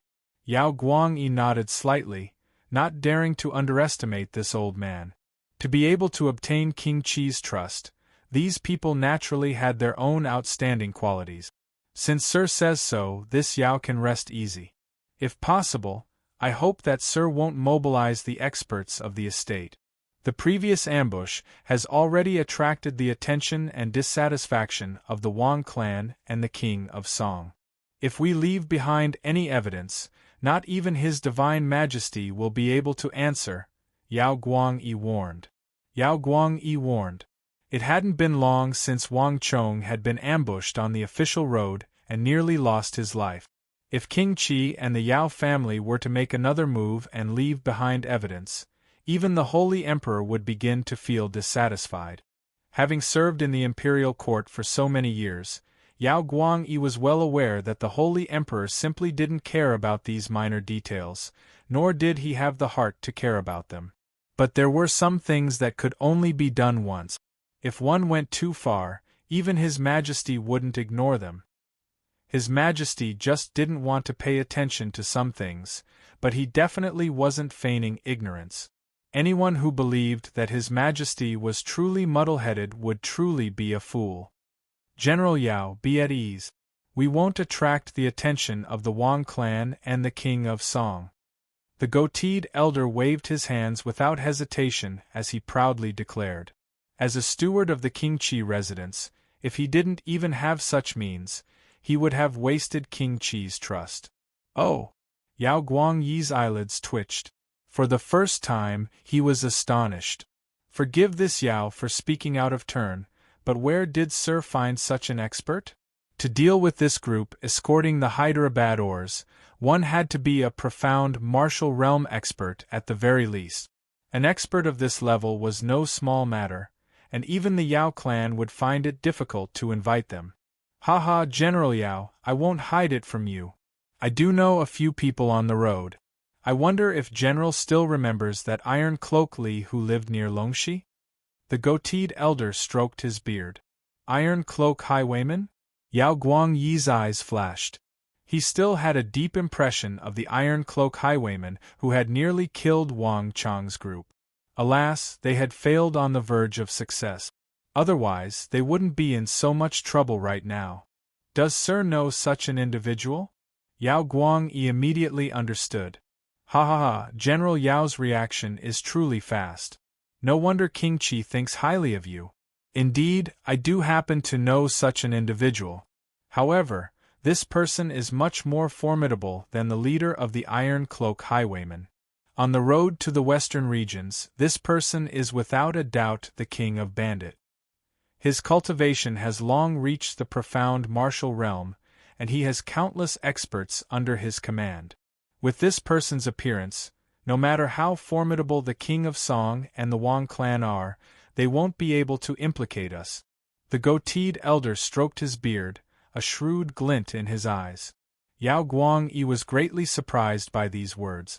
Only now did he realize that he had underestimated this frail-looking elder. If he really did know such an individual, then he was unquestionably the best candidate for this operation. And the operation would be flawless. It's wonderful that Sir has such a candidate.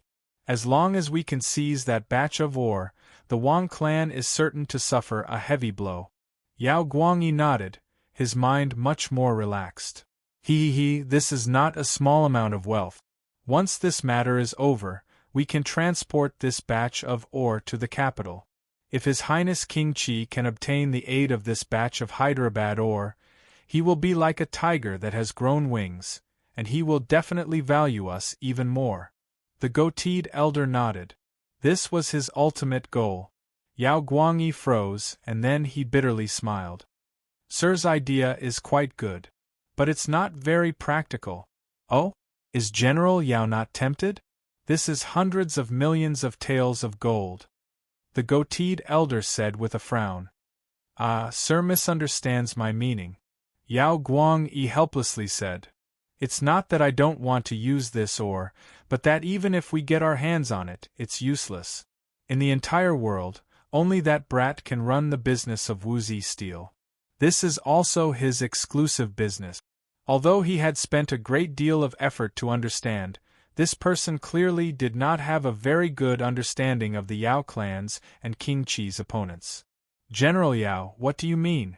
Are you saying that only they can have the Hyderabad ore and we can't? When the time comes, we just need to lie and say that we bought it from Sindhu. The goateed elder was somewhat displeased. It's useless. The Hyderabad ore is that brat's exclusive business. Yao Guangyi bitterly smiled. Without hiding anything, he explained what he had learned from the Court of Judicial Review about the contract between the Wang clan and Hyderabad, which allowed the Wang clan to monopolize the Hyderabad ore business of the Central Plains. The goateed elder stared in a daze, momentarily at a loss for words. That brat might be young, but he's extremely meticulous. Sir hasn't interacted with him for long, so it's normal for you to not understand him. In the future, Sir will understand. In the entire Wang clan, Wang Yen and Wang Gung aren't even worth mentioning. Wang Zhen is inflexible, and the only one who can truly threaten us is that brat. If not for that, how could we have lost in the last operation? Yao Guangyi said. The goateed elder was stunned. He had only been a subordinate of King Qi for a short period of time. There were many things that he did not understand as thoroughly as Yao Guangyi did. He had originally believed that his opponents were the Wang clan and the King of Song, but it now seemed that the truth was different from what he had understood. But we don't need to leak this matter. As long as we secretly forge a Wuzi steel sword, isn't it all the same? The goateed elder said. It's useless. The Wuzi steel sword truly was forged from Hyderabad ore. But Hyderabad ore alone isn't enough to forge a Wuzi steel sword. I won't hide it from you. In truth, I've already done what you've just mentioned. However, this is what I've produced. Yao Guangyi opened the drawer and took out a pitch-black metal sword. This is a Wuzi steel sword? The goateed elder was dumbfounded, not daring to believe his eyes as he stared at that swarthy, seemingly no different from an ordinary sword. If not for Yao Guangyi's explanation, he would never have dared to believe that this sword was forged from Hyderabad ore. This was a far cry from the gorgeous, shiny, demonic, and incomparably sharp weapons sold by the Wang clan. I also didn't want to believe that this was forged from Hyderabad ore. Only when I personally watched from the side did I finally confirm that this was a weapon forged from Hyderabad ore. As Yao Guangyi spoke, he took out a second swarthy sword from the drawer. There was no doubt that this sword was also forged from Hyderabad ore.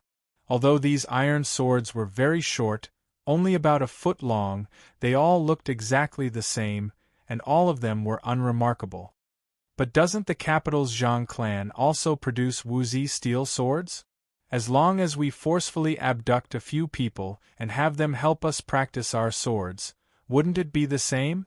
The goateed elder said somewhat unwillingly. Sigh. Yao Guangyi sighed once more. This is where the problem lies. All the craftsmen of the capital's Zhang clan are only forging sword embryos. The most crucial, as well as the final step of forging, is completely grasped in that boy's hands. It can be said that besides him, no one in the entire Tang dynasty knows how to forge that kind of Wuzi steel sword. Even if we snatch that 1,000 June of Hyderabad ore, I'm afraid we still won't be able to forge the Wuzi steel sword we want. The goateed elder sat there in a daze, as dumb as a wooden chicken. Previously, when Yao Guangyi had said that the boy's work was watertight and meticulous, he hadn't believed it and had thought nothing of it. But at this moment, he suddenly realized just how watertight that boy was. Chapter 401.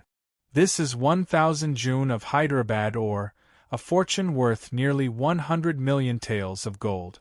Are we sure that we don't have a way? The goateed elder muttered to himself. He had to admit that he had never imagined such a situation.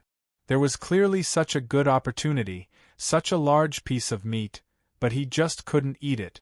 Without the forging skills of Wuzi steel, these ores were useless to them. That's not necessarily true, Yao Guangyi said after a few moments of thought. Oh! The goateed elder raised his head, a questioning look in his eyes. I heard that the Arabs and Karak Spazinu of the West have some experience in forging Hyderabad ore. Although we can't use it ourselves, we might be able to sell it to them. That's all we can do.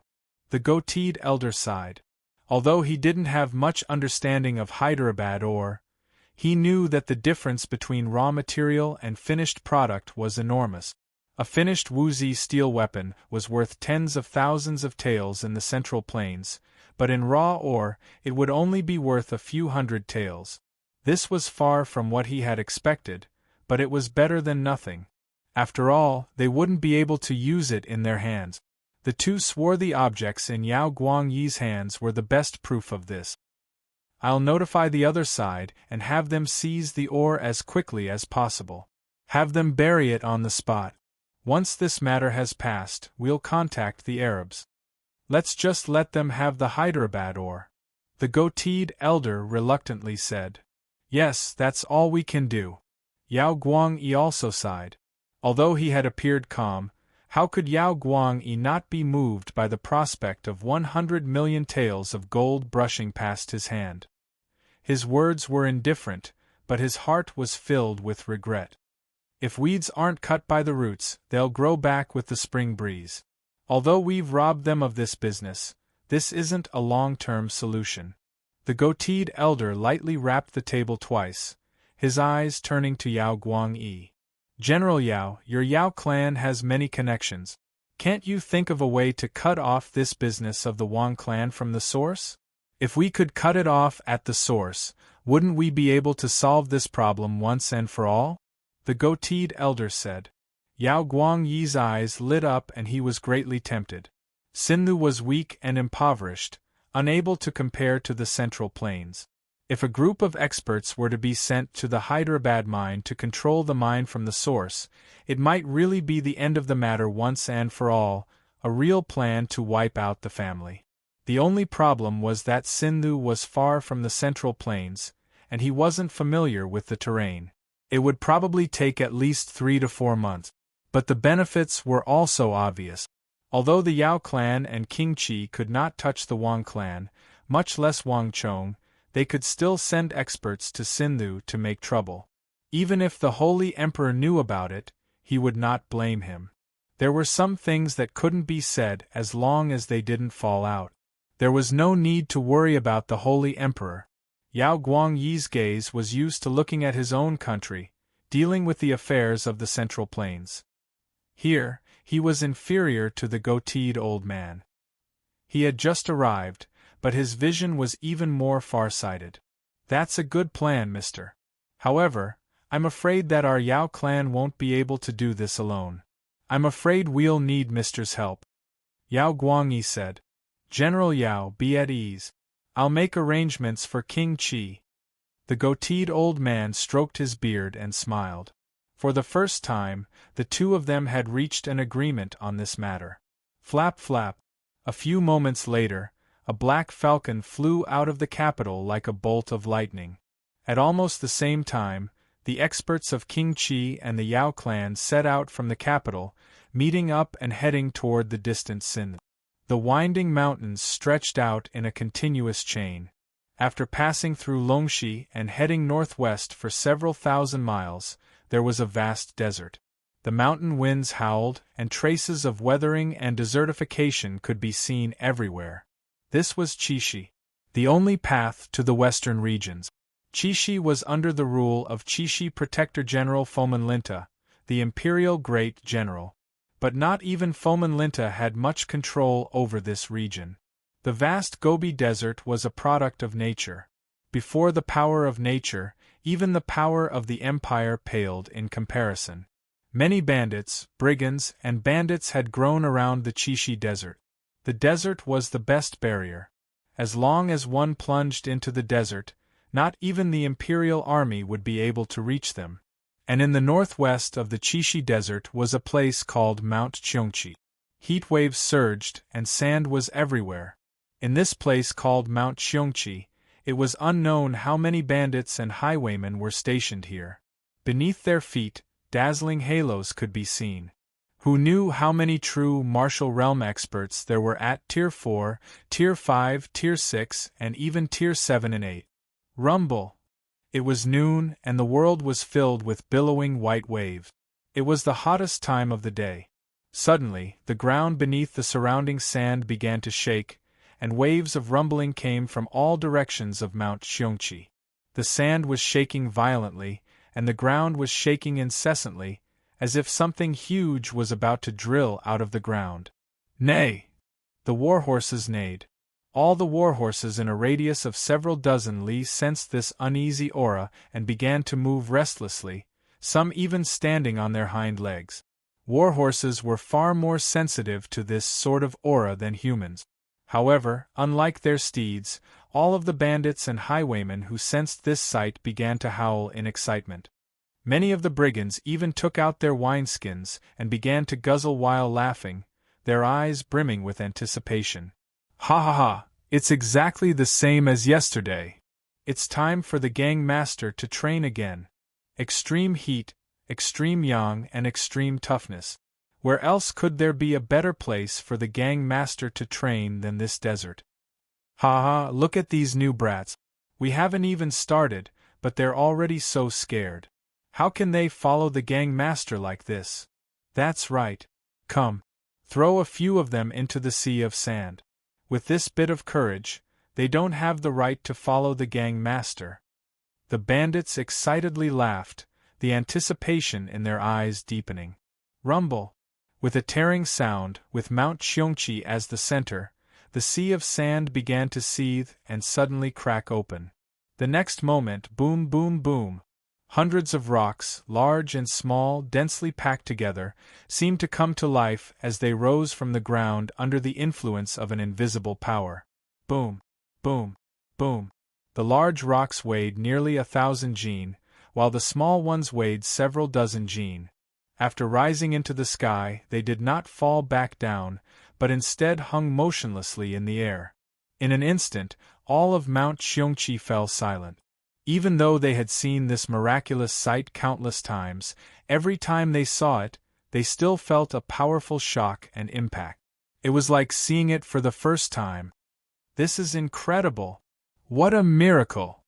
Besides the gang master, who else could do this?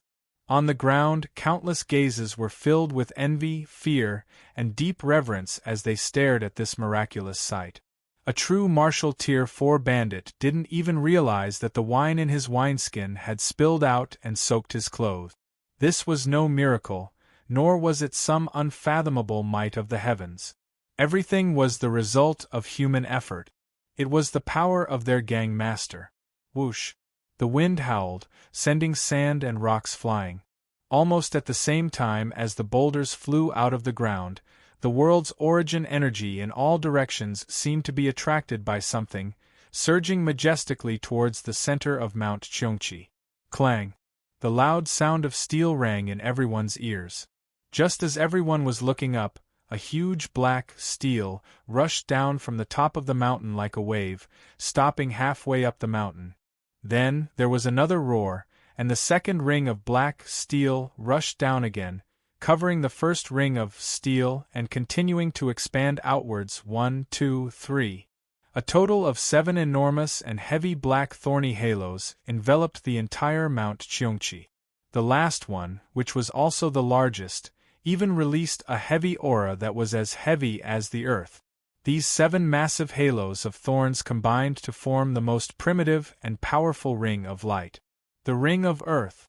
These 7 rings of light were filled with the thick aura of the laws of the earth.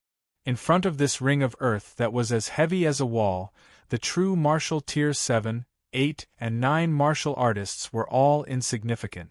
This was a huge power that only a high-level Xian martial realm expert could possess. Buzz! Tens of thousands of rocks scattered through the air were first motionless, and then they began to tremble and groan. Next, all the sand and gravel began to gather under the influence of an invisible force, shrouding the entire area in a hazy haze. It had been a scorching noon, when the sun was at its strongest. But the surroundings of Mount Cheongchi were so shadowy that even the sky was obscured. Under the shadow of this sky-obscuring dust, all the bandits lost their luster and fell silent. Rumble! After some time, the boulders fell back down and the dust settled. All the floating boulders fell back down, and the fissure in the ground closed up once more. The sand and gravel closed up from all directions. In the blink of an eye, everything was gone. The entire sea of sand returned to its original state, without a single trace of change. It's over. The gang master has finished his cultivation. What a pity!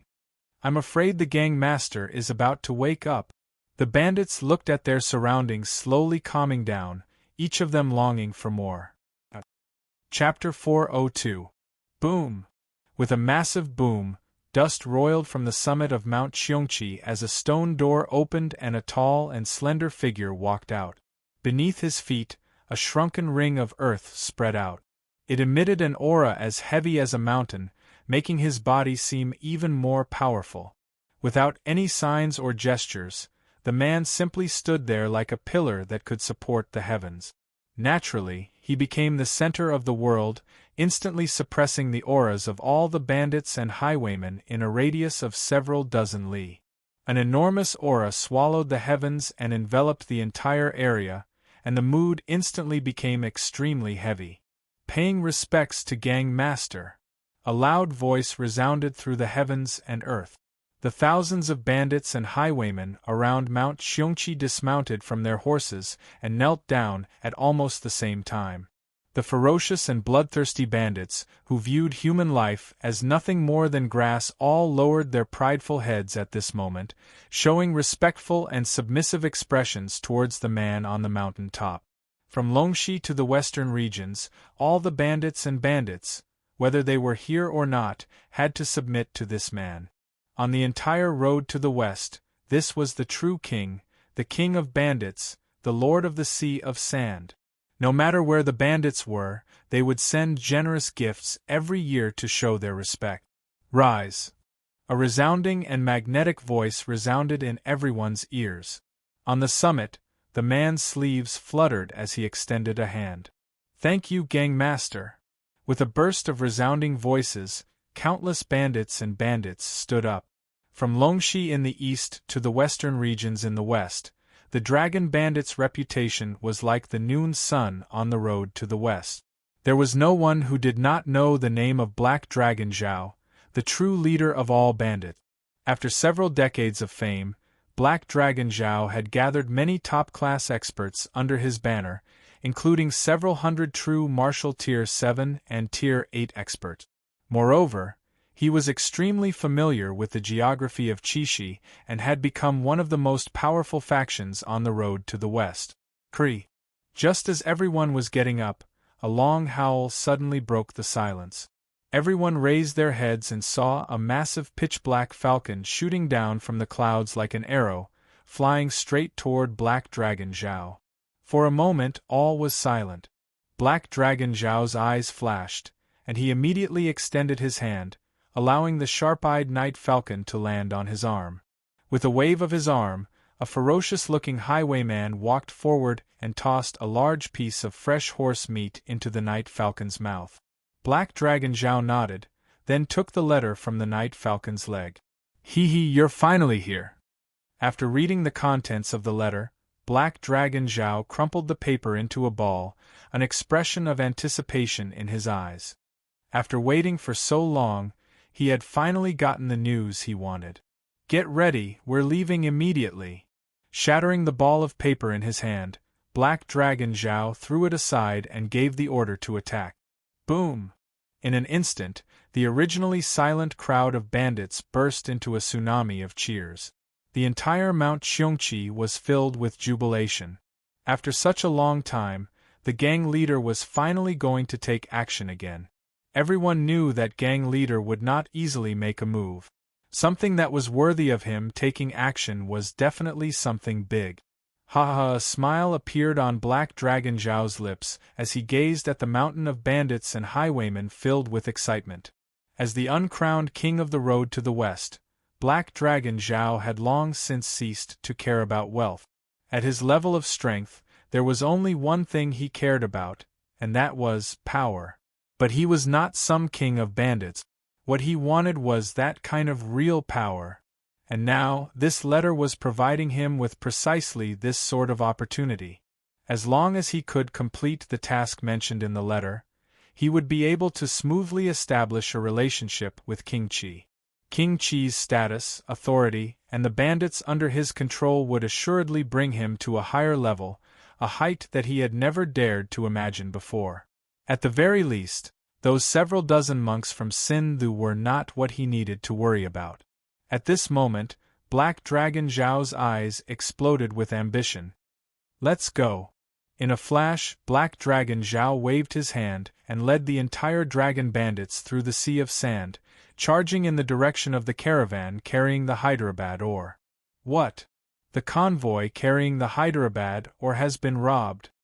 Several days later, on the Spirit Vein Mountain, Wang Chong's face was brimming with shock. He almost didn't dare to believe his ears. How could this be?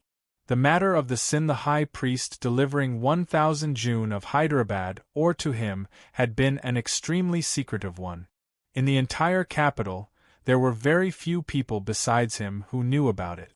Just a few days ago, he had been waiting for this 1,000 June of Hyderabad ore to be delivered to the capital. He hadn't expected that it would be robbed just a few days later. The sudden news had thrown Wang Chong's mind into chaos. This ore was extremely important to him. Nothing could be allowed to happen to it. This was not something as simple as wealth. "Young master, I've already verified this matter. There's no doubt about it." Eagle also had a grave expression. He currently had an extremely heavy mission. After Wang Chong had gone to the Spirit Vein Mountain to cultivate, he had left almost everything to him, whether it was the Wang clan, the training camp, or the Hyderabad ore. All the channels of the Wang clan were available for him to use. Several days ago, when Arloja and Ablonidin's letter had arrived, Eagle had almost immediately taken action. Not only had he sent people to receive them, he had even dispatched the fastest falcon to the western regions to keep watch. Who did this? Wang Chong clenched his right hand into a fist as he took in a deep breath. Now that it had happened, the urgent task at hand was to get the ore back as quickly as possible. It was Qishi's dragon bandits, Old Eagle said, but his answer was surprisingly straightforward. Even Wang Chong was taken aback. He had originally believed that this sort of matter wouldn't be so easy to uncover. These fellows never even thought about hiding their tracks, swaggering over to plunder. They even left behind the insignia of their bandit. Just what is the background of this dragon bandits? Wang Chong asked.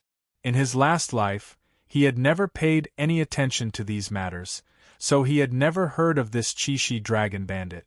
The eagle also did not hesitate, immediately telling Wang Chong everything he knew. As a former member of the Bureau of Justice, he truly did know much more about these matters than Wang Chong. Wang Chong instantly fell silent. A bandit king that ruled from Longxi to Qishi to the western regions. It had to be said that all of this had exceeded Wang Chong's expectations. But even now, we still don't know why the dragon bandits did this. In the past, the dragon bandits would never plunder ores. In normal circumstances, only gold and silver would attract their attention. Of course, we can't rule out the possibility that they know the price of Wuxi steel, so they plundered this batch of Hyderabad ore to extort and threaten us. Eagle said. No. They definitely aren't using this to extort and threaten us. Wang Chong had a pensive look on his face as he waved his hand without hesitation. How can young master be so sure? The eagle was somewhat surprised. A tiger would never fight with a stray dog for food, and a lion would never team up with a hyena. Other bandits might be able to extort, but a bandit king like Black Dragon Zhao would never do something like this. He definitely has a deeper reason for doing this. The eagle's eyes widened at these words, and he suddenly had a bad premonition. Young master isn't planning to say, correct? This matter definitely has something to do with the Yao clan and King Qi. Wang Chong firmly declared. But isn't the time a little too short? They might not have reacted so quickly, right? The eagle said in disbelief. Although he had also suspected the Yao clan and King Qi, the relationship between the two sides was obvious. But the eagle still felt that they might not have reacted so quickly.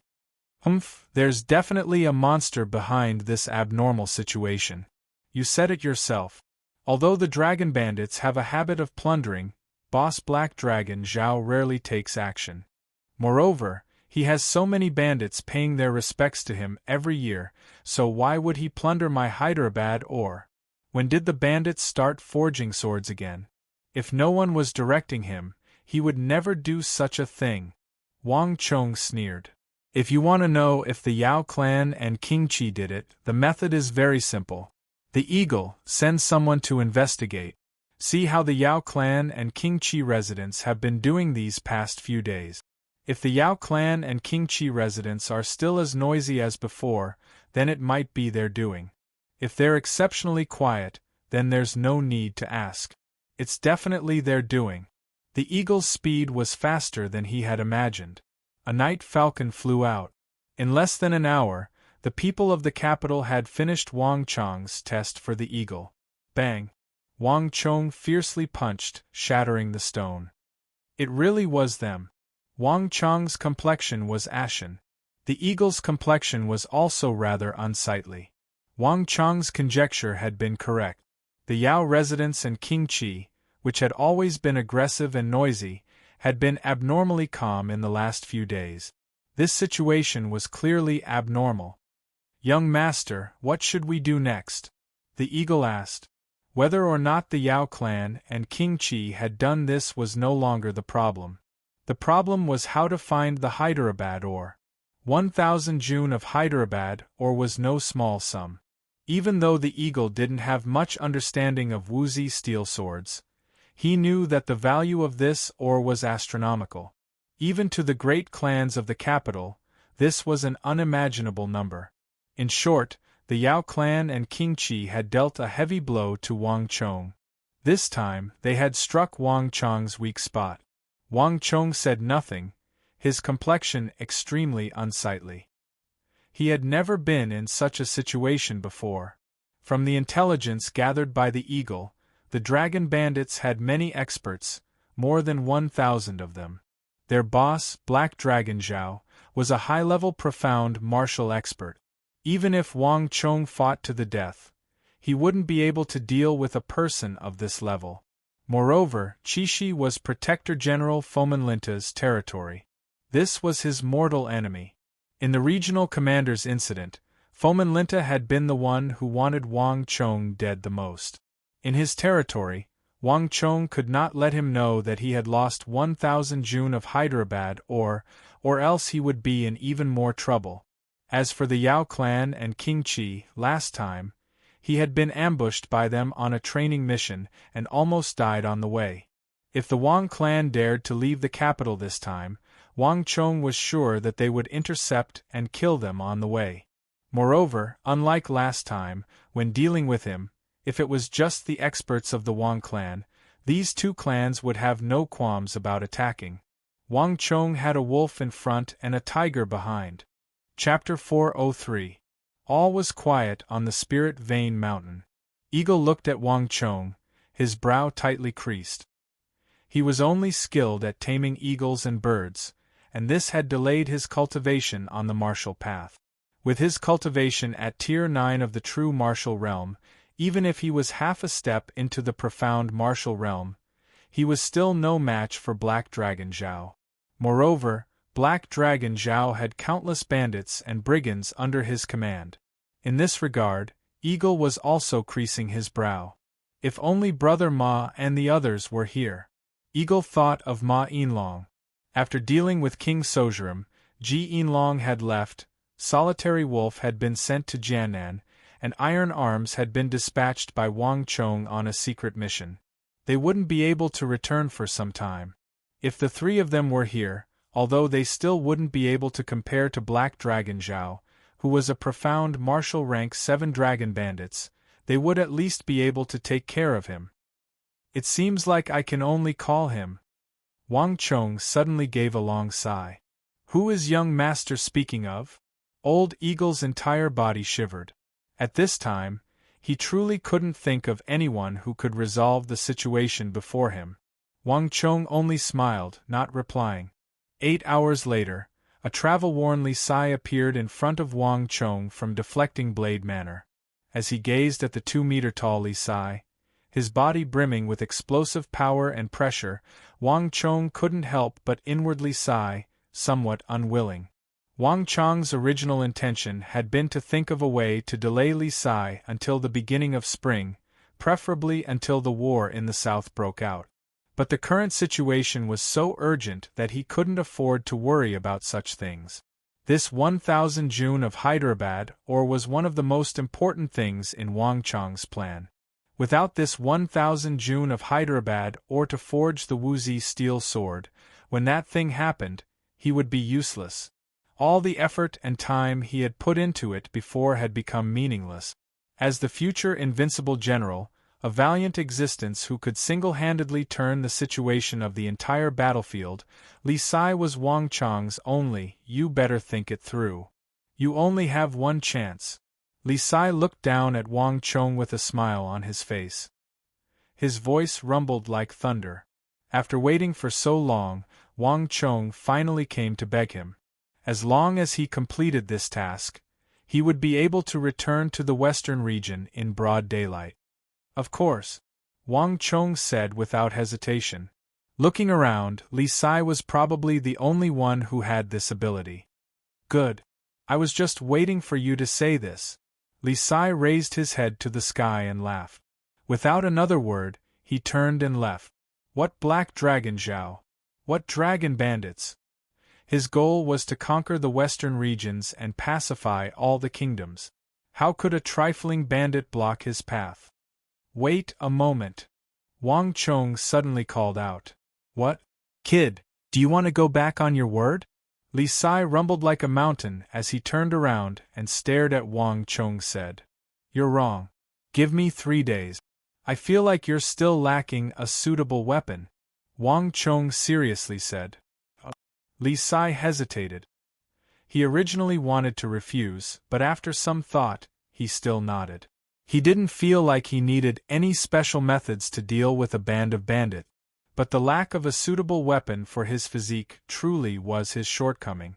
Ever since he left the mountain, he had never found a suitable one. Fine. Li Sai finally nodded. After leaving the mountain, Wang Chong returned to his home. After his last weapon, it had been a very long time since Wang Chong had personally forged a weapon. Wang Chong took a ruler and personally measured Li Sai's height, the width of his palm, the ratio of his upper body to lower body, and the thickness of his shoulders. Then, he spent another day drawing up a blueprint before burrowing into the cave. Unlike any other time, Wang Chong brought 4 pieces of Hyderabad ore into the cave.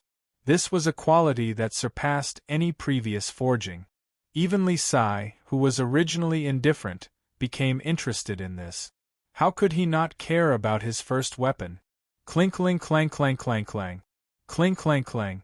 Inside the cave, the ear-piercing sound of metal rumbled incessantly. Sparks flew in all directions, and thick smoke billowed out from inside. From night to day, from day to night, Wang Chong did not rest or sleep, pouring all his energy into this task. This operation was related to his entire plan, and failure was not an option. Thus, Wang Chong placed an unprecedented amount of importance on this task.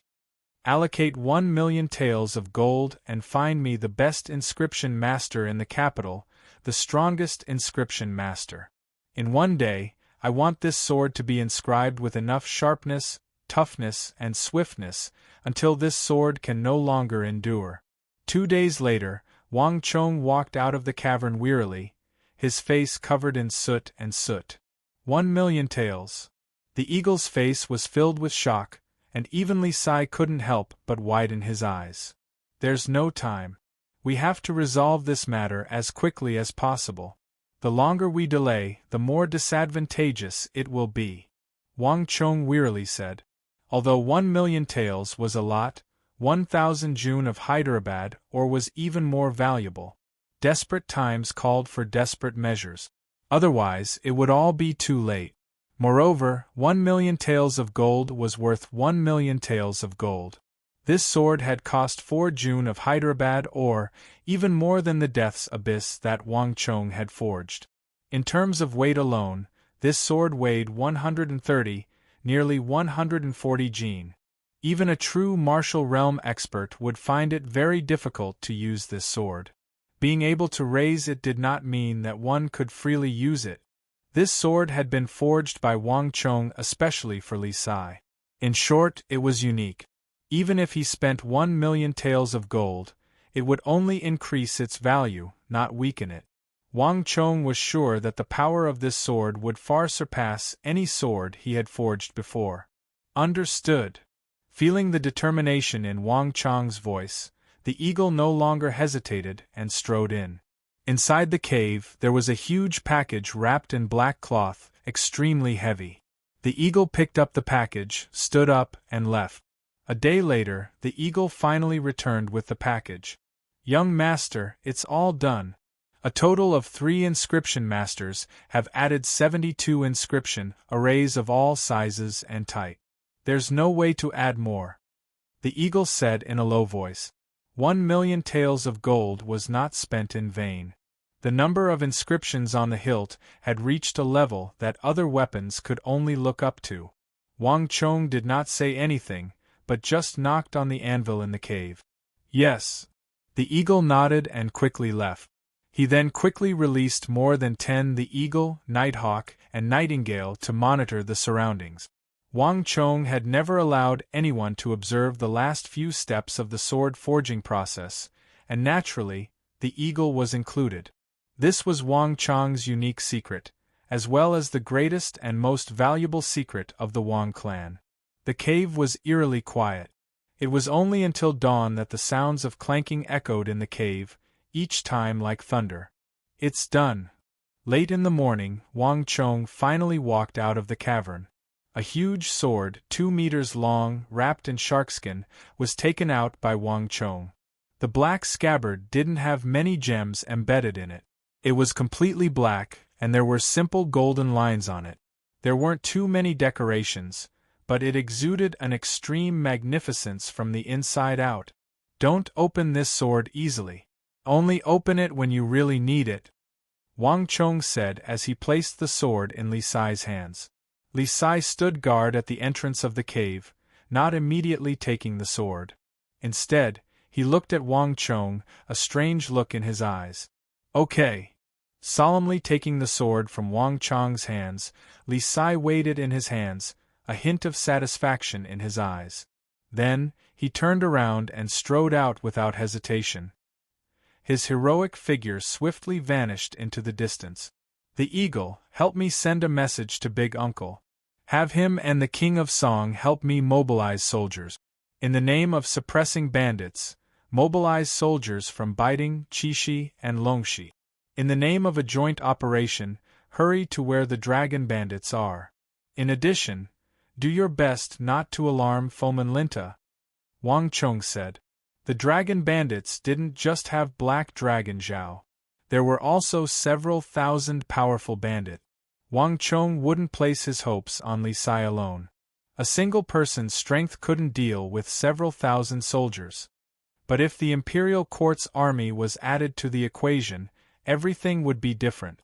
The only problem was that Chishi was Foman Linta's territory. If they weren't careful, they might attract his attention. In addition, go to the King of Song's residence and find the old butler. Although peak profound martial experts are very difficult to borrow, experts at Tier 1, 2, and 3 shouldn't be a problem. Have them go and receive Li Sai. In addition, you should go as well. I need to be informed at all times. Use carrier pigeons and eagles to communicate," Wang Chong said.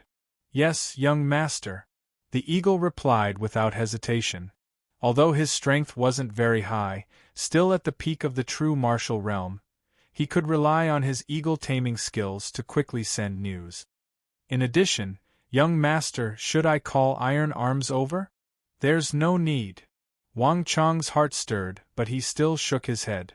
Iron Arms had his own mission, and even if he was here, he wouldn't be able to deal with Black Dragon Zhao. This titan of the Western Road could only place his hopes on Li Sai. "Yes, young master." Old Eagle solemnly nodded and then flew off on his shuttle. "I hope that everything goes smoothly and that I can succeed." Everything that could be done had been done. As he watched the eagle leave, a hint of worry flashed through Wang Chong's eyes. The current Li Sai was still far from that invincible great general of the empire.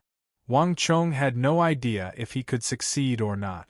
Moreover, with the Yao clan and King Qi interfering, even if he succeeded, he might not be able to smoothly obtain the whereabouts of the Hyderabad or. This won't do. I still have to meet Yang Zhao. If he appears, not even King Qi will dare to object. In addition, I won't arouse his suspicions too early. Chapter 404. Wang Chong had gone to see Yang Zhao at noon and only returned late at night. Whether it succeeds or not will all depend on luck, Wang Chong quietly said to himself as he ascended the spirit vein. Everything had already been arranged. Yang Zhao had agreed to help build an army from the Bureau of Military Personnel to help suppress the dragon bandits near the Qixi Desert. Li Sai's abilities and the Imperial Court's suppression should be enough to threaten the dragon bandits and Black Dragon Zhao. Afterward, Wang Chong ascended the spirit vein, calmed his mind, and began to cultivate with all his might. This was all he could do at the moment. Now that his cultivation had reached the true martial realm, there were many things that Wang Chong could cultivate. One of them was an extremely powerful technique that Wang Chong had learned in his last life. The Leaping Dragon Spear. Time flew by, and 10-some days passed in the blink of an eye.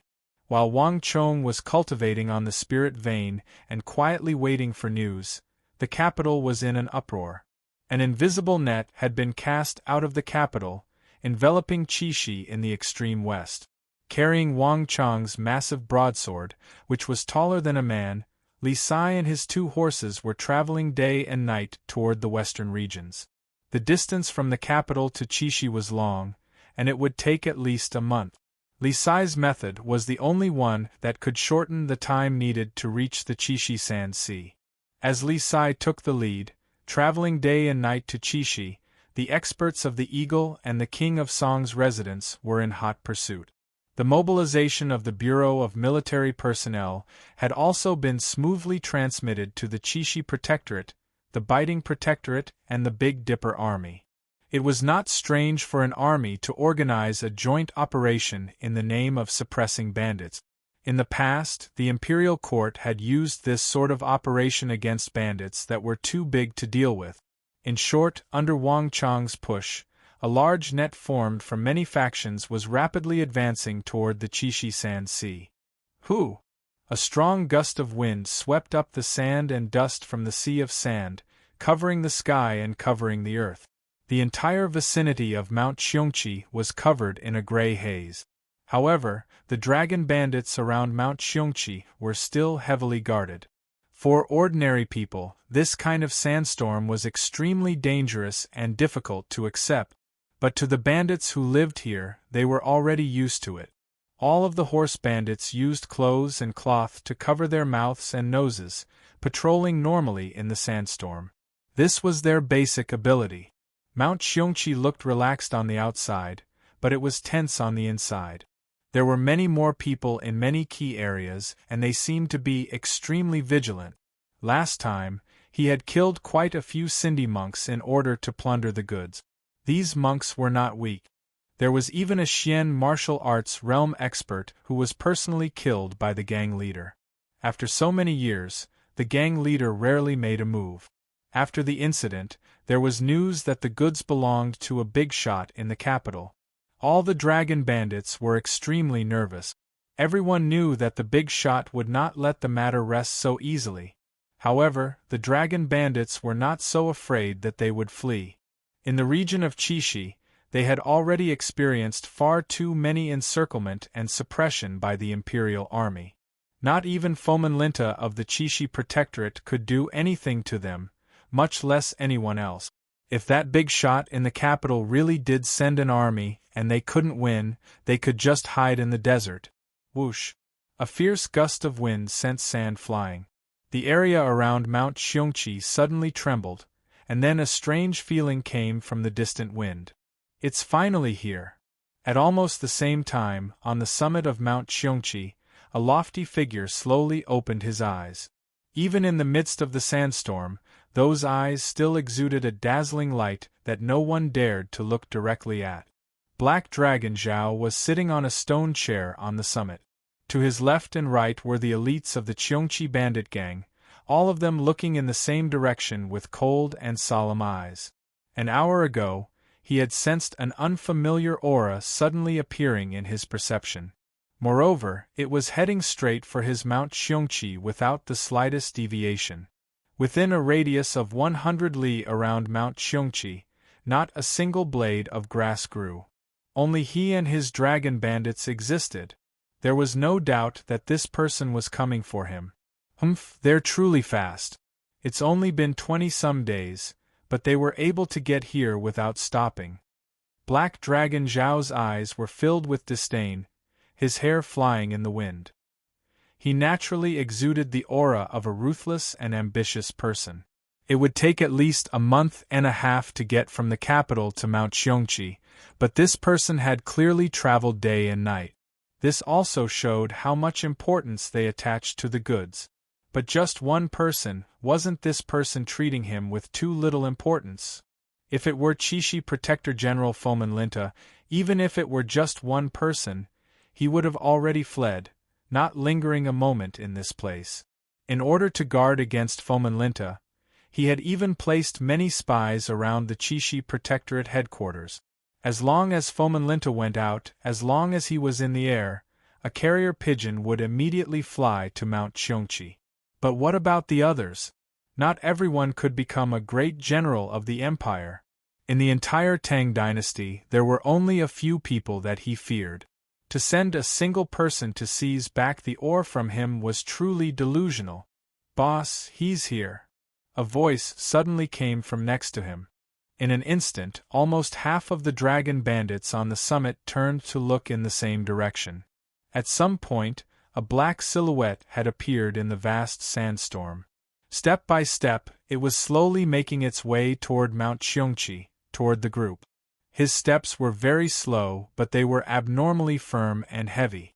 Let alone the sandstorm, not even the sea of blades, the sea of volcanoes, or the abyss of adversity would be able to stop his steps.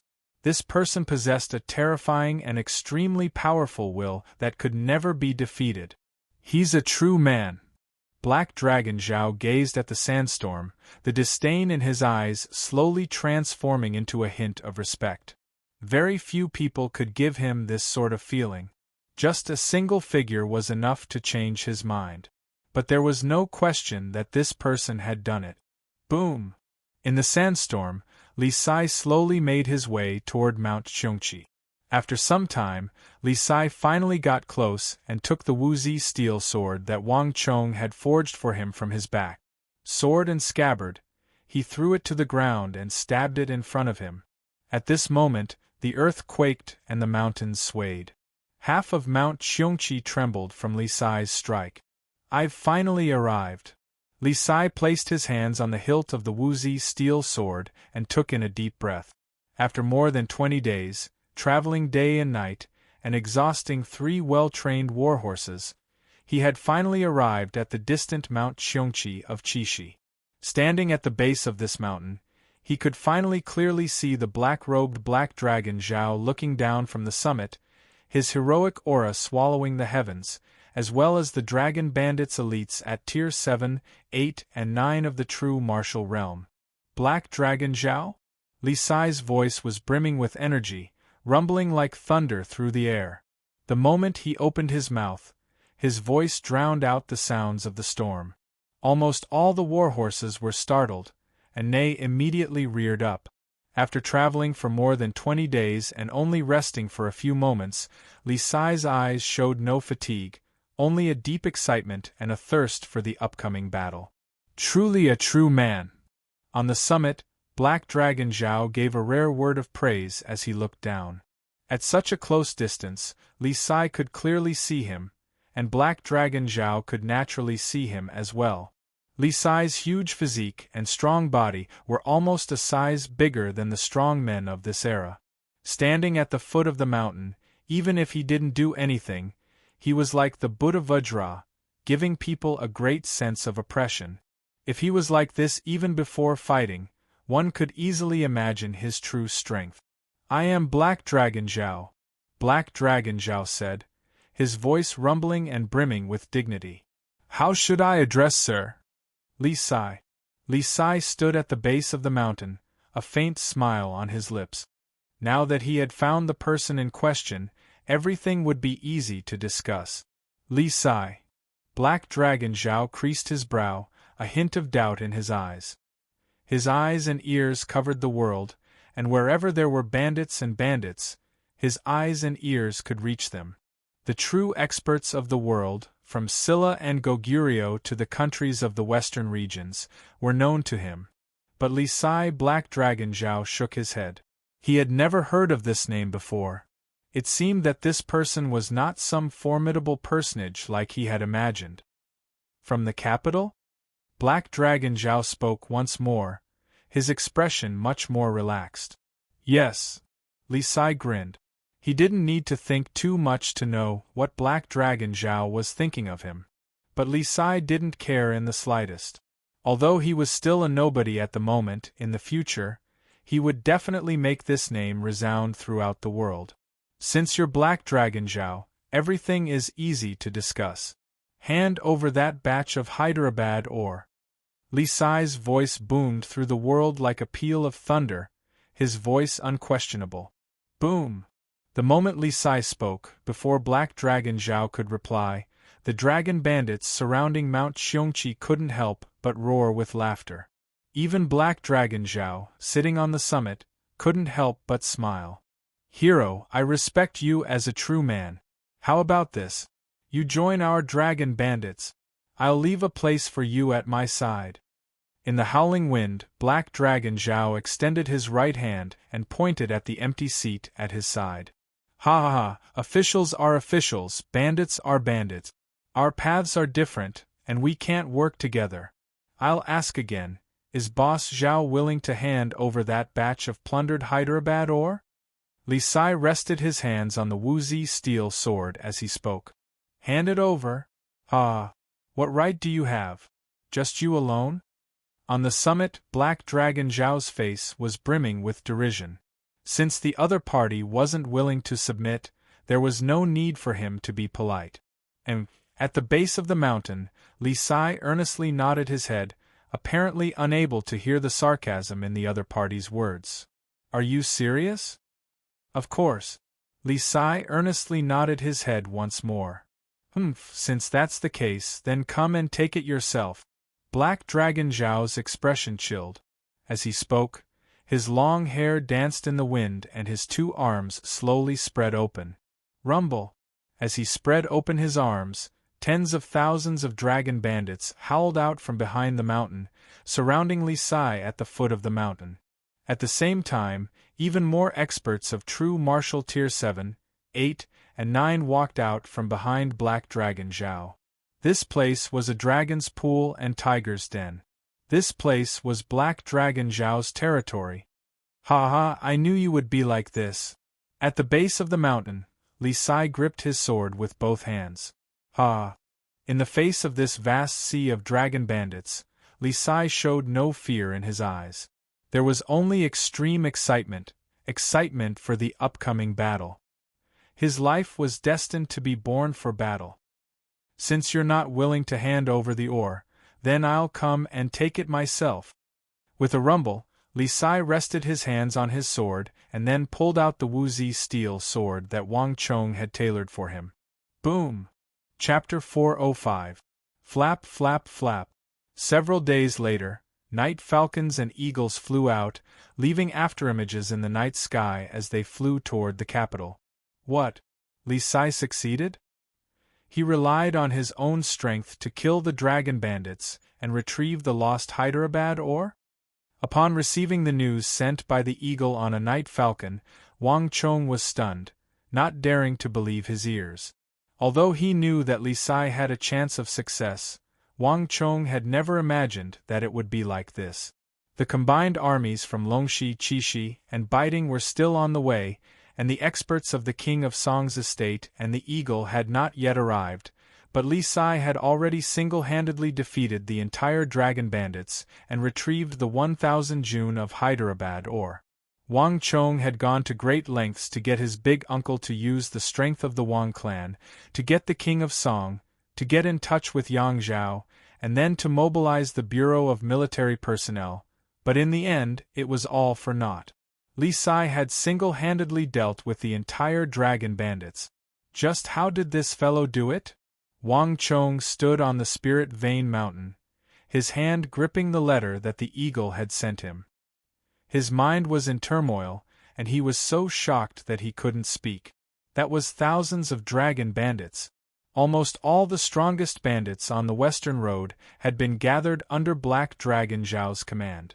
In terms of the size of an army, Black Dragon Zhao's dragon bandits were equivalent to an army.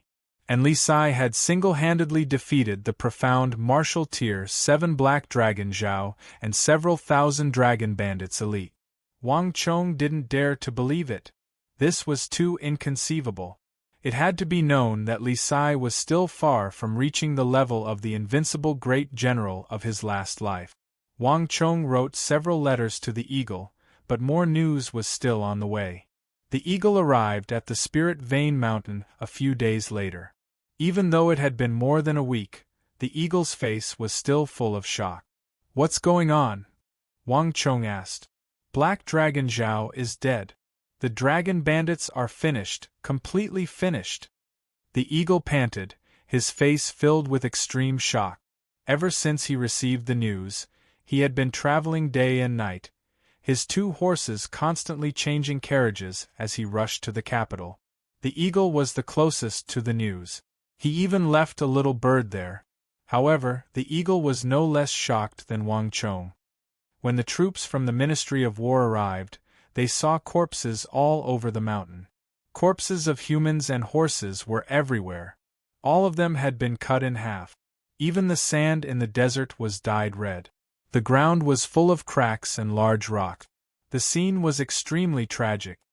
The eagle also had eyes and ears in the Longxi, Biting, and Longxi armies. Wang Chong had arranged for all of them to follow the eagle's orders so that it would be easier for him to unify the situation and receive news at any time. The eagle immediately told him everything he knew. Wang Chong said nothing. Even he was shocked by the scene described by the eagle. This was completely the style of fighting on the battlefield. Li Sai had entered the army and had yet to participate in a proper battle, but he was already beginning to display the fighting style of the invincible great general. Wang Chong was well aware that the scene described by the eagle was precisely the fighting style of the army that Li Sai would lead when he became the invincible great general. Their fighting style was often based on heavy hacking and aggressive attack. No matter how many people their opponents were, they would never retreat. This was precisely the style that Li Sai had displayed in this battle. "This is fate," Wang Chong quietly said to himself. Li Sai had not yet become the invincible great general whose name would shake the world, but he was already beginning to display this sort of loftiness. "In addition, I've also received news from Li Sai. He says that he's already convinced 10 some dragon bandits elites to renounce darkness for light and join his side. He's currently leading them back to the capital," the eagle said. "Ah!" Wang Chong had a look of surprise on his face. This news had truly surpassed his expectations. This really is his style. Wang Chong had a strange expression on his face as he inwardly sighed. In Wang Chong's view, Li Sai's persuasiveness was completely innate. On the bitter battlefield of hundreds of thousands of soldiers, no matter how formidable their opponents, the army led by Li Sai had never retreated. It was fine if Li Sai himself did not retreat. After all, he was very strong. But those soldiers who followed him also followed him with unwavering determination and fearlessness. Was this not the result of his charisma? Even before he had become the invincible great general, Li Sai was already showing off his abilities. What a pity! Do you really want to let such a person go? The eagle looked at Wang Chong, a look of regret on his face. He had never known that the giant man that Wang Chong had transferred from biting and was making such a ruckus at the gate of Deflecting Blade Manor was such a powerful existence. This sort of valiant fighting strength had even managed to kill Black Dragon Zhao. Letting him go would be far too much of a pity. There's nothing that can be done. A man cannot stand without his word. Since I promised him back then, I naturally have to do it. Wang Chong knew what the eagle was thinking and waved his hand, indicating that he should give up on this idea. The eagle didn't know of Li Sai's origins, nor had he heard of his reputation, so he couldn't help but be shocked upon hearing this. But to Wang Chong this was no longer a secret. To have a future invincible great general serve under him for a period of time was already not easy. This was something to be proud of. In the end, it's impossible to keep such a powerful figure, Wang Chong quietly said to himself. In the end, a future great general was not so easy to tame. Wang Chong could only calmly accept this result. It could only be said that fate was not so easy to change. To be able to retrieve his 1,000 June of Hyderabad was an unexpected harvest for Wang Chong. With this matter resolved, Wang Chong breathed a long sigh of relief. After sending off the eagle, Wang Chong returned to the depths of the spirit vein and continued to cultivate the leaping dragon art. 10 some days later, Li Sai returned to the capital, accompanied by 10 some dragon bandits elites at Tier 7, 8, and 9 of the true martial realm. In addition, several Sindhi monks had also been brought back to the capital by Li Sai. I've already delivered those monks to your home. I found them west of the Chishi Desert. All of them were injured, and 2 of them were called Ablanadin and Arloja. I think they said that they knew you. On the spirit vein, Li Sai stood tall, his tall figure like a mountain. This bitter battle had not only failed to tire or frustrate him, it only made him seem even more spirited. It was like his body had an inexhaustible supply of energy. Thank you, Wang Chong sincerely said. Although he had already learned of the news from the eagle's messenger pigeon, Wang Chong still expressed his thanks. In addition, I've also shipped the Hyderabad back to the Wang clan. Following your orders, I left a few people to stand guard there. Li Sai said. Wang Chong nodded and tossed over an object the size of a pellet. This is for you. What is it? A hint of surprise flashed through Li Sai's eyes as he subconsciously caught it.